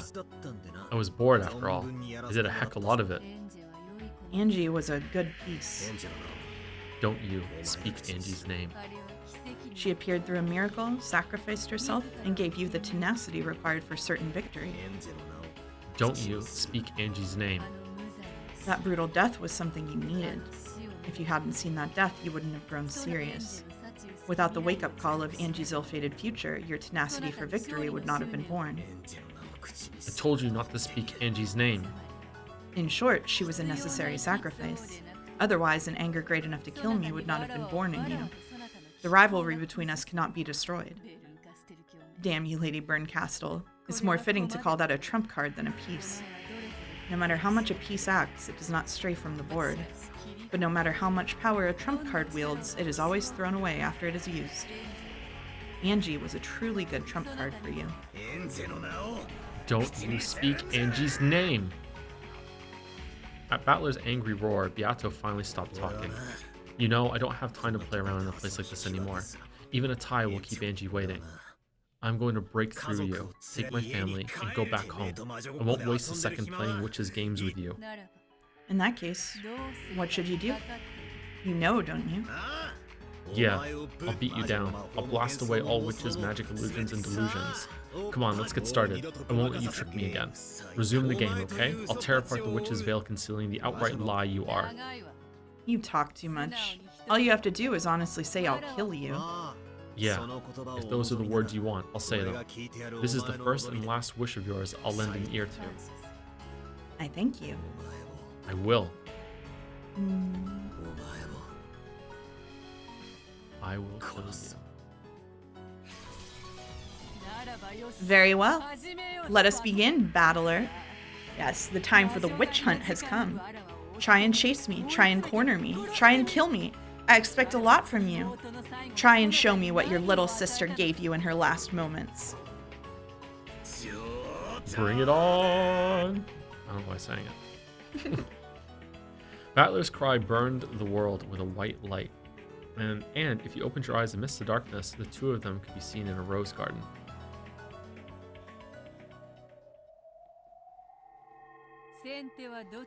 Who shall make the first move? Me. How bold. In the rose garden, beautiful rose petals danced. The color of those rose petals was red. Did the fact that they faced each other in this beautiful rose garden prove or make claim to a red single truth? That must be why the roses are red. Thank you for that. Yeah. But in the language of flowers, roses represent passion, not truth. The flower for truth is a forget-me-not, and that flower is blue. Did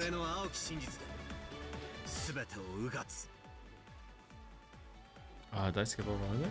No, I'll bore through everything with my blue truth. From the very beginning of everything.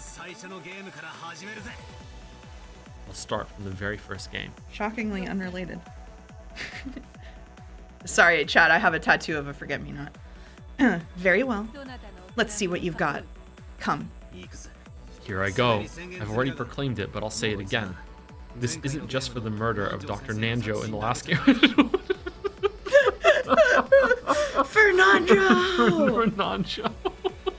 Of all the ones he's fixated on. This will tear apart every scene from every game since the beginning. Okay. Oh, crap. Oh, man. Ushiromiya Kinzo is already dead. Therefore, the true number of people on the island is 17. By adding an unknown person X to that, it becomes 18 people. By supposing that this person X exists, the crime is possible even if all 17 people have alibis. By this, even though the number of people reaches 18, it is still possible for culprit X to exist and carry out the crime even if all 18 people seem to have alibis. Oh man, he leveled up. You can break through all of the murders in episode 1 by supposing an unknown person X. Furthermore, it's even possible to explain the mystery of Kinzo's evaporation from the closed room sealed by the receipt by making the bold assumption that Kinzo wasn't there in the first place. Bold of the story to just think that you're just going to remember this, and I do remember it, so like, yeah, the receipt and everything. Unless Beato counters this with the red truth, the illusion of the witch from episode 1 has been completely smashed. This blue truth is valid. Oh. What? The wedge of blue truth that Battler had thrown stabbed right through the top of Beato's left foot. Was the red blood pouring out from there, a protest being made by her red truth? Beato shut one of her eyes tight, enduring the unbearable pain of the blue truth that denied her. Not bad. But I mustn't be denied yet. I mustn't be killed yet. This is not yet enough. In the subsequent games, there were mysteries that couldn't be explained with that alone, right? Which mysteries? In the final stages of the second game, George took Goda and Shannon with him, barricaded them in Natsui's room, and was killed. The key that unlocked Natsui's room was locked up inside the room, and all of the remaining keys that could unlock that door were in Rosa's hand. Even if a culprit X existed, it should have been impossible to construct that closed room. Oh shit, sorry, I was trying to, is this from Umipro? It moved down, I've never seen that before. This is a lot. Okay. Shannon killed them both, and then killed herself. That's my guess there. Whoa, oh, it's going away. Oh, wait, hold on. The blue wedge that pierced Beato shook. She was resisting, fighting to pull it out. This is a cool representation. No, that doesn't shake my blue truth. If culprit X were to obtain a master key, that's not even close to a closed room. You've desynced from Battler. No, it was impossible for the culprit to obtain one. All of the master keys were under Rosa's control.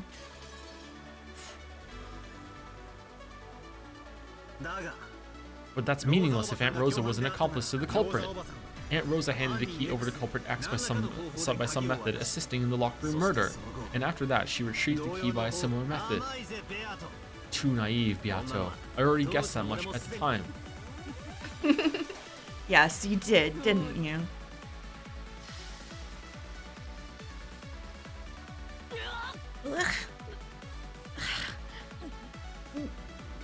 The wedge had been gradually losing its sparkle and had seemed as though it was about to be pulled out, regained its strong blue again thanks to Battler's additional blue truth, and dug into Beato again, eating into her foot. Beato let out a cry of anguish at that pain. Not yet. This is still nothing. Not yet. Not yet! On to the third game.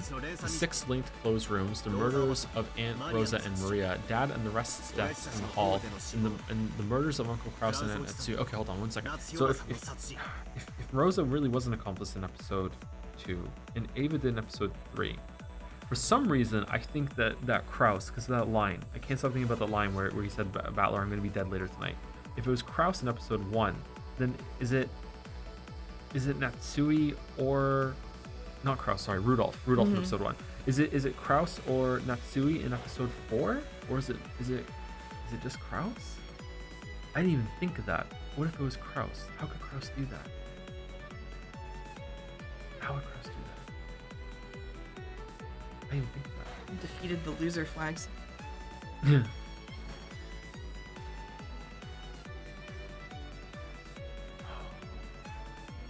Okay, no, we don't have time. We don't have time.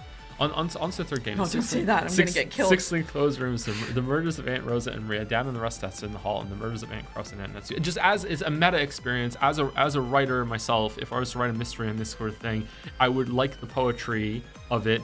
That each episode, a different child of the Ushiromiya would be the accomplice or whatever.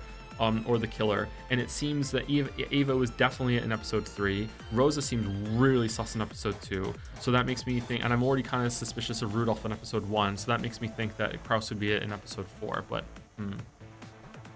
anyway. You having fun? Yeah, it's good music. Sorry you can't hear it. All of that can be explained if we suppose that Aunt Ava was the culprit. This argument was already won back then, and even that final riddle you proposed through Ava, the murder of Dr. Nanjo, can be explained with an 18th unknown person X. That breaks through the whole third game. Can you counter that? Of course. This much is nothing to worry about. In that case, how do you explain George's disappearance from the guest house? I shall add to the red truth. George did not go down the stairs of the guest house. He flew out through the window. Oh yeah, that happened. Yeah, I remember that. In the final stages of the third game, George suddenly vanished from the second floor of the guest house. Ava, who had been on the first floor, claimed that no one had come downstairs. But because of the blue truth, George could have snuck down to the first floor and escaped while Ava was busy carrying Kraus's and Natsui's corpses outside. They're bitching that you can't hear the music, so just take it for a little while at least. Jesus. Oh my god. Fucking Christ. Okay. But by adding an additional red truth, Beato had denied that possibility. To go outside without going down the staircase to the first floor, he would have had to leave by the window. But all of the windows had been locked from the inside. So what? It's just like you said. He flew out the window, right? There was a lawn, so we couldn't tell if he jumped down, and it was raining so hard. Any light traces would have disappeared. I'll use the red truth again. All windows and doors leading to the outside were locked from the inside. Furthermore, it is impossible to lock any of those from the outside. George had no technique by which to lock them. I'll use more of the blue. I said it myself at the time. In that case, everything works out as long as someone locked the window after George and Nikki escaped through it. Nothing difficult about that. So true.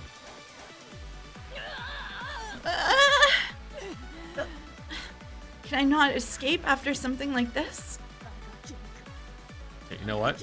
The music's actually ruined it for me. It's too techno dance. This should be moody and mysterious. Like, what are the weebs thinking? What are the weebs thinking? It was Twitch complaining, by the way. I'm not looking at Umiden. Beato couldn't remove the blue wedge that was buried into her foot. The fake witch was burned more and more by that forceful blue.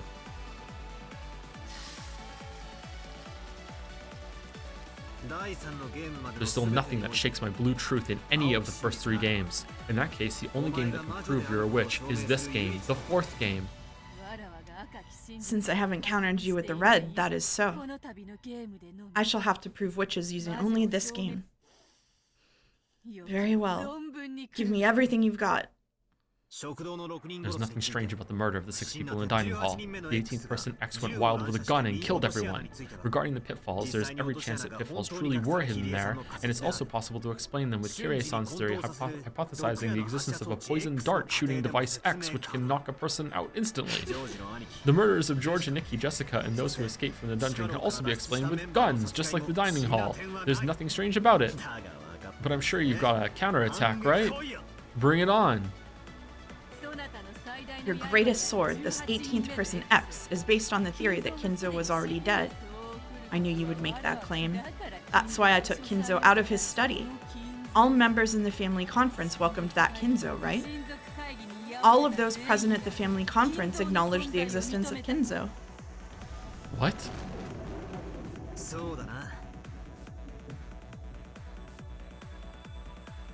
Oh, fuck. If someone was pretending to be Kinzo and they all went along with it, does that count? Oh, that's right. But grandfather was seriously ill, bedridden on the verge of life and death, right? If he was so worn out that he looked like a different person, maybe no one would have cared, right? I'll counter with this. That grandfather was a different person, a body double, a different person who the relatives mistook for grandfather. Then I'll counter with this. No person would mistake Ushiromiya Kinzo by sight. No matter what the disguise, they would not mistake Ushiromiya Kinzo by sight. Oh, was it on the phone? Then how about this? By declaring with the red truth in the second game that the number of masterpieces was 5 when in the first game the number was more than 5, you changed the premises of the later games. In the same way, there's a possibility that Kinzo's life or death status was changed for the 4th game. Therefore, Kinzo's existence in the 4th game does not serve as proof that he existed in the previous games. Therefore, even if we suppose that the 6 murders in the dining hall were carried out by grandfather himself, it doesn't create any contradictions. Then let me counter this way. Kinzo's life or death status is the same at the start of each of the 4 games. The setup was not different for the 4th game alone. Repeat it. Kinzo was alive at the start of every game.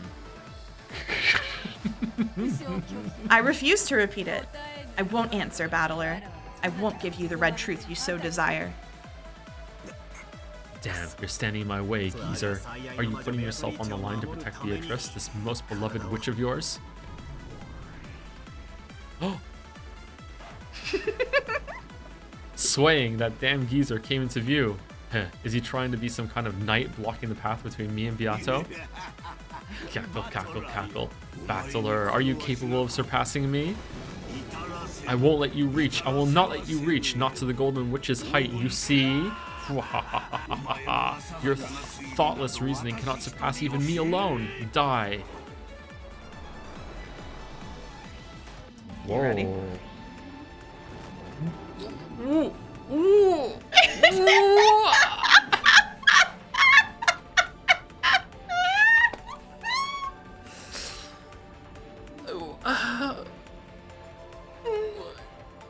Kinzo's jet black cape spread as though it would swallow the world, becoming the snout of a vast black dragon that came at me, trying to swallow me in one gulp. Faced with that black dragon's roar, I calmed my breathing and closed my eyes lightly.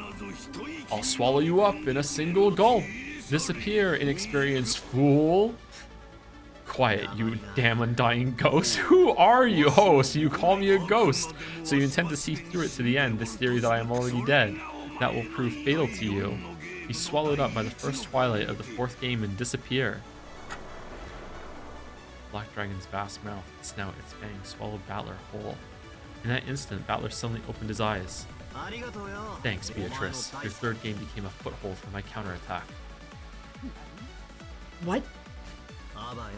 See ya, damn geezer. This is goodbye. As a basis for claiming that Kinzo was dead even in the 4th game, I propose the following theory. Very well. Come with me with all you have, my descendant. He's just glad to be here. Here I go, you damn geezer. My theory is that Kinzo's name is passed on as the title of the Ushiromiya family head. Ushiromiya Kinzo was already dead, and he passed his name on to someone else. Everyone acknowledged it, and therefore, all of those present at the family conference acknowledged the existence of Kinzo. Just making shit up now? Okay, there wasn't even any need for this person to disguise themselves as grandfather because everyone recognized a new Kinzo. Therefore, they didn't actually mistake Kinzo by sight. Okay, didn't that happen in episode 2? Where they said, no, but they also said that I believe in magic. Oh, what did they say? You are the head of the household? When they were in the chapel, when Beatrice was there? What were they all saying? Remember that? Rosa called herself the new head of the Ushiromiya family because her brothers and sister were dead. What were they saying in the chapel though when they were all when I was like crashing out because Beatrice was there and all of the kids were saying I can't deny it, and even Kyrie said. I'm not sure. I've already went back and looked at that one twice. Therefore, they didn't actually mistake Kinzo by sight. As long as the preceding theory is not disproven, nothing can change the fact that you're dead. This is the final blow. Damn geezer, I demand that you repeat it. Among all of the people there, not one had multiple different names. I cannot. Roar. My crystal. Rest in peace, damn geezer. Thank me, you were finally able to die. This is your requiem. Take it and drop dead. My magical crystal, no.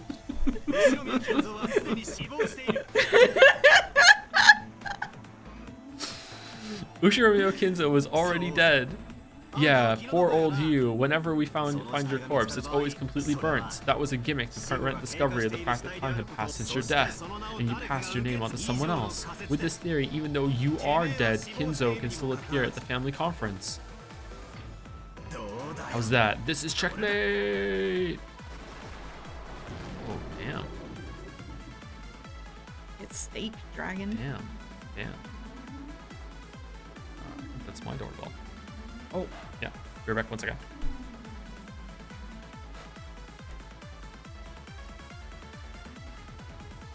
Is it muted? No. It's not muted.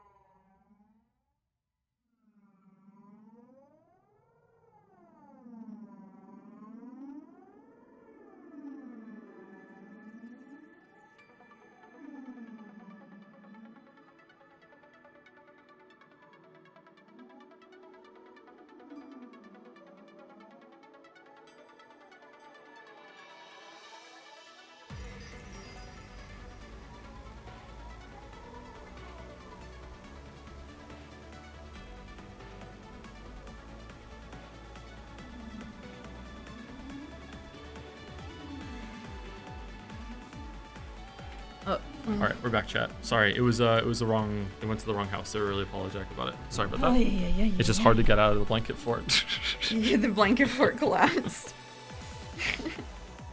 All right. Good pause screen though. Yeah, it is.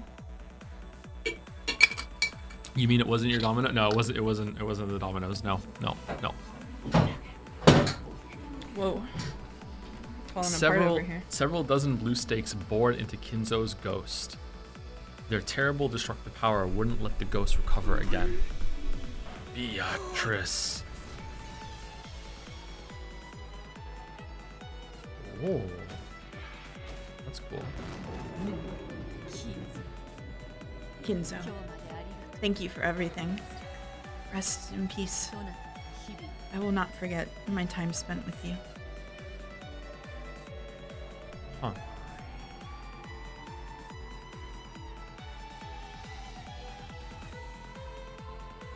Didn't expect that tone from her. Dispersing along with the shadow of the black dragon as golden flower petals. Dispersing along with the shadow of the black dragon as golden flower petals scattered, Ushimio Kinzo became a gold-colored cyclone and disappeared. Even after death, he had fought for the sake of the woman he'd loved. There's no doubting that your love and madness were the real thing. Battler. Don't hate me. Let the dead sleep. Don't wake them. You're up next. This is the end for you too. Yato still couldn't pull out the blue wedge that pierced her foot. She realized that she was on the verge of death. I've gone along with you a whole bunch. I think I've more than fulfilled any responsibility I had to play with you. But it's about time to finish things up. I've got a lonely little sister waiting at home. Let me take my leave with my whole family. Then kill me. In that case, try and kill me. I won't run or hide, and by now I won't even be able to avoid it. Come on, Ushiromiya Battler! You've got it. With the 18th person X from the dead Kinzo theory, everything remaining is pierced through.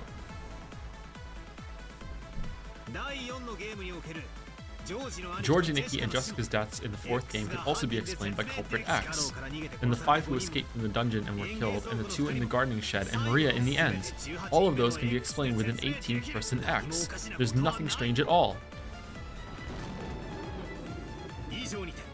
This concludes the explanation of the culprit with humans for all games. Beatrice, this here is checkmate!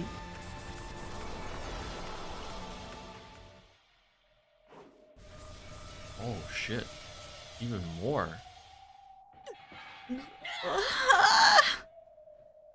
Beatrice, who couldn't dodge, had several blue stakes driven into her and was skewered. Yato grabbed at them, trying to pull them out somehow. That got me. It hurt. This will kill me, won't it? If I don't pull these out, I'll die. I've had enough of the pain. I've had enough of the anguish. With both hands, Beato firmly grasped one of the blue stakes.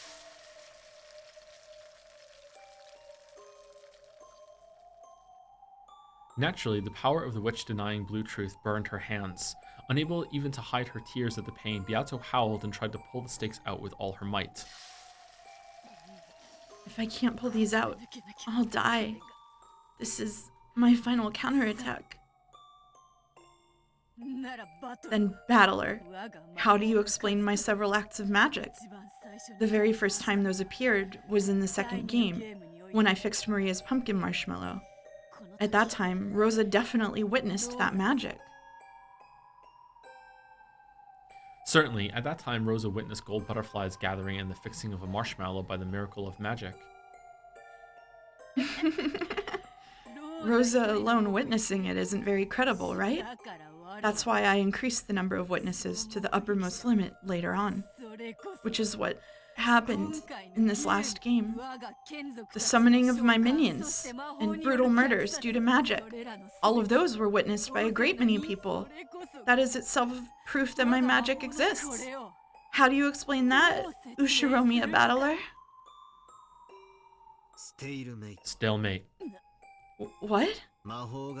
Magic exists because magic exists. Didn't the rules of our Brawn Tube trial say that you couldn't use that kind of argument? Yes, you're right. No matter who or how many people witness magic, that cannot become proof of magic's existence.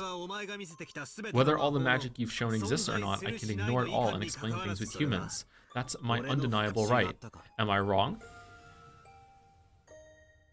At those words, the blue stakes lit out an even brighter light, knocking my hands away. As I feared. Pull them out after all.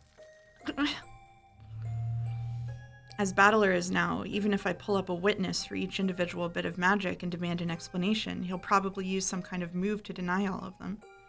Not just the magic with the marshmallow I showed Rosa, but all the miracles of magic. So I can no longer even claim to be a witch without questioning him about something like how a marshmallow was fixed. I'm in such an inferior position that I must fight over such trivialities. It may be impossible for me. I know that. This was to be a game without victory from the very beginning. So it was only natural that the day of my defeat would eventually come. Have I fought Battler up until today just to lose to Battler?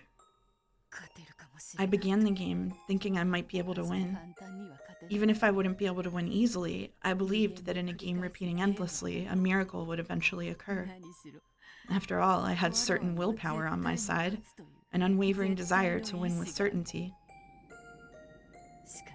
However, I've now lost that miracle completely, and that certain willpower resides in Battler, leaving me certainly without even a 1 in a million chance at a miracle. No, perhaps I should say with no miracles or certainty. I will have no victory and no end through a tie.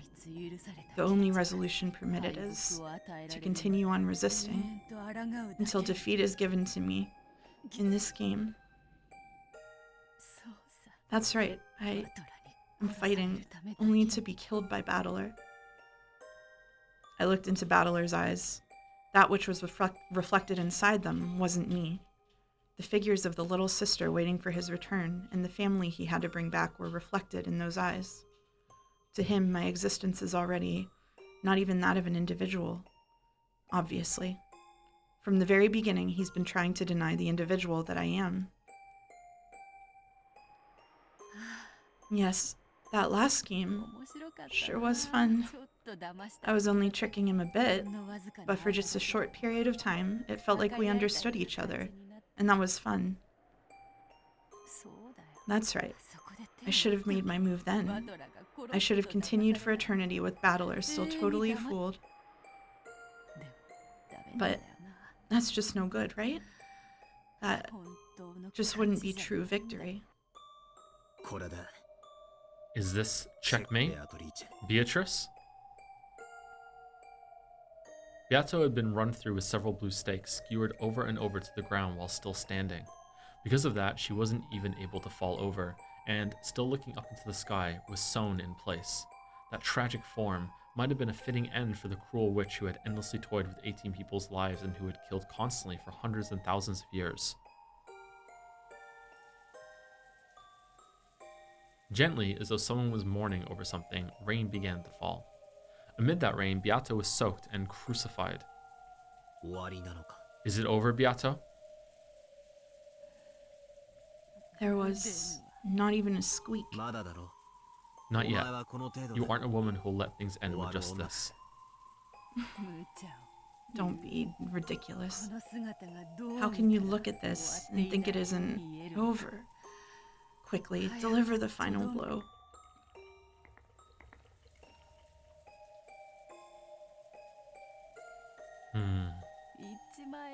Just say it with your blue truth. Therefore, witches do not exist. Say it. Just say it. With that single blow, just put a stop to my breathing. It's useless. Huh? So you would expose me to even further shame? Isn't it settled already? Stand up. Our brawl still isn't over. Not over, you say? That just now wasn't you losing. You just stopped and gave up. Isn't that enough? Wouldn't giving up mean your victory? You should return to your little sister. Right away. Just throw me away. Right here. Didn't I tell you? I won't run away, and I won't let you run away. Just who are you, and what in the world is it that you want? If you want to know, why don't you just try your favorite move? What does it matter? Just a delusion, an illusion. Isn't that enough? Is that like another layer above the Velvet Room layer? What is that? It's all useless. I won't let you run away. I'll break through you. How could I let you run away like this? I won't let you run back to the darkness of illusions while you're still all hazy like this.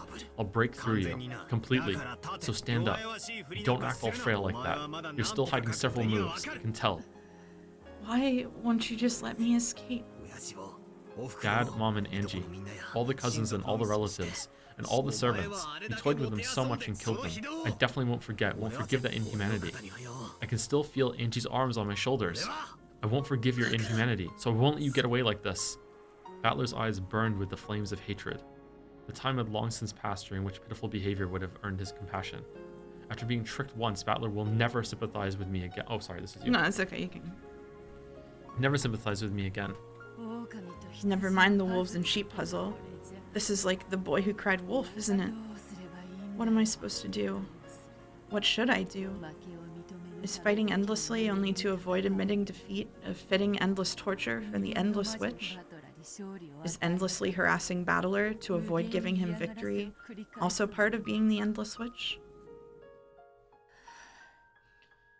It's so sad. Is this what the endless magic is? I've had enough of endlessly being toyed with by witches. I've had enough. I will have no victory and no tie. In that case, there's only one result that can release me.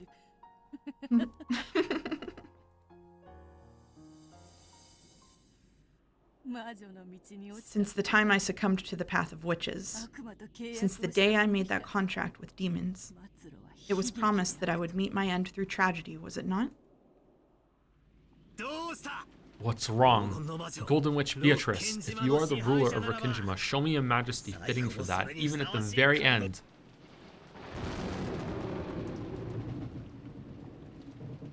Lightning. The world was smashed with white. Fitting last moments for the ruler of Rokkenjima.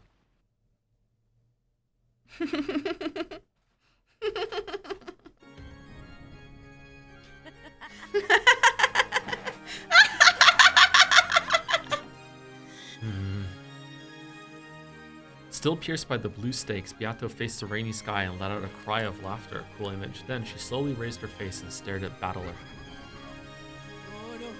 Fool. Just when I was about to praise your good fight and hand over victory, you shall regret that pride. This isn't something for you to hand over. I'm gonna take it from you. The same goes for you, right? You can never accept an easygoing victory where I just say, maybe witches existing isn't so bad. Isn't that the very reason you intentionally fell apart like that at the end of last time? That's right, last game you took pity on me just once, didn't you? So now I'll pay back that debt. Stand. My enemy, my golden witch, Beatrice. My golden witch. Oh, man. Are they flirting?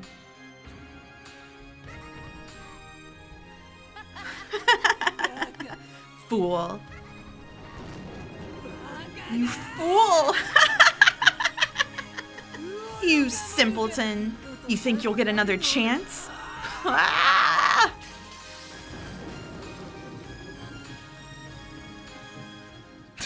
When Beato yelled, the blue stakes that had pierced her chest blew to bits and disappeared. However, the blue wedge that had pierced her foot in the very beginning did not vanish. You can't pull it out yet. You can't pull out the blue truth of the 18th person X. Oh, I will respond to one thing you told me to repeat. As you reasoned, Kinzo was already dead at the starting time for all games. However, in that case, all I need to do is take one person out. Thus far, I have been declaring that no more than 18 humans exist on this island. I will lower that by 1 for Kinzo. No more than 17 humans exist on this island. Oh, for fuck's sake. That excludes any 18th person. In short, Sumari, this 18th person X does not exist. This applies to all games.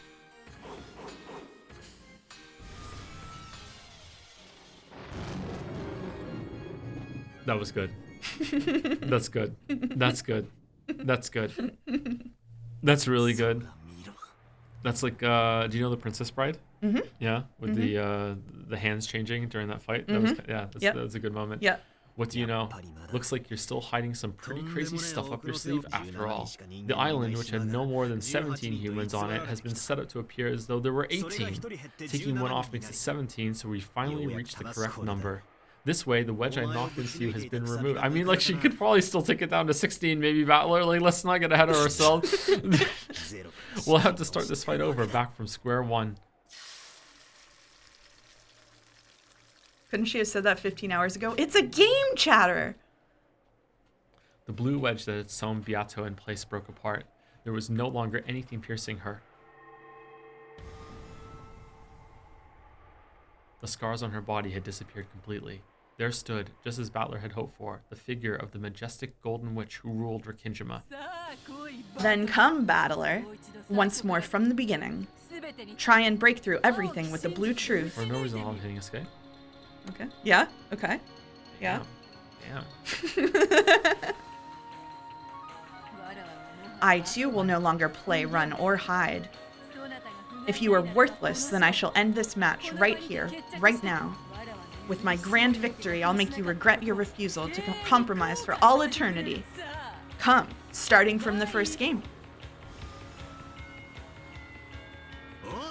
Right. From the first twilight of the first game, there is nothing strange about the murder of the 6 relatives that were found in the gardening shed in the beginning. The crime was possible for any of those who didn't have an alibi. Valid. Continue. What about the next closed room murder with Eva and Hideyoshi? Even the chain was set for that closed room. Someone was hiding under the bed. I shall add to the red truth. Both deaths were homicides. It is not the case that after the construction of the locked room, one of them committed suicide after murdering the other. Furthermore, the murder was carried out with both the victim and the perpetrator in the same room. No method exists for the perpetrator to commit murder from outside the room. Suppose that the culprit was a human without an alibi. In other words, Sumari, the dead. Among the first 6 corpses, there were some made unidentifiable because their faces were smashed. One possible theory is that one was actually a fake corpse and that some culprit X killed those 2 after pretending to be a victim and hiding away. Then, after the locked room murder was constructed, the culprit hid under the bed and Sorry, 1 second. I got excited and hit the button. And waited for us all to leave. Is that what he said? And waited Yes. for us all to leave? Okay. Very well. Next. Cannon was killed in the boiler room, correct? I shall add to the red truth. All of the survivors have alibis. Let us include the dead as well. In short, Sumari, no kind of human or dead person on the island could have killed Cannon. If no one could kill him, then he might have been the one to kill. Meaning Cannon-kun might have killed himself. Repeat it. Cannon-kun did not commit suicide. Cannon did not commit suicide. Fuck. 1 more. Repeat it. Cannon-kun's death was a homicide. Ooh. I refuse to repeat it. It was an accident? But by that refusal, it may be possible to view it as a homicide, but you've already proclaimed in red that no one could have killed him. In other words, Sumari, it wasn't a homicide. This is the same as the linked closed rooms from the 3rd game.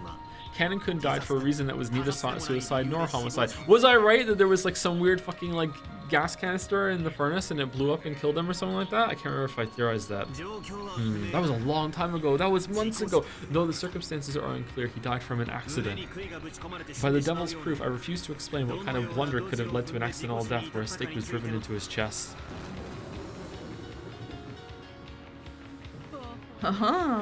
Now that you've borrowed the power of demons, you are without peer. It is valid. In that case, what about the murders after that in the parlor of Genji, Nanjo, and Kumasawa? Naturally, Maria, who was in the same room, didn't kill them. And of course, their 3 deaths were homicides. We could explain it with the one who carried out the murder being a culprit X who used an unidentifiable corpse to disappear. In the first place, their 3 faces were also pulverized. It's completely possible that one of them was a body double corpse. I guarantee the identities of all unidentified corpses. At the end, or all of them? Therefore, there were no body double tricks. Then I can explain it with simultaneous murders. Each of the 3 had a gun pointed at it. What the fuck are you doing, Baldur? This is too far even for me. What are you talking about? Then I can explain it with simultaneous murders. Each of the 3 had a gun pointed at another in a clockwise pattern he specified, and they blew each other's faces off at the same time. After that, Maria collected those guns and hid them. How about that? What? What a ridiculous argument. How amusing. Then what about Natsuki in the end? Who gives a shit about Natsui? I shall add to the red truth. Natsuki's death was a homicide. There are no corpses of unknown identity, and all of the survivors have alibis. You can explain it with an indirect murder by Trap X. Something was done to Aunt Natsui's gun. You can explain it if that was a trap gun built to send a bullet right into the forehead of anyone who tried to hold it up and shoot it. True. The bullet buried into Natsuki's forehead was not fired from Natsuki's gun. There's a possibility that Aunt Natsui was lured out by that letter of unknown contents, and she was called out into the hall. Then she was forced into standing in a specified location at a specified time and murdered by some trap X which used a gun that had been installed there beforehand. Wonderful. These reckless arguments of yours are even starting to feel pleasurable now. Out of respect, I shall hand the first game over to you. So we were right! Well done. The Mexican standoff clockwork theory? No. She can't refute it. Maybe she's just so impressed. She's like, you know what? You can have it. The instant Beato acknowledged her defeat in the first game, the stakes of the blue truth once again pierced her chest, letting out a terrible sound.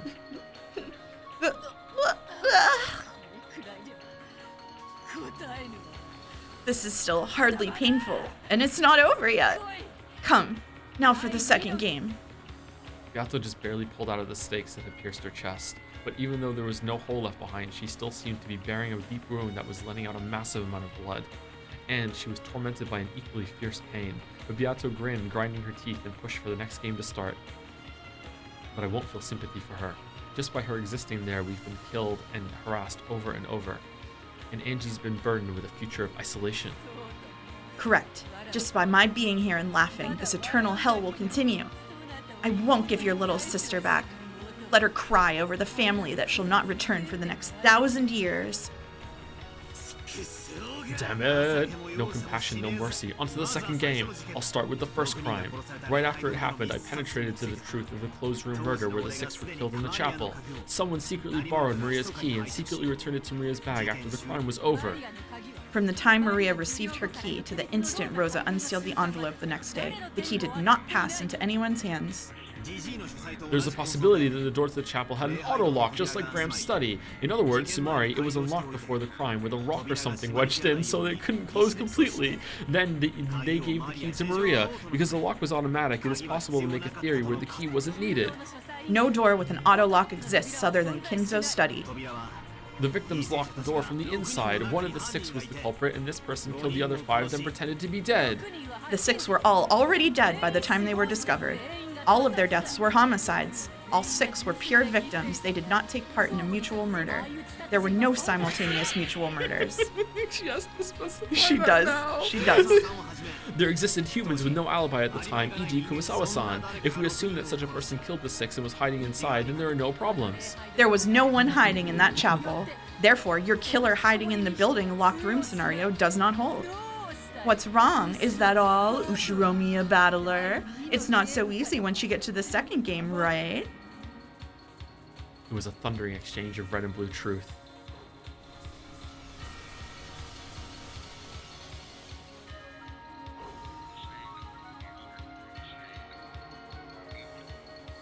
What's going on? The stakes and wedges of blue truth that I sent flying attacked one after the other, and Beato cut them down one after another with her red truth, her red treasured sword, knocking them down. But the blood she'd lost from the first game was probably serious. This intense exercise was putting an even greater strain on her. I could also see her breath grow ragged. That's why I can't hold back now. I'll corner that witch. This time I'll break through her. Not yet. It's useless. It's all useless. My twisted logic isn't finished yet. Then what about this?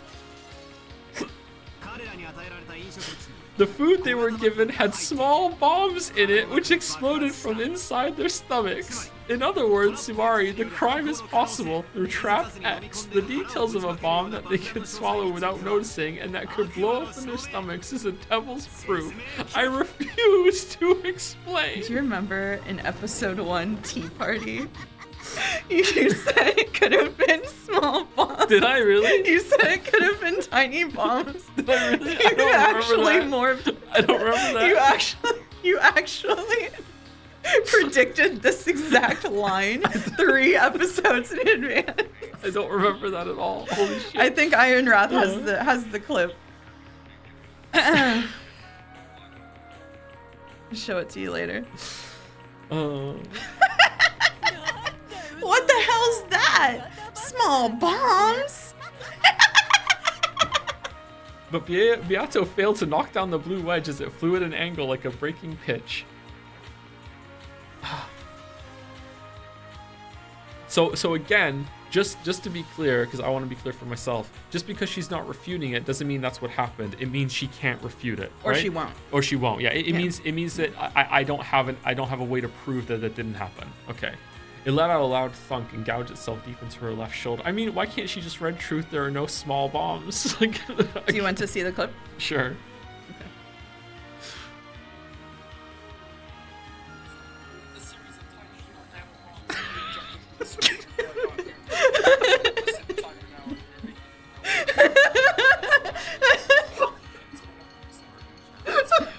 Okay.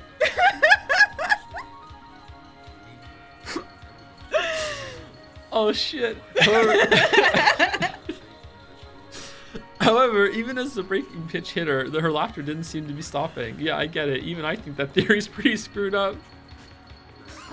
Ha, laugh as much as you want. Got a problem with that? None. Quite a pleasurable, reckless argument. Next up is the closed room with Jessica and Cannon.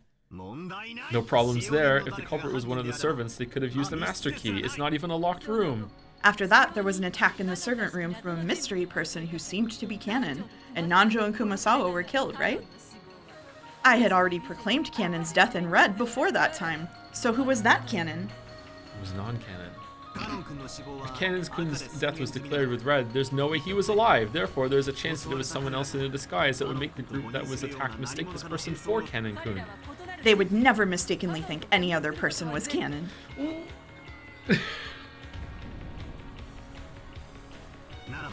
Then, just like the hereditary of Kinzo's name, there's a possibility that Cannon's name was inherited by someone. You could suppose that Cannon-kun was killed, a different person succeeded his name, and this person attacked them.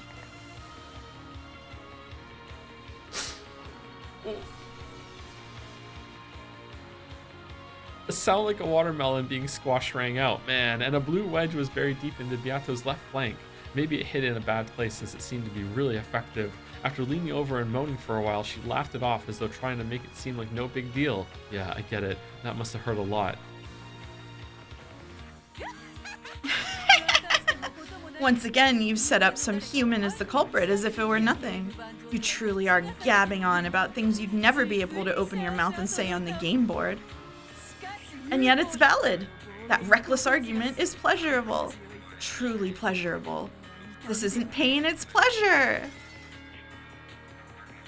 When Beato howled, the wedge that had pierced her was blasted away, but the wound remained and she continued to be tormented by a fierce pain. You ready? I'll keep going. My blue truth for the last murder in the second game, the 3 who died in Aunt Natsui's room, should still be valid, even with the 18th person X denied. Do you have a counter argument for that in red? If you don't, the second game is all mine too. No, I don't.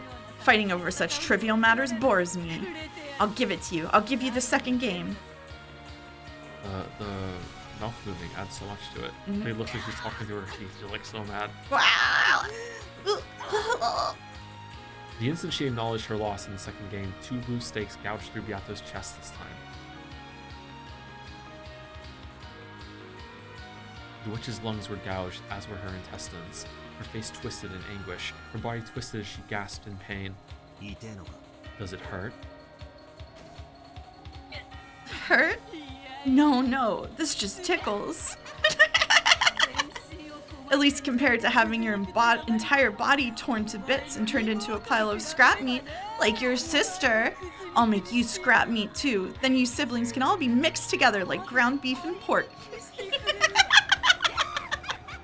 If you had 50% lean beef chat and 50% lean pork, and you mix it, oh, you don't know this hypothetical, do you? Okay, let's drop it then. Let's not go and explain it.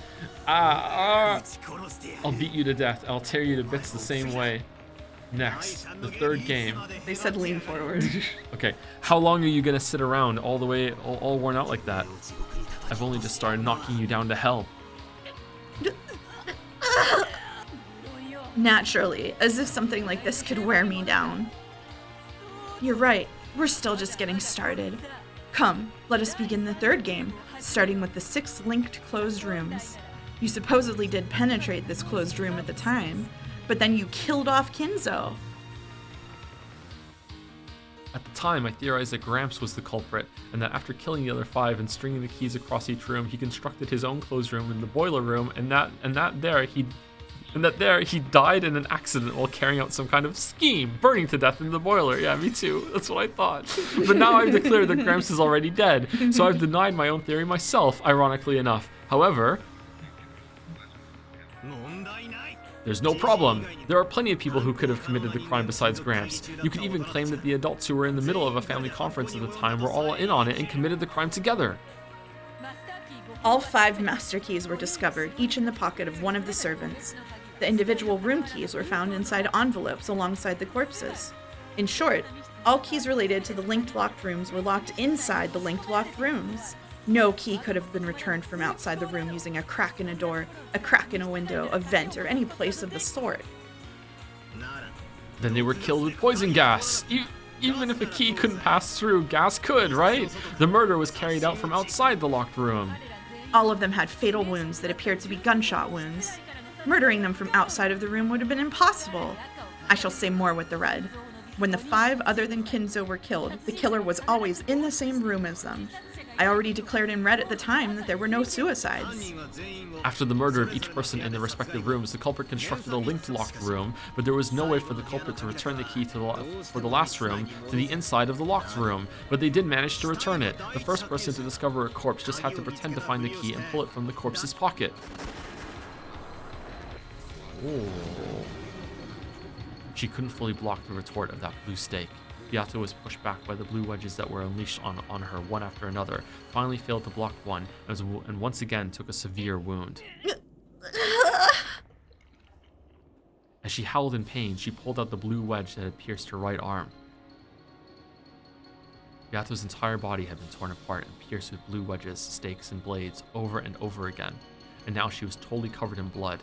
But even so, Beato grinned, cackling as though this was amusing.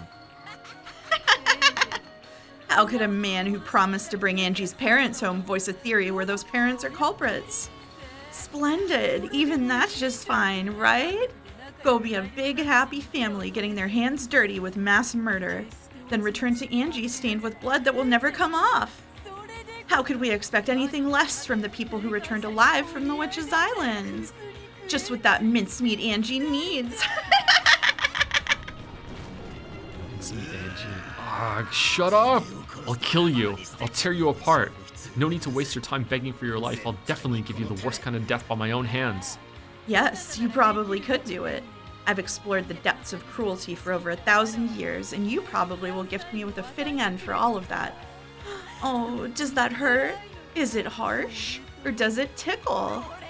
Is that supposed to torment me? Come on, Ushiromiya Battler. There are still mysteries left.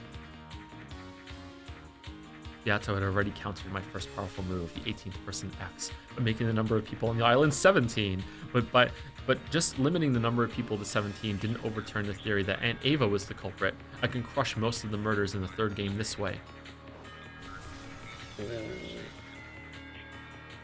Blood dripped from all over the body of the Golden Witch. I cornered her, this time thoroughly without mercy.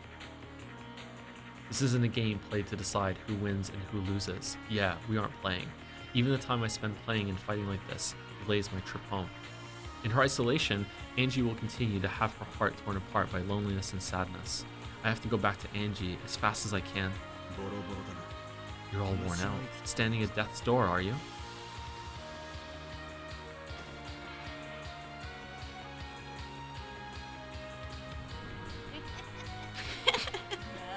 It still doesn't burden me. Something like this. It tickles. It looks like you don't need any mercy. I never asked for it in the first place. I'm going all out. Do so. When our roles were reversed, I showed no mercy. So you ought to do the same when given the chance. Otherwise, I'll summon another isolated Angie from a different world. And this time, I'll tear off her arms and legs, stick her with a spear, and roast her, okay? Shut up! Never again. Not my family. Not my relatives. Not any of the servants. I won't let you make them your playthings. I've already broken through all of the mysteries in the fourth game with the blue truth. The only one left is the very last one from the third game. Only the murder of Dr. Nanjo. Oh, have I already been cornered so far? What a precarious state I'm in. She coughed violently, spitting up blood. Her insides had been punched through so many times, it was only natural. In other words, Sumari, the mystery of Dr. Nanjo's murder is the last line of defense for you being a witch, right? As you say, if you defeat that, it will mean that all of my mysteries have been defeated. Unless I counter one of your truths with some new red truth, or present a new mystery, I will die. You don't look like someone who's been pushed into a corner standing on the brink. You still have some kind of hidden pitch up your sleeve, right? Well, who knows? I've already tired of a too long life after 1,000 years. I've started to think that having this life ended by a rival like you, whom I stumbled upon at the very end, might not be so bad. You can do it, can't you? Do it. I beg you, kill me. I'm always the one killing, and I've never had the experience of being killed. I've killed the 18 of you hundreds of times, but I haven't been killed myself even once. So I wanted to experience just once myself. It was a graceless show of boldness, unchanged from before. But blood dripped from her mouth. Her once beautiful dress was covered with holes, and blood poured from all over her body, making her physical appearance stand in sharp contrast to her attitude. Maybe the shot she'd taken to the flank was still tormenting her, since she was still pressing down on it unconsciously without a trace of grace. But I've got no time for pity. As long as I feel sympathy for this witch, my family and I won't be released from this place. Until I defeat her, we won't be able to go home. In the outside world, it may be possible for even enemies to understand each other when circumstances change. But pure evil does exist. Evil that brings misfortune just by existing, and is to be spared no compromise. Just by its continued existence alone, it's evil. I don't pity you, just like how you didn't show pity for any of us. Well, of course. All of you are just pieces in the game. It's just unbelievably fun to think about which 6 to kill in the beginning, how to kill the next 2, and whether I can find a much, much more grotesque method of murder, you see? Hey, Battler, I've reformed a little, so forgive me this time too. If you do, I'll change my methods of killing into something a little better, okay? I'll listen to how you want them to be killed and in what order, got it? It's so fun toying with people's lives. I'm sure you could think of a way to turn Angie into a pile of scrap meat much, much more thoroughly. Come, Battler, try to expose the truth of Nanjo's murder. The 18th person X has been defeated, but I won't give in. I'll stop that witch's breathing cold. The end of the third game. It was announced in red that the survivors at that point in time, Battler, Ava, Jessica, and Nanjo, were all uninvolved with Nanjo's murder. And it was also proclaimed that he was murdered directly by someone before his eyes. All other people had the strongest possible alibi by having their deaths proclaimed in red. I'll break through this without using the 18th person X. 17th person acts. Think, don't stop thinking. Her red doesn't only blind me, it's also supposed to be her weak point. I've got to somehow use it against her. That's right, there's still a gap. Was she there? Yeah, this way I can break through it. This way, Beatrice's legend of... Oh shit. Legend of the Witch is finished. Legend of the Witch is finished, okay. True, the others probably were dead. However, the time at which their deaths were declared in red was not the instant Dr. Nanjo died. Strictly speaking, it was in the fight between me and Ava after Dr. Nanjo's corpse was found. In other words, Sumari, if someone who was alive at the time that Dr. Nanjo was killed died before Ava proclaimed that death, you can sew right through that crack. In other words, Sumari, it's like this. The culprit was among those people who were not confirmed dead prior to Ava's declaration of the deaths, and that person had managed to skillfully play dead in the beginning and wait for us to leave them alone. They made us think they had died, while their death still hadn't been declared in red. Then they killed Dr. Nanjo, and after that they died for some reason. Then after that, Ava declared their death in red. That theory can explain Dr. Nanjo's murder. How's that, Beatrice?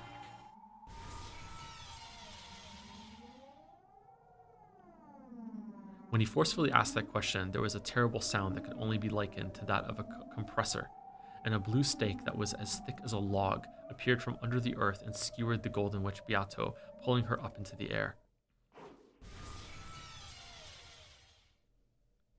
Ugly tearing sounds rang out, and each time a blue stake or wedge would appear and pierce Beatrice's body. When that finally ended, her tragic form was exposed there, pincushioned by more than 10 stakes and wedges all over her body and dripping with blood, dangling and crucified.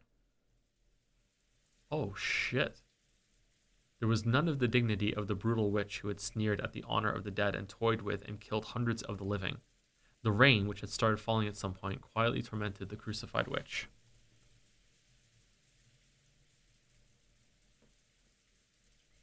As Baldur heaved with his breathing, he waited for some kind of answer from the Golden Witch.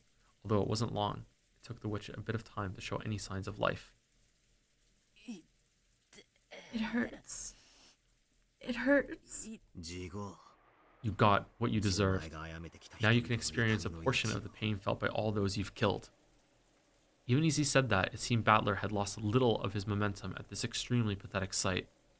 Even if it was an enemy, he couldn't look straight at a woman exposed in such a brutal fashion. But even so, unless he destroyed Beatrice, this battle wouldn't end.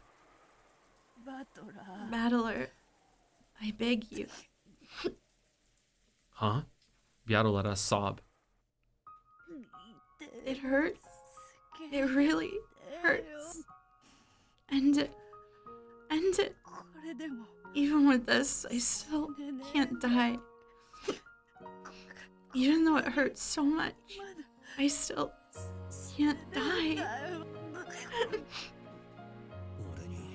Ooh. What are you asking of me?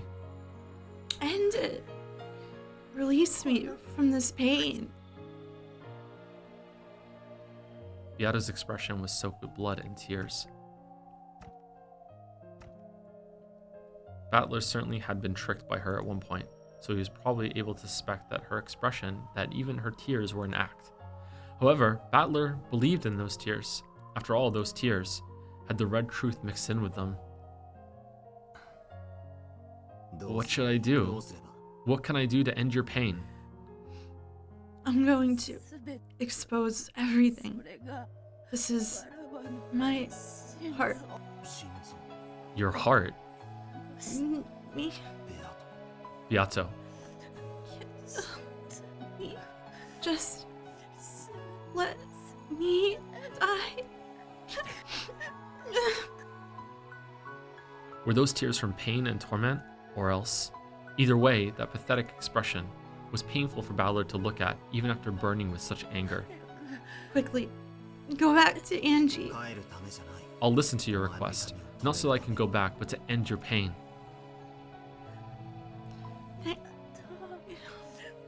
Adler. In her last breaths, Beato summoned up all of her remaining strength and managed to close both of her hands into fists. A red light began to gather at those fists. Then she lifted her arms as though appealing to the heavens for something. You will be able to kill me. All of me. My heart. Crush it. Here, sit. Okay?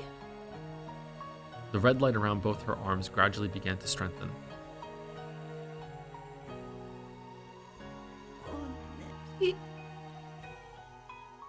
After saying that much, her face tilted to the side a bit. Then, her right arm lost its light and flopped down.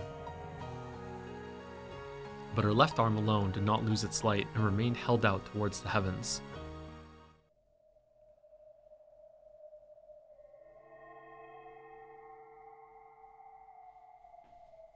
Then, before Battler's eyes, another Beato appeared with a faint form, transparent like a curtain.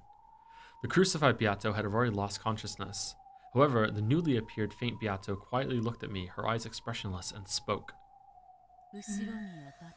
Ushiromiya Battler, I will now kill you. And And right now, there is no one other than you on this island. The only one alive on this island is you. Nothing outside the island can interfere. I understand. This is the last mystery Beatrice will be able to make as a witch. She's trying to offer it to me, entreating me to solve this final mystery and kill her. Do it. I'll accept your final mystery. You are all alone on this island. And of course, I am not you. Yet I am here now and about to kill you. Like a souped up version of the mystery of Dr. Nanjo's murder. So?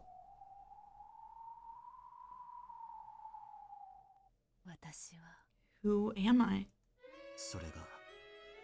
Is that your final question?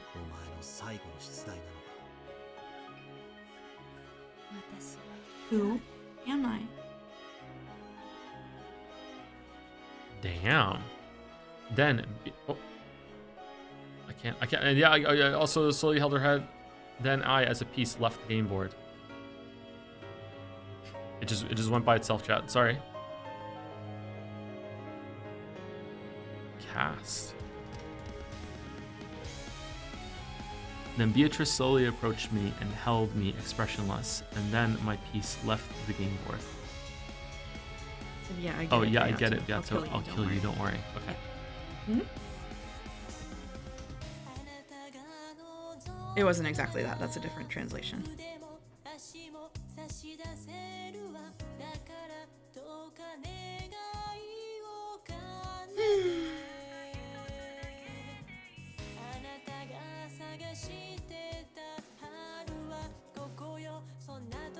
Well, It was good. I really liked the back and forth through all of the episodes. It was good.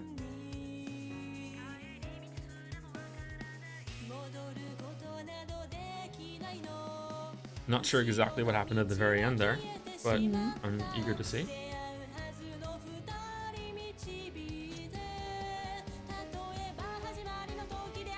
great news.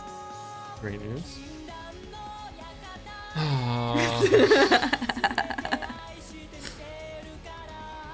Awesome. Awesome.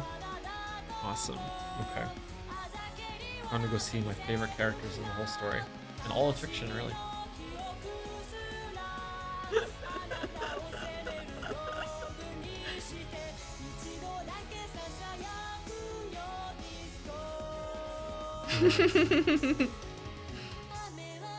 All of the goats. All of the goats, but especially that one goat. Yeah.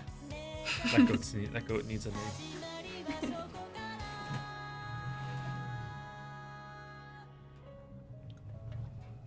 We could watch the PS3 opening after this, yep. Okay. Is it on YouTube? Retinas, if you're in the chat, can you DM it to me?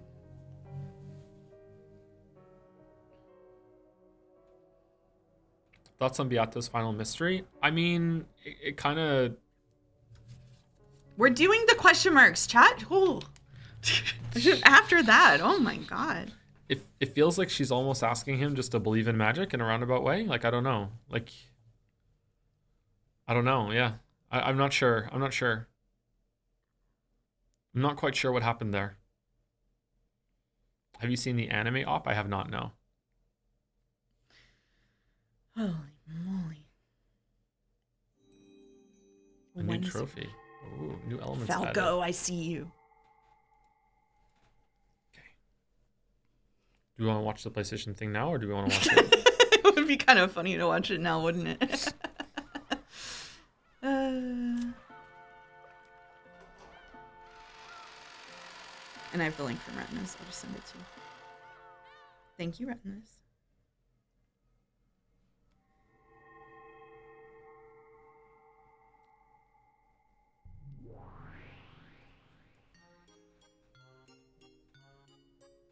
Unknown fragment. I don't even know where that number begins. Scattered over the big bed were cute jelly beans of various colors and chocolate coins. Oh boy. A fork was stuck into a shortcake peeking out of a gift box, and there were decanters with drinks of various colors lined up on a side table. But the color of the partially finished drink that had been poured into a cup was venomous, matching none of the decanters. Someone had probably been playing around, mixing various things together. That can be lots of fun if you don't mind the taste. On top of the fluffy bed were several colorful big pillows like something from a dream. I gotta say, I'm so glad I'm not here for this episode. I don't know how well I'd be able to handle my pathetic sobbing behind being backseated by Baldur's audio concerns. Says Jelly. Jelly, the tears aren't being picked up very well. I need you to plus 2 decibels, okay? Can you put on an expander, Jelly? Just go. Put your mic through OBS and put on an expander.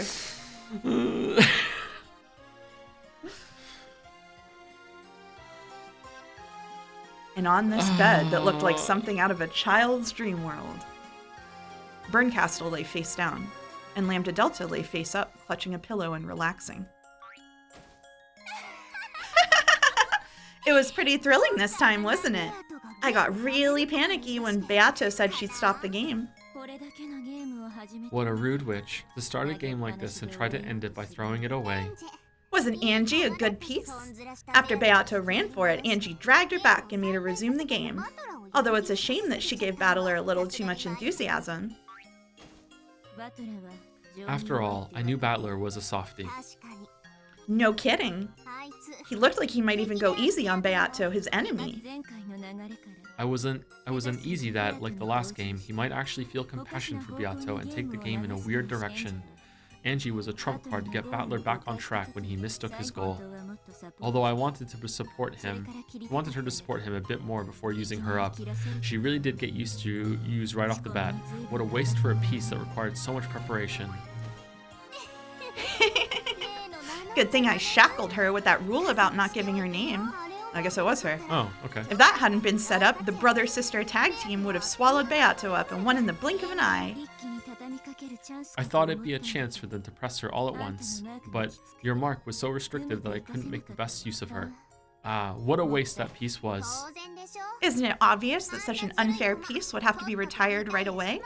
Well, in the end, she did a good job of preventing the suspension of the game, and that helps me out too. The way she made both our interests match is what made her a truly wonderful piece. She was an innocent kid like Battler, so it was easy to get her to do as I said. Morons and impulsive types make the best pieces. I really can't stand losing that piece. By now, that kid's minced meat. Hey, let's make hamburgers out of her later on.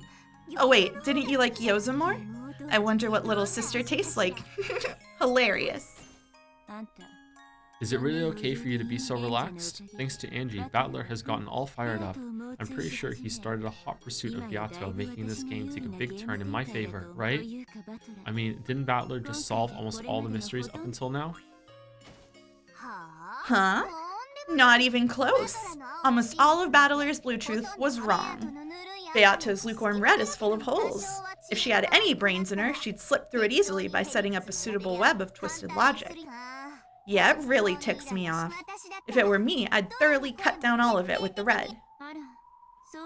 Oh, really? And I was sure that those were all correct. Well, I don't know about that small bomb part, though. Not all of Battler's Blue Truths were valid. When talking about the first game, Beato clearly declared that she guarantees the identities of all unidentified corpses. This defeats Battler's theory about the culprit of the Eva Hideyoshi closed room murder being someone who faked up a corpse. Next, Cannon might have died in an accident in the boiler room, but what kind of accident could drive a stake into his chest? Are you a moron? I'll slice it with that red treasured sword thing. Cannon did not die in an accident.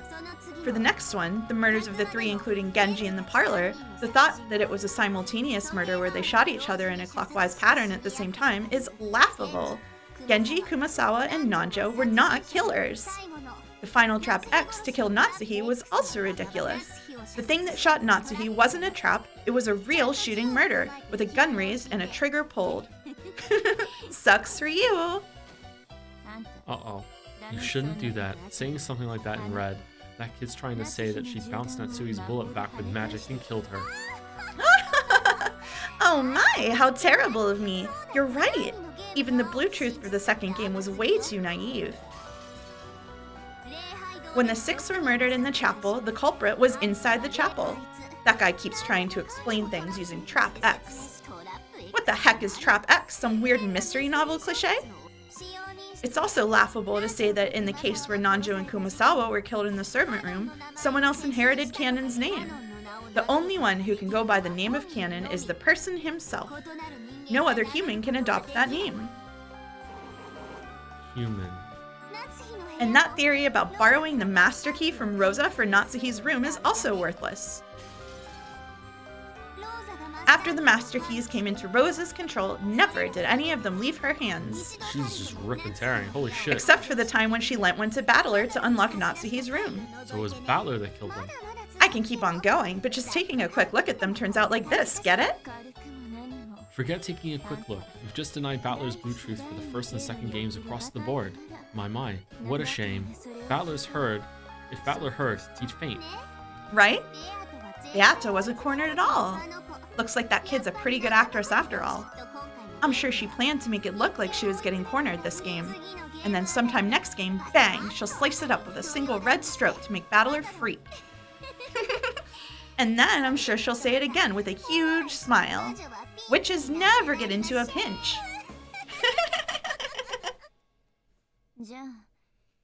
Then that whole tragic atmosphere as though Beato was getting cornered was all an act. Isn't it obvious? She really is a great actress. Even though she wasn't cornered at all, it felt like an astonishing last episode climax. She's totally the winner for Best Supporting Actress this year. Oh, but of course I'm the star.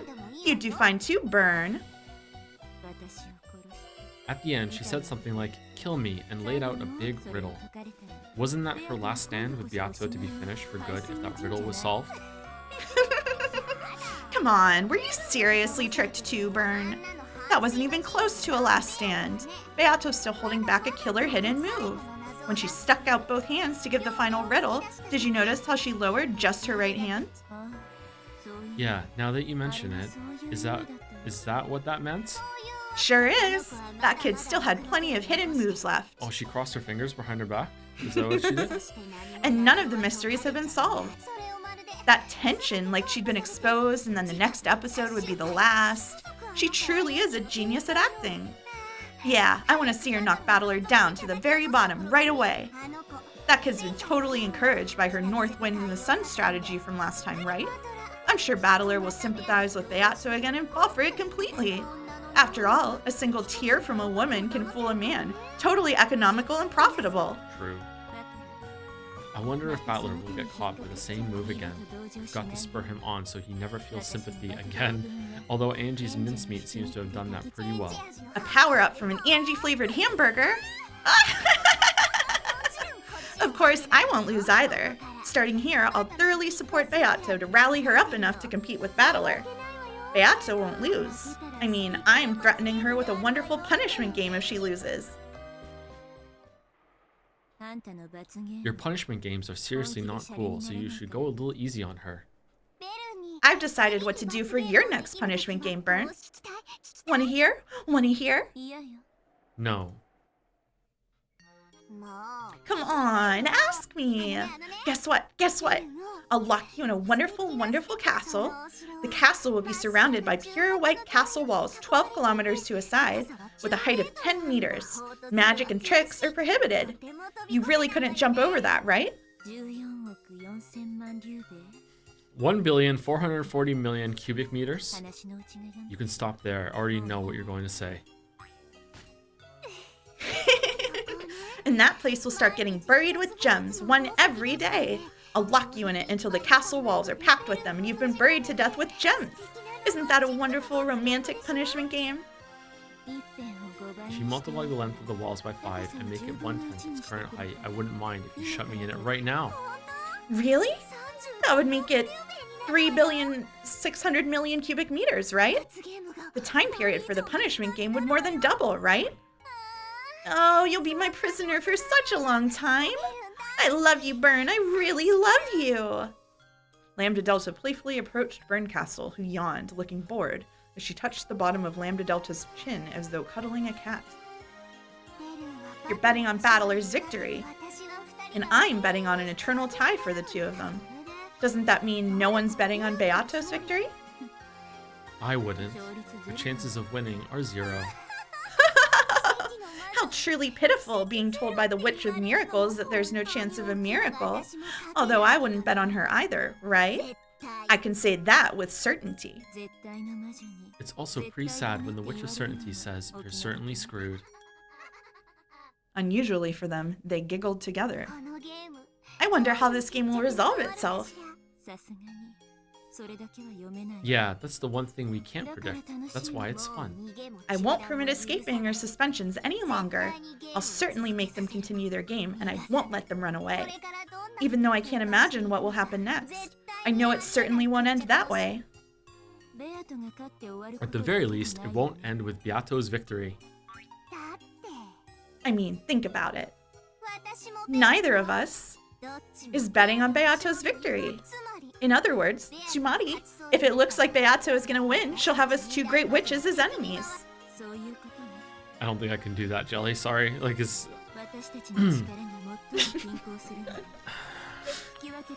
Exactly. Our powers are most in equilibrium when balancing between a tie and Balor's advantage.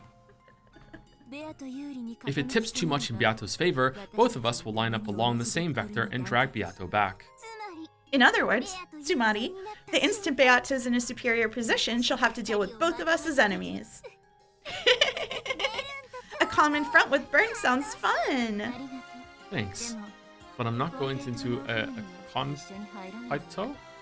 Competo candy bath with you. Aw, and I was gonna cover you with melted marshmallows while taking a Competo shower.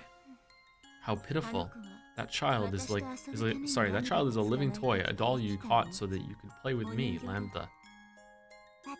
I'm good at playing with dolls. I really can do it well, okay? I'm proud of being able to play with a single toy for hundreds of years without getting tired of it. You're her ally at some times and oppose her at others, toying with her for all eternity. How pitiful. That kid is now our doll.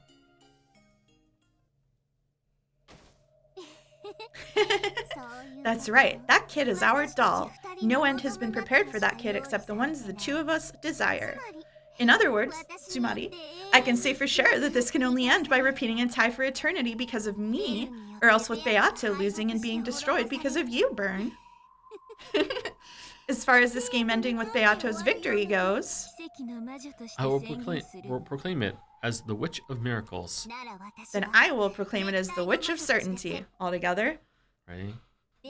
Beato certainly cannot win. And a miracle will certainly not occur.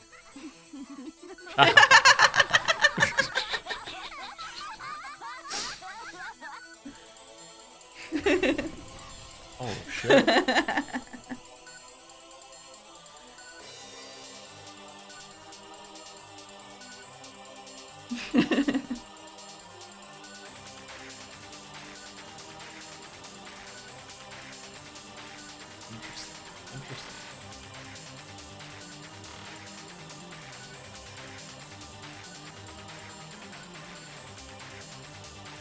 And that's it.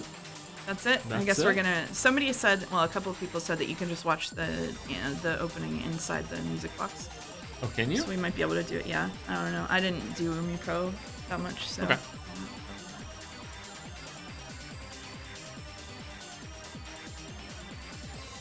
I haven't said thank you in a while.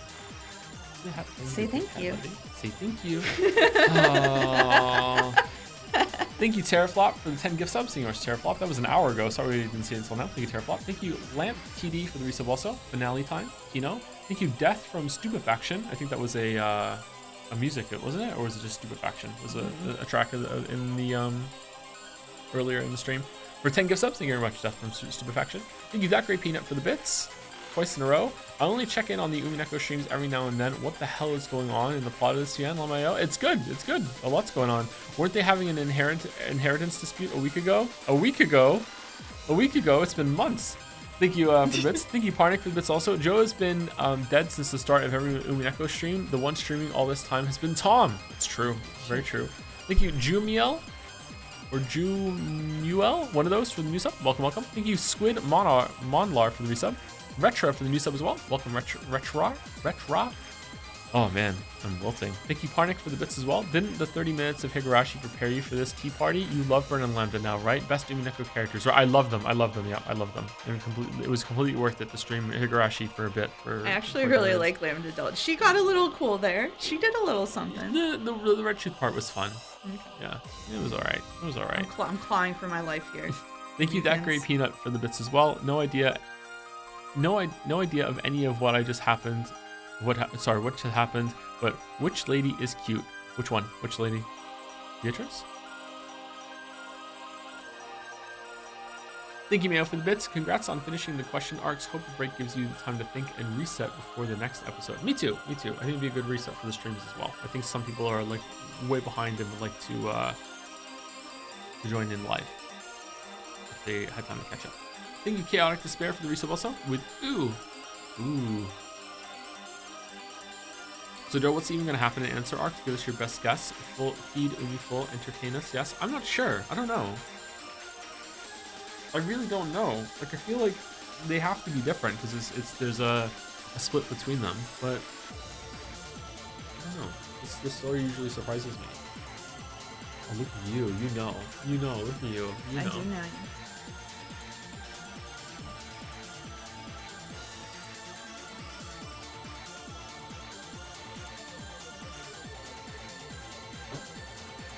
I don't know if it's going to be more cycles with more killings going on. What's your favorite moment so far? Still, the first killing in the shed was just amazing. This part at the end of here was really good, though. Oh yeah, how do you rate the episodes? That's a good question. They love it when people rate the episodes. It's their favorite thing. 4 might have some of the highest highs, or even the highest high, but 4 is definitely the worst one so far. I would probably go.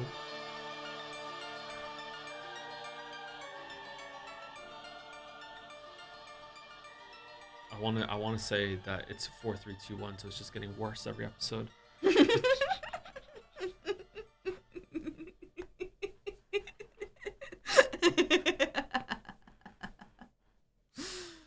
I really liked the first episode introducing the concept and all the characters. I really liked it. I thought after the beginning, once we got to the parlor scene, I thought it was quite well done.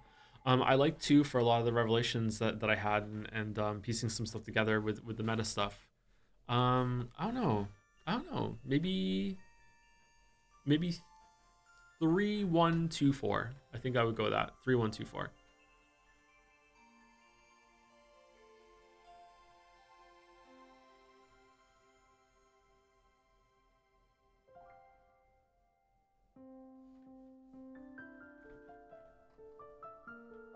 That's why Mouse came to Moncton. How the extra 100 millisecond delay on Discord would have made the simultaneous talking a bit impossible. Exactly. That is the only reason. That's the only reason. Yeah. Can you rate Hypothetical Walrus for his weekly podcast post-stream Umi News segment after you're done? Yeah, we'll rate, even if Hypothetical Walrus doesn't have that, we'll still rate Hypothetical Walrus. Yeah. Got to get through the openings first, though. Yes. Yeah. I also forwarded you the anime opening, which people wanted you to watch. So. Really? We can watch two openings as a treat. I'm starving. Me too. I'm very hungry. Starving. I'm very hungry. Yeah. Starving.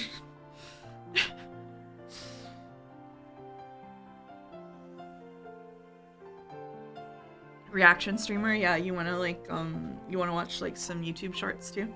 Yeah. React Andy. Yep. Yeah. Yep. It's the new meta. Thanks, Dr. Peanut. Last dono, please buy burger with my money. Buy burger. Okay, I can get a It's burger. pizza. It's pizza. We're getting pizza. You could get a burger if you wanted. No, I could get a burger a couple days maybe. Okay. I have some burgers. I can make some burgers. Oh yeah, how do you feel about the revelation? I liked it. That annihilated me the first time. That really got my ass. I liked it. I just wish that that scene wasn't so long, but yeah, I liked it. That's another example of episode 4 kind of like shorting its own big moments because it comes out after so much stuff. Oh, When the Seagulls Cry, episode 4. I think this is Chad. Is this what you mean? Is it When the Seagulls Cry, episode 4? Is this the opening? It's not there. It's at the bottom. You don't think so? There's nothing below that. It's not here. Okay. Well, they told us it was in the music. Okay. Whatever. It's somewhere else. It's somewhere else. Is Picture it box? Picture box? Maybe. It should have been there. Well. Okay. We'll just do the link. I sent it to you on Discord. So, do your Discord. Okay. Just close it and open it again? No. I can close this though, right? The whole thing? No, do you want to read? Do you want to do as you usually do and read episode 5's description first and open it up? Click the copyright? Click the copyright, like there? No. What's going on over here? It's changing it to... Oh. What's Omaki? I don't know. Do not do that? Do not do that? Okay. Do not do... Do not do that. Okay, do not do that. That has the full story spoilers? Okay, Okay. what is chat cooking then? So, I can read this? Yes. Episodes 5 to 8. Good morning. As the story crosses into its second half, the tales woven by the Golden Witch have been exhausted. All that remains now is to understand them. Perhaps new game masters can offer a fresh perspective. Okay. Maybe if you click that, it'll put the opening. Oh, there was a cackle. Oh, Cackle. cackle E. Was there an E at the end? Please wait for a moment. Data caching is being performed. Wow. What a stream. Ooh. What a stream. Is it fucking with me? I don't know. You need to open Discord for the anime opening anyway, though. Okay. Yeah.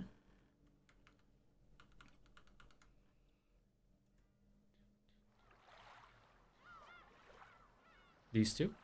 Yeah, so this one might be in there, but that that one's just a Discord. Oh, it's playing.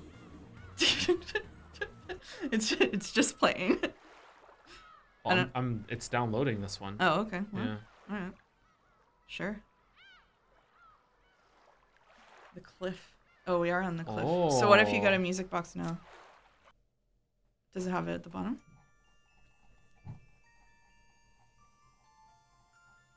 Nope. All right, we're done. All right, we'll just use the browser one then. Can I like... Oh, yep. Good morning. Please enjoy the new game with its new game master. I say that, but the game has already reached its climax. The culprit has been cornered and merely awaits checkmate. I am sure there will be something that you can spot from the clearer perspective. The difficulty is fairly easy. What could possibly fool you now? Great question. Do you want to see what the very first image is? Yeah, sure. I don't know if it'll play an opening here, though. Raising the total openings to 3. Just pushing the pizza back more and more. Yep. Yep.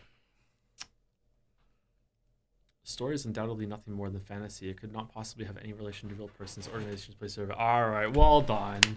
Well done. We take this opportunity to remind players that owning the PlayStation 3 and PC edition of Umineko is a requirement for playing this game. I have both. We hope you enjoy a fresh new experience with the continuation. Okay. We got him. Go to the end of the prologue, please. We've been streaming for 6 hours. No. You there idiot. she is. All right, there we go. Okay, we get it. Yep. We're not doing the end of the prologue. Shush. You idiot. All right, there we go. We did it. We saw her again. All right.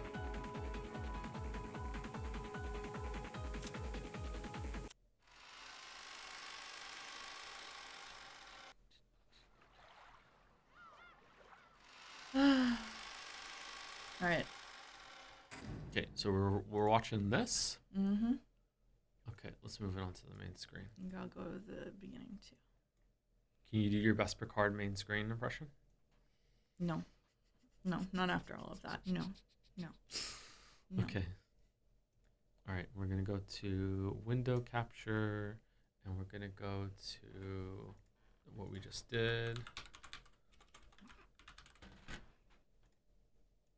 Let's open it up.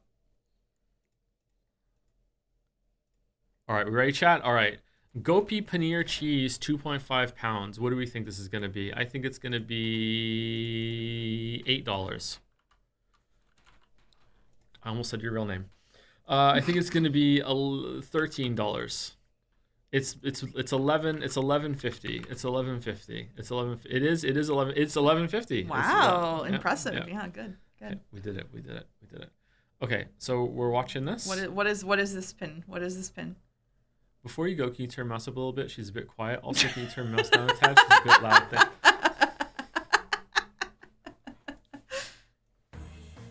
Okay. This might be loud. I'm not sure how loud this is going to be. This seems okay.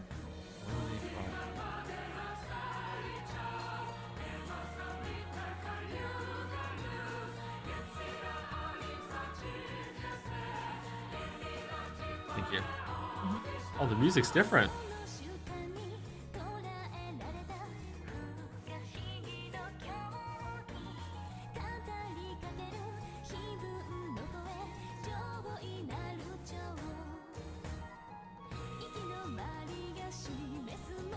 Spoilers.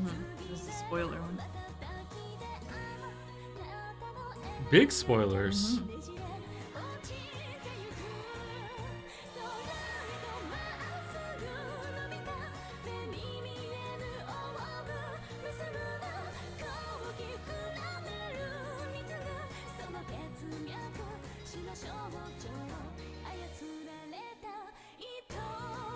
I didn't even know that new characters were going to show up after the original episode 1 cast. Oh.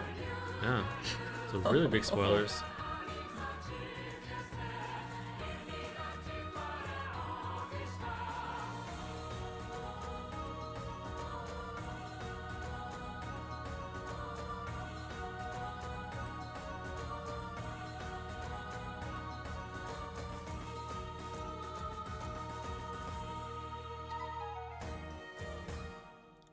That's too many spoilers. That's too many spoilers. That's too many spoilers. Okay, Too many spoilers. I would have been spoiled if I watched that. That's why it's spoilers. Yeah. Yeah. Too many spoilers. I don't think we can put the other one on because I have to download it, which means if I put in OBS right now, we're not going to be able to hear it. Can you play it in VLC or something? Do you know how VLC? I do have VLC. Okay. Where did it download? Oh, can we just watch it on Discord? If you don't mind streaming your Discord. I do mind streaming my Discord. Yeah, exactly. Okay. Right. Did it go to just the downloads folder? Yeah, I think it went. Okay. I can't remember which one it goes to. Does it go to this one?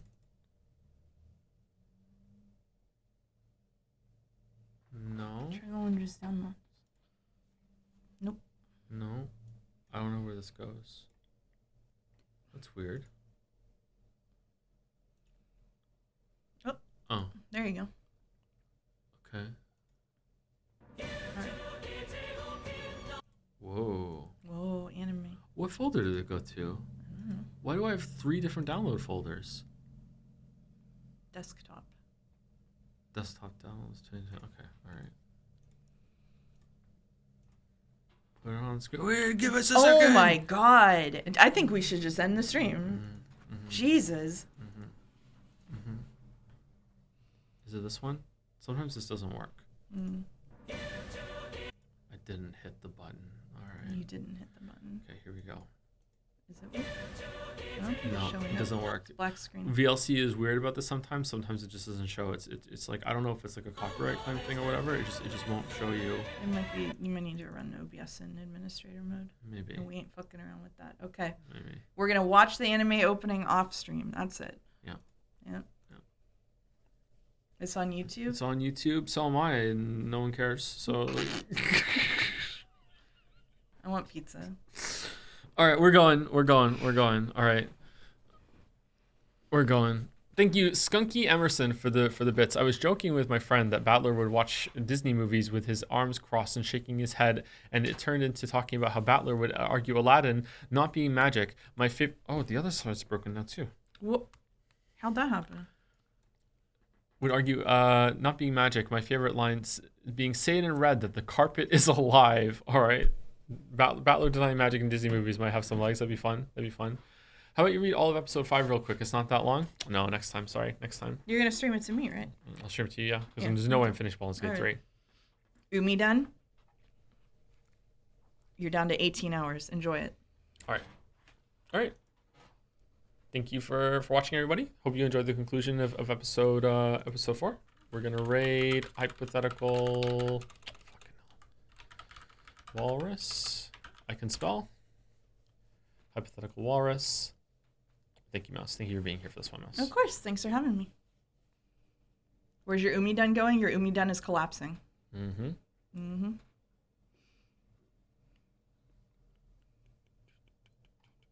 Thank you for stream. See you in Baldur's Gate 3. About that.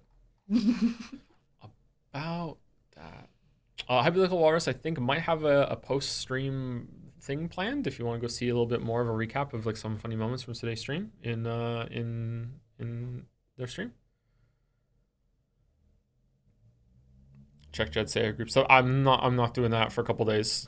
You can message me again later in the week, please. Anyway, see you later, everyone. Thank you for the reminder, but I'm gonna need another one. There's no way. Damn, I just got here. Okay.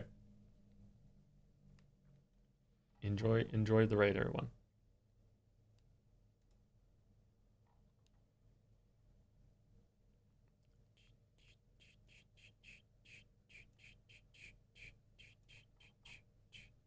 See you later, everybody who didn't go to the raid. I don't know why I always say the last thank you. I'm not sure.